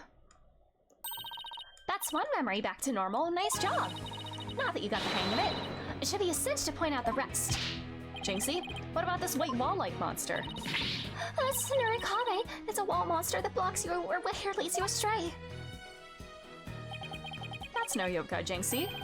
It's a folding screen. And this raccoon dog isn't a tanuki monster. It's the statue of one. And look, these are just coffee cups.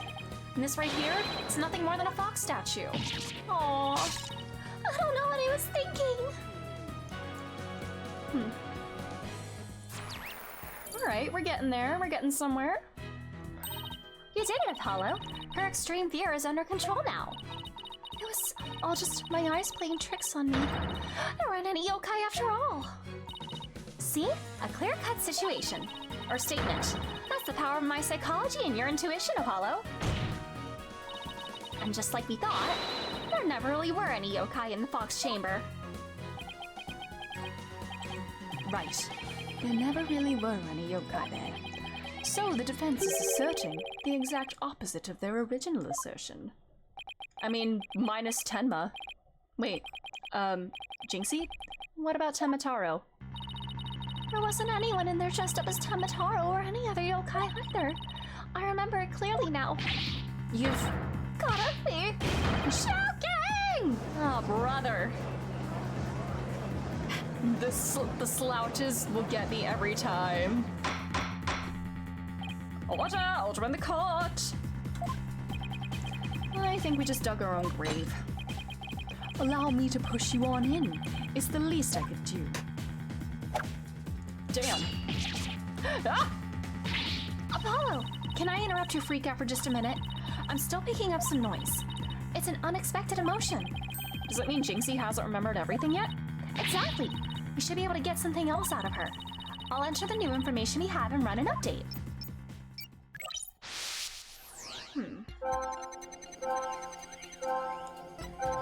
Okay.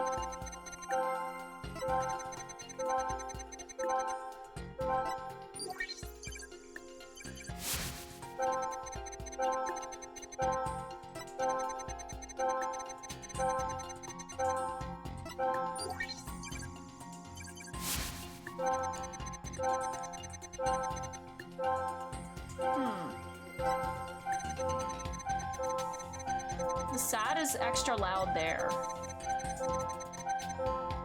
Or they're both loud now.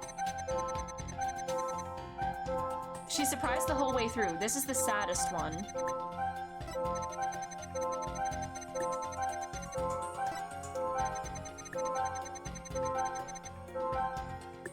What are we, the surprise? Are you gonna point out the surprise? Because this is where the surprise is loudest.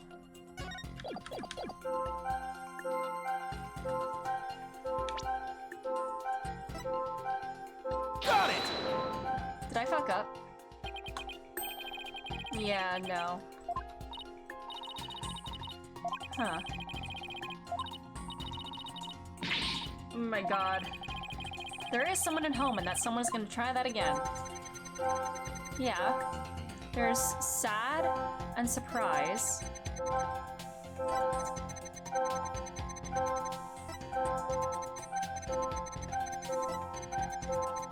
The ottoman dead on the table and Papa collapsed in a chair. Is it the lack of surprise? Or the fact that there's any surprise at all there? Wait, what am I supposed to do? Oh. Oh. It's not just contradictory emotions. Sudden changes in intensity, okay. Emotions might get stronger or weaker as we move from statement to statement. It's important to compare how the same emotion changes throughout the testimony. Ah, I see. Contradictory emotions and changes in intensity. Okay.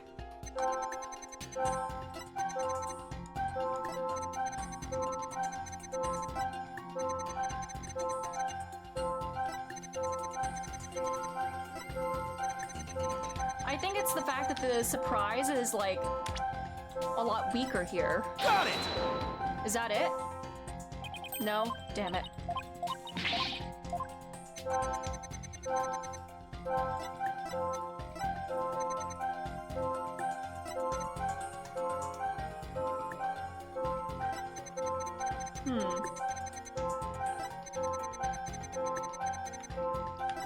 Is the sad weaker? No, it's the same there.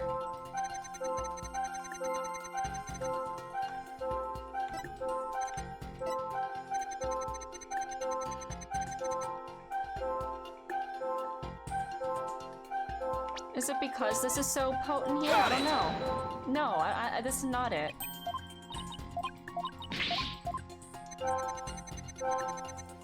Did I see him in the box chamber? Would it be that it was weaker there? God damn it. The amount of fear you felt is rather low despite your legs having given out from fright. Could something have lessened your fear? Actually, I did experience a sudden burst of courage at that moment. You did? Where did it come from? Let me think. Oh, it was Mama. I suddenly felt as if she was there with me. Okay, I'll enter sudden burst of courage. Now, let's see. Ah, look!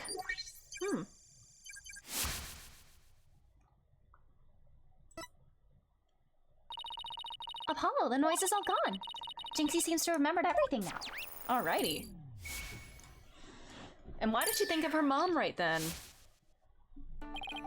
A sudden burst of courage. Now where could that have come from?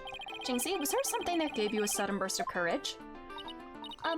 Yes, there was, but, I realized I had done something naughty when I thought about it later. Any idea what Any idea what could have given Jinxie that courage? Oh, ate the flower?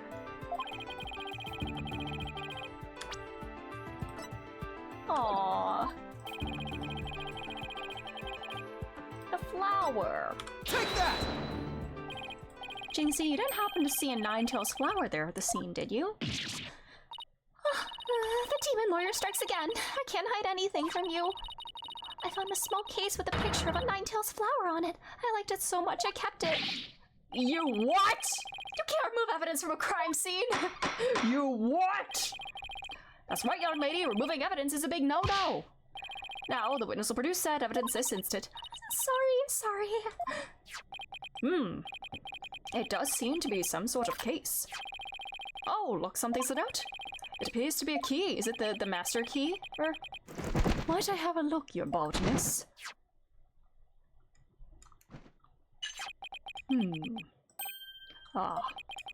This is none other than the master key to QB Manor. Are you certain of this, Prosecutor Blackquill? Oh my god. Holding the paper, I love it. It matches the serial number of the key that went missing after the murder. A master key that went missing? Why don't I like the sound of that? Are they gonna think Jinxie was an accomplice now? Or a little scamp has stumbled upon an article of unimaginable consequence? That's a little melodramatic, don't you think? Heed these words, for I shall say them but once. Sole key to the Fox chamber has been in this little scamp's constant possession. Taka is such a good boy. I'll give Taka a little head pat. Ergo, she was the sole person who could use it before, during, and after the murder, which leaves the master key as the only other key that could open the chamber. But this master key was found in a room that had been locked by this girl. And your point is? Until Jinxie Tenma opened the Fox chamber with her key, the room had been locked tight from the outside world, and there was no one else in there save the victim and his killer. I trust you have figured it out for yourself by now. A killer other than Mayor Tenma himself would be utterly inconceivable. No! Damn it. Objection! How could this happen? The defense's assistant will remain from growling her frustrations. Athena, are you alright? I know Mayor Tenma's innocent. There's nothing we can do. This sucks. Sykes, Jono. Allow me to put you out of your misery.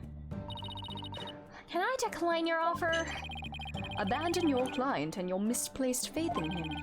Let the relief of a clear head and a clean conscience come rushing in. That will make the inevitable guilty verdict far easier to accept. Great, now he's playing Simon Says with us. Well, he's not gonna fool us with his stupid mind games. Athena, don't fall for his tricks.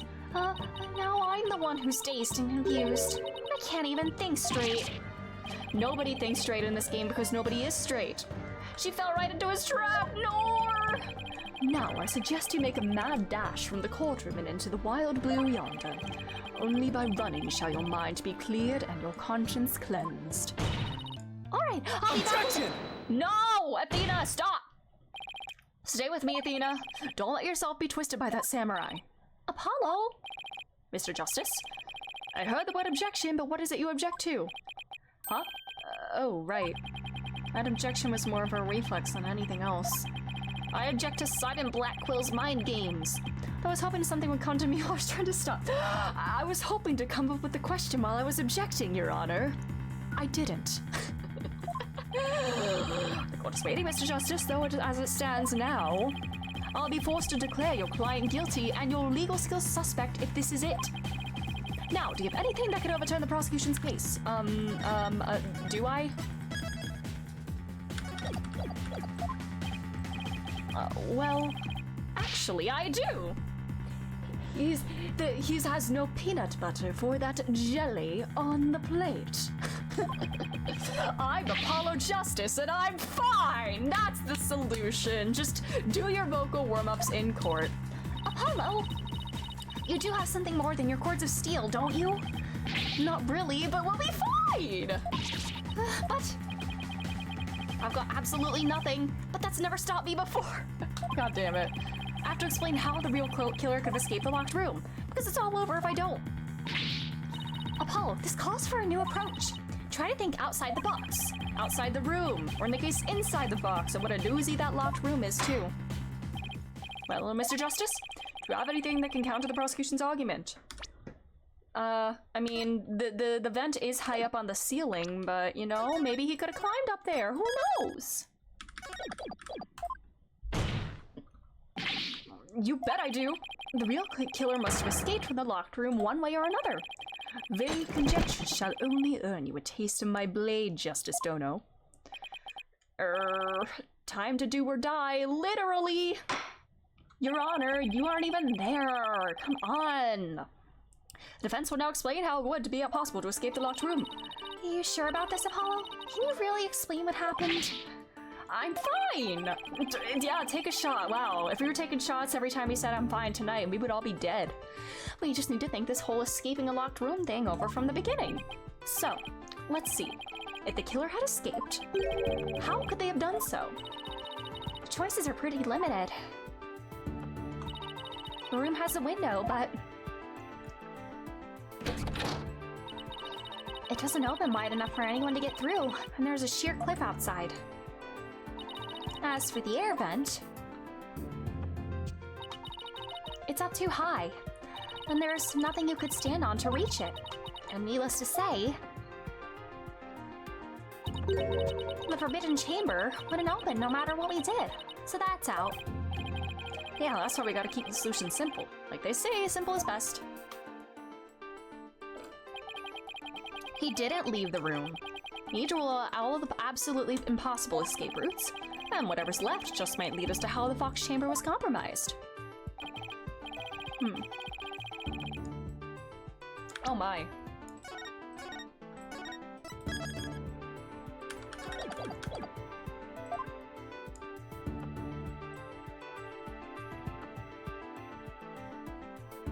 The front door. Take that! The hallway door? Well, yes, I suppose that would be the only way out. It would appear you've already forgotten. The only available key until Jinxie Tenma came on scene was within that locked room. How would one exit the Fox Chamber and then lock it without a key? I should have seen this coming. Remember, Apollo, keep it simple. Simple, right. I could understand if the killer had exited the room with the key, but... Well, prosecution has some fine Japanese steel waiting unless you explain yourself quickly. I'm fine. +1. I can explain myself. The reason Fox Chamber's hallway door was locked because... Tenma locked it from inside, we'll say.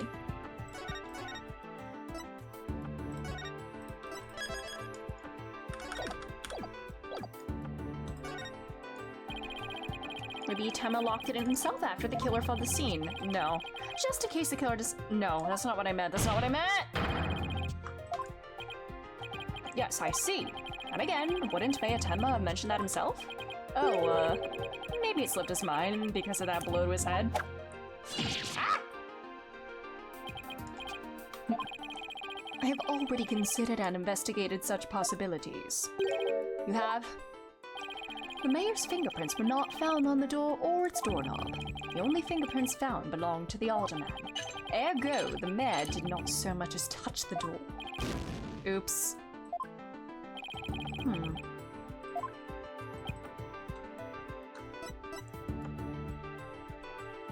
The perp locked it from outside?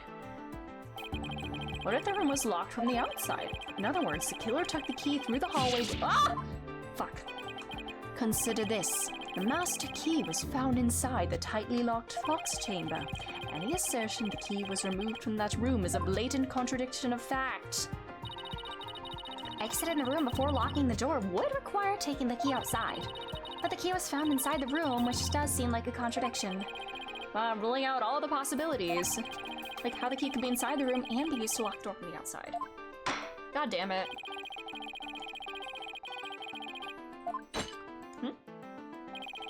How could the master key be at the crime scene despite the room being locked tight? Oh god, oh god, oh god, oh god.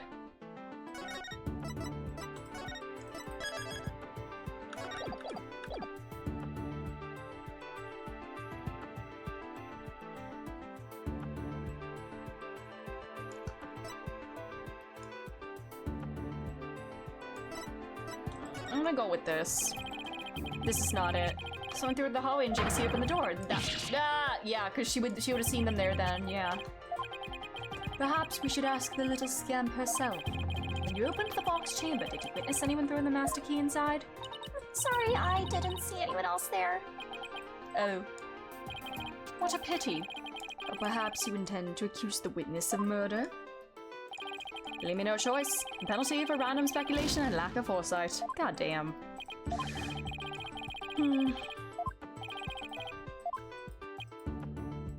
Threw it in from outside, I guess. Yeah. What if someone threw it into the room from outside? You know, something like go out the hallway door, lock the room, and then toss the key back in through the window. That would explain how the master key could be inside the locked room. And where would you throw it from? There is a cliff outside the fox chamber's window. Throwing in the key from there is an impossibility. Oh, right. Ah! I wonder if the key could have been tossed in from somewhere other than the window. Like the air vent?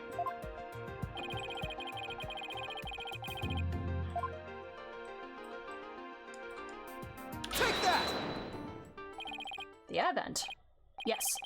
The window may be out of the question, but the air vent's not. Oh, that's right! The fox chamber's air duct leads out into the hallway. That's right. The real killer entered the air duct from the vent outside the fox chamber, then dropped the key into the room through the vent inside the chamber. Whoa! Get stabbed, buddy. That's preposterous. I hope he says the word poppycock at some point in this game. That would make my day. Oh, that would explain how the key got in there after it was used to lock the door perfectly. Mr. Justice, I'm afraid I'm a bit confused. Don't worry. I'll explain it so even Your Honor can... even someone as dumb as you, the judge, can understand. First, the real killer disguised as Ten Mataro murdered the alderman in the fox chamber. Then they fled the room through the hallway door and locked it. Next, they entered the air duct from the vent outside in the hallway. Hit, cock. Finally, the killer tossed the key into the room through the air vent in the ceiling there. All that was left to do after that was go back through the duct and flee the manor. Well, Your Honor, could that be any clearer? Amazing! Even I could follow that! The judge seemed really pleased. That explains everything. The real killer was someone dressed up like Ten Mataro, and there was someone else other than the mayor and the alderman in the room. Looks like that lawyer's beating the jailbird prosecutor. Oh, the bird is there. He's just standing there. That massive forehead of his, oh my god. What do I say? Now that I proved a possible third party, I don't see how our client could be guilty. Silence! Silence. A valiant effort, Justice Dono. But your final thrust missed its mark. Final thrust, you say? Ho ho. Huh? Simon is a poopy! Amazing. Both that little scamp and the tricksy Tanuki saw the yokai after it left the room. But then what? Did that irksome yokai simply go through the foyer and waltz right out the front door? That's exactly what happened. The killer fled the— Yeah! But that is impossible without being spotted by the foyer security camera, that is. Was he not found on the camera?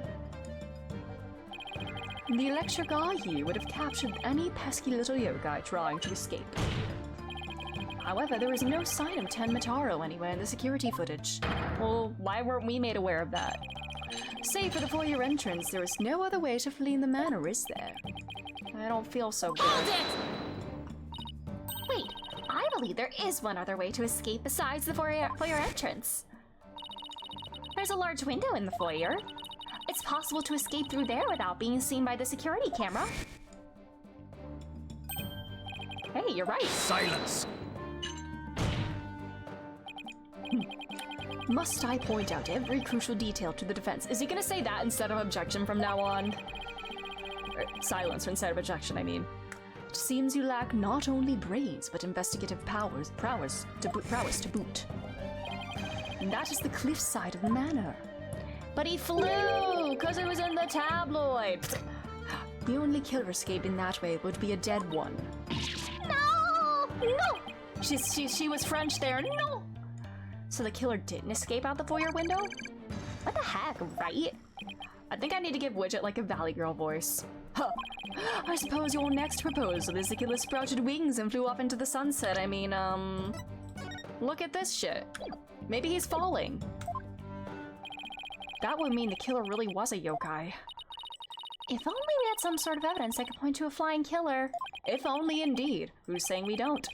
As completely far-fetched as it might be. What? You're saying you can prove the killer could fly? Yeah, and we can get Larry Butts to testify about it too. I thought I was the one with the cords of steel. Oh, I can't wait to hear this. Your Honor? What evidence do you have that the killer flew away? Take that!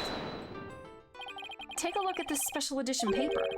Tenmataro, real or flight of fancy? What does this article prove, Mr. Justice? The photo in that article was taken shortly after the murder. Maybe the yokai in that photo is the killer shortly after they fled out the window? Mr. Justice, you're not seriously suggesting— Oh, I'm serious. I mean, it all adds up. The killer disguised as Tenmataro flew away, you know, by some way or another. Silence! What kind of— This is so Ace Attorney. It is your brain that has flown the coop. That image is not but trick photography or some other form of artifice.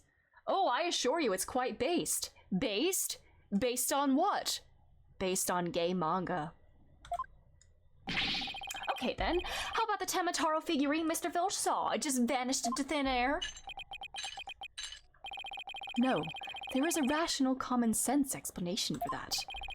That infernal yokai or Trixie Tanuki witnessed never reached the entrance.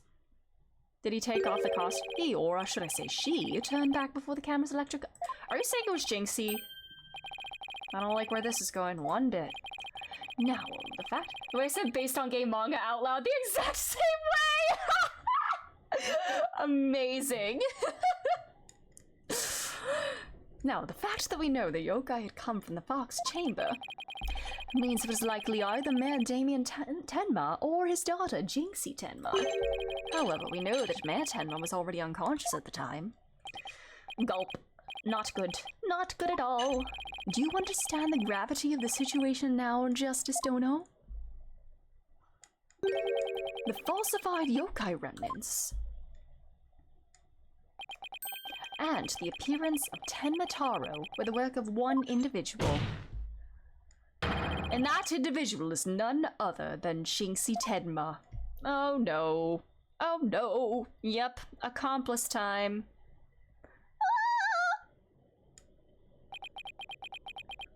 Dot dot dot dot dot. Oh no! Slouch time. Oh, even Blackwell's slouching. Order! Order! The defense will stop competing for the greatest freakout ever! I love that! Just the two of them going back and forth, yelling louder and louder. It's their vocal training. The little scamp was, no doubt, simply trying to protect her father. And it's no wonder that her superstitious— Oh, it's late. No wonder that her superstitious mind conjured up this mad masquerade. It's their version of the penis game! I was literally thinking that too. Man. Prosecutor Blackwell's assertion makes perfect sense to me. It's far more convincing than saying the killer escaped by flying out the window. Did you truly believe this could end any other way? Oh wait, is my audio... What do you mean is my audio broken? Is the game not playing? I mean, there's no music playing right now.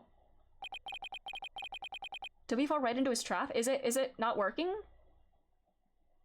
Oh, did your laptop connect to your AirPods? Oh no! Oh no! Damn, oh man, I love when the audio switches source. Great. Great technology. What do I do now, Apollo? Our case no longer stands without a real yokai. If only we had one. Bailiff, seize her! It is time I interrogated her as the samurai of your what? No! Oh, who's holding it? Who's saying that? Is it the bird? Oh, oh, he's protecting his daughter. Apple, count your days, indeed. Mayor Tenma? This farce is over. How does it feel seeing your own daughter accused of a cover-up most foul? Tenma Taro's true identity is... Now, Mr. Mayor, it would be futile at this point to claim you were the yokai. After all, you had been knocked out cold by a blow to the skull. Slipping into a yokai costume and roaming about the manor would be all but impossible. Consider this well. As it stands, your daughter will be arrested for obstruction of justice. But if you confess, the prosecution will be willing to overlook a little yokai farce. Is it the bird? I don't know. Stranger things have happened in this courtroom. Confess. The defendant intends to confess. Wait! Oh no! Don't do this! Apollo! Prosecutor Blackwell's up to his mind games again. Mayor Tenma, no! Don't fall for his twisted words! If you're sent away for murder, Jinxie will be left all alone! The real killer is...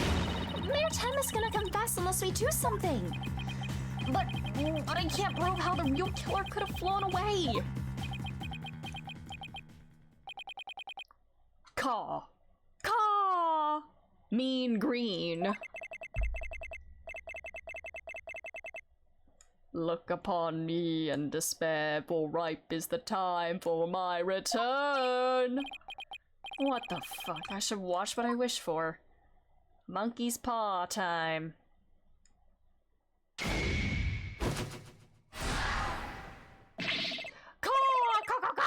Foolish mortals! I am Tenmataro, the yokai you seek! Mayor Tenma? Silence! I am Tenmataro, freed from the bonds binding me to the Forbidden Chamber. Behold the return of the Demon King! Nobody's buying this, buddy. What the... Yeah, be so for real. Well, I think it's time for me to take a vacation!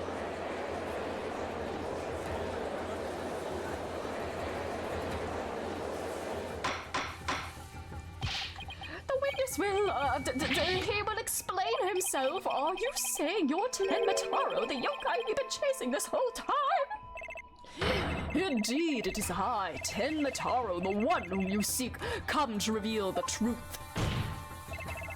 Roku Fangs! The child is Tenmataro, you say? What nonsense. You know what, give this man the Father of the Year award, pulling this act to protect his daughter. So, Mayor Tenma is a yokai now. His body is now mine! So you're saying that Mayor Tenma is being possessed by you? I know, this game is so goofy, I love it. And that the yokai that Jinxie, Tenma, and Phineas Filch saw, and the one captured in the newspaper photo, those were all you? And then you flew back to the crime scene with his body. He's a 10 out of 10, would be the best babysitter of all time, yeah. The accursed power of these warding charms prevents me from revealing my true form. Oh my god, why? I swear there's like... He's giving like Kaido from Psyche K or something. I swear there was another kind of witness and be like, oh, I can't reveal my true form or else, yeah, you will all die or something. You know, it's one of those guys.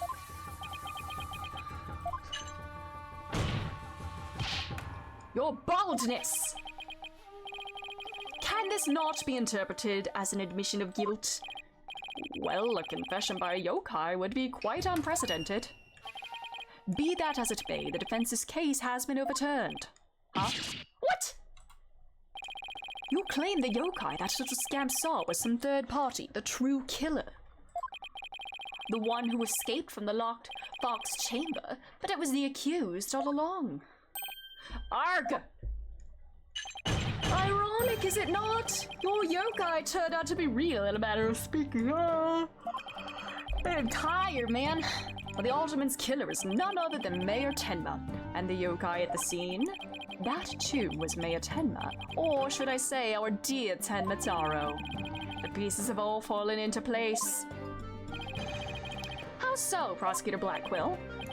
Seems I must spell it all out for you. Mayor Tenma killed the Alderman in the Fox Chamber, which was locked at the time. He then removed the warding charms from the Forbidden Chamber's door, but then fell unconscious from the blow the Alderman had delivered to his head. That's when his daughter, Jinxie Tenma, stumbled on the scene of the crime. The little scamp fled in terror, whereupon the spirit of Tenma Taro, freed at last from the charm's warding effect, took possession of the mayor. The newly freed Tenma Taro then fled from the Fox Chamber.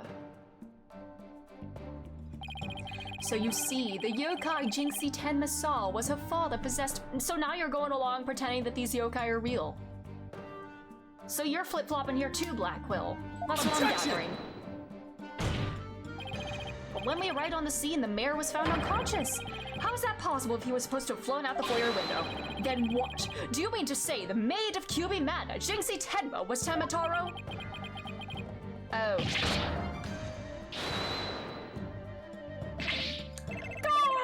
That too is easily explained. Flew about for a time, did I? But presently tired, I made for the Forbidden Chamber. But alas, exhaustion took me unawares in the Fox Chamber, and I knew no more. It would seem the pieces are still in place. Is Blackquill up to his tricks again? I don't know what to say. Is the defendant a real live? Is the rumor about Mayor Tenma is true? I knew they were real. Oh God. Now he's got everyone in the courtroom believing in yokai. It's Simon Says on steroids. He wants to convict our client any way he can, even if it means blaming a yokai. The proverbial ducks are all in a row. You should now have no qualms about finding the accused guilty, Your Boldness. This is one of the most bizarre cases in my entire career. Otherworldly, in fact. Can yokai even be prosecuted under our legal system? We have to account for this now. Objection! Mayor Tenma's just pretending to be Tenma Taro to protect his daughter. Plus, I already proved how a third party could have escaped from the locked room. A verdict at this point will be premature. Since both sides have raised valid points, I have no choice but to... Silence! Oh my God, give it up, buddy. Oh my God, the eyes! Was that new? Did his eyes flash like that before? This is the dark age of the law where defense attorneys are not to be trusted. This is but a ploy to gain time for them to fabricate evidence. How will I sleep tonight? In a coffin, mayhaps, knowing you will not let the sun rise on the mayor's day of reckoning, Justice Doe. Objection! I won't fabricate any evidence. Silence! Then prove it by joining me. Huh? Do you want me to supervise? Do you want to supervise me the whole time? A night in the clink will ensure you will not succumb to temptation. How about I just promise not to succumb to anything? We have both evidence and a confession. The killer is this yokai before us. It is beyond dispute. A guilty verdict is all... Oh! What the flip? What? Prosecutor Blackquill, we've had enough of your hijinks. The foundation of justice is fair play, and you were in serious violation of that. You presented forged evidence before. Yeah, keep your head down, Apollo. True. What in the devil was that? Fulbright, have you tampered with my shackles in some manner? Haha, it seems you found that quite shocking. Oh! It's my special jolt of justice device. Each press is a shocking reminder to behave. You shall pay for this. I, Simon Blackquill. Ah! We could have been doing this whole time. Your Honor, you need not fear now. I believe Prosecutor Blackquill will remain on his best behavior. Yeah, don't. Why are you shocking him like that? A bit late with the reassurances, aren't we, Detective? Well, in that case, this concludes today's deliberations. The prosecution and defense will use this opportunity to further their investigations. This court is adjourned. Alrighty. Alright. That's where we're ending because I am hungry. I need food. But things are batshit, which is part of the course in Ace Attorney. But yeah, and we're I need food. That's where we're gonna call it for the night. We will pick up with this on Monday, 5:30 p.m. Eastern Standard Time. I may do an extra stream next week of Ace Attorney, maybe on Thursday night. We'll see. Next stream will be on Saturday at noon Eastern Standard Time. We will play 6.3 in Final Fantasy XIV, some more post-Endwalker, and then we'll continue with this on Monday evening. And that is all. Thanks again for being here. This is really fun. I'm enjoying this a lot. And I need to go get food. So have a great rest of your day, night, time zone, whatever it is where you are right now. Bye.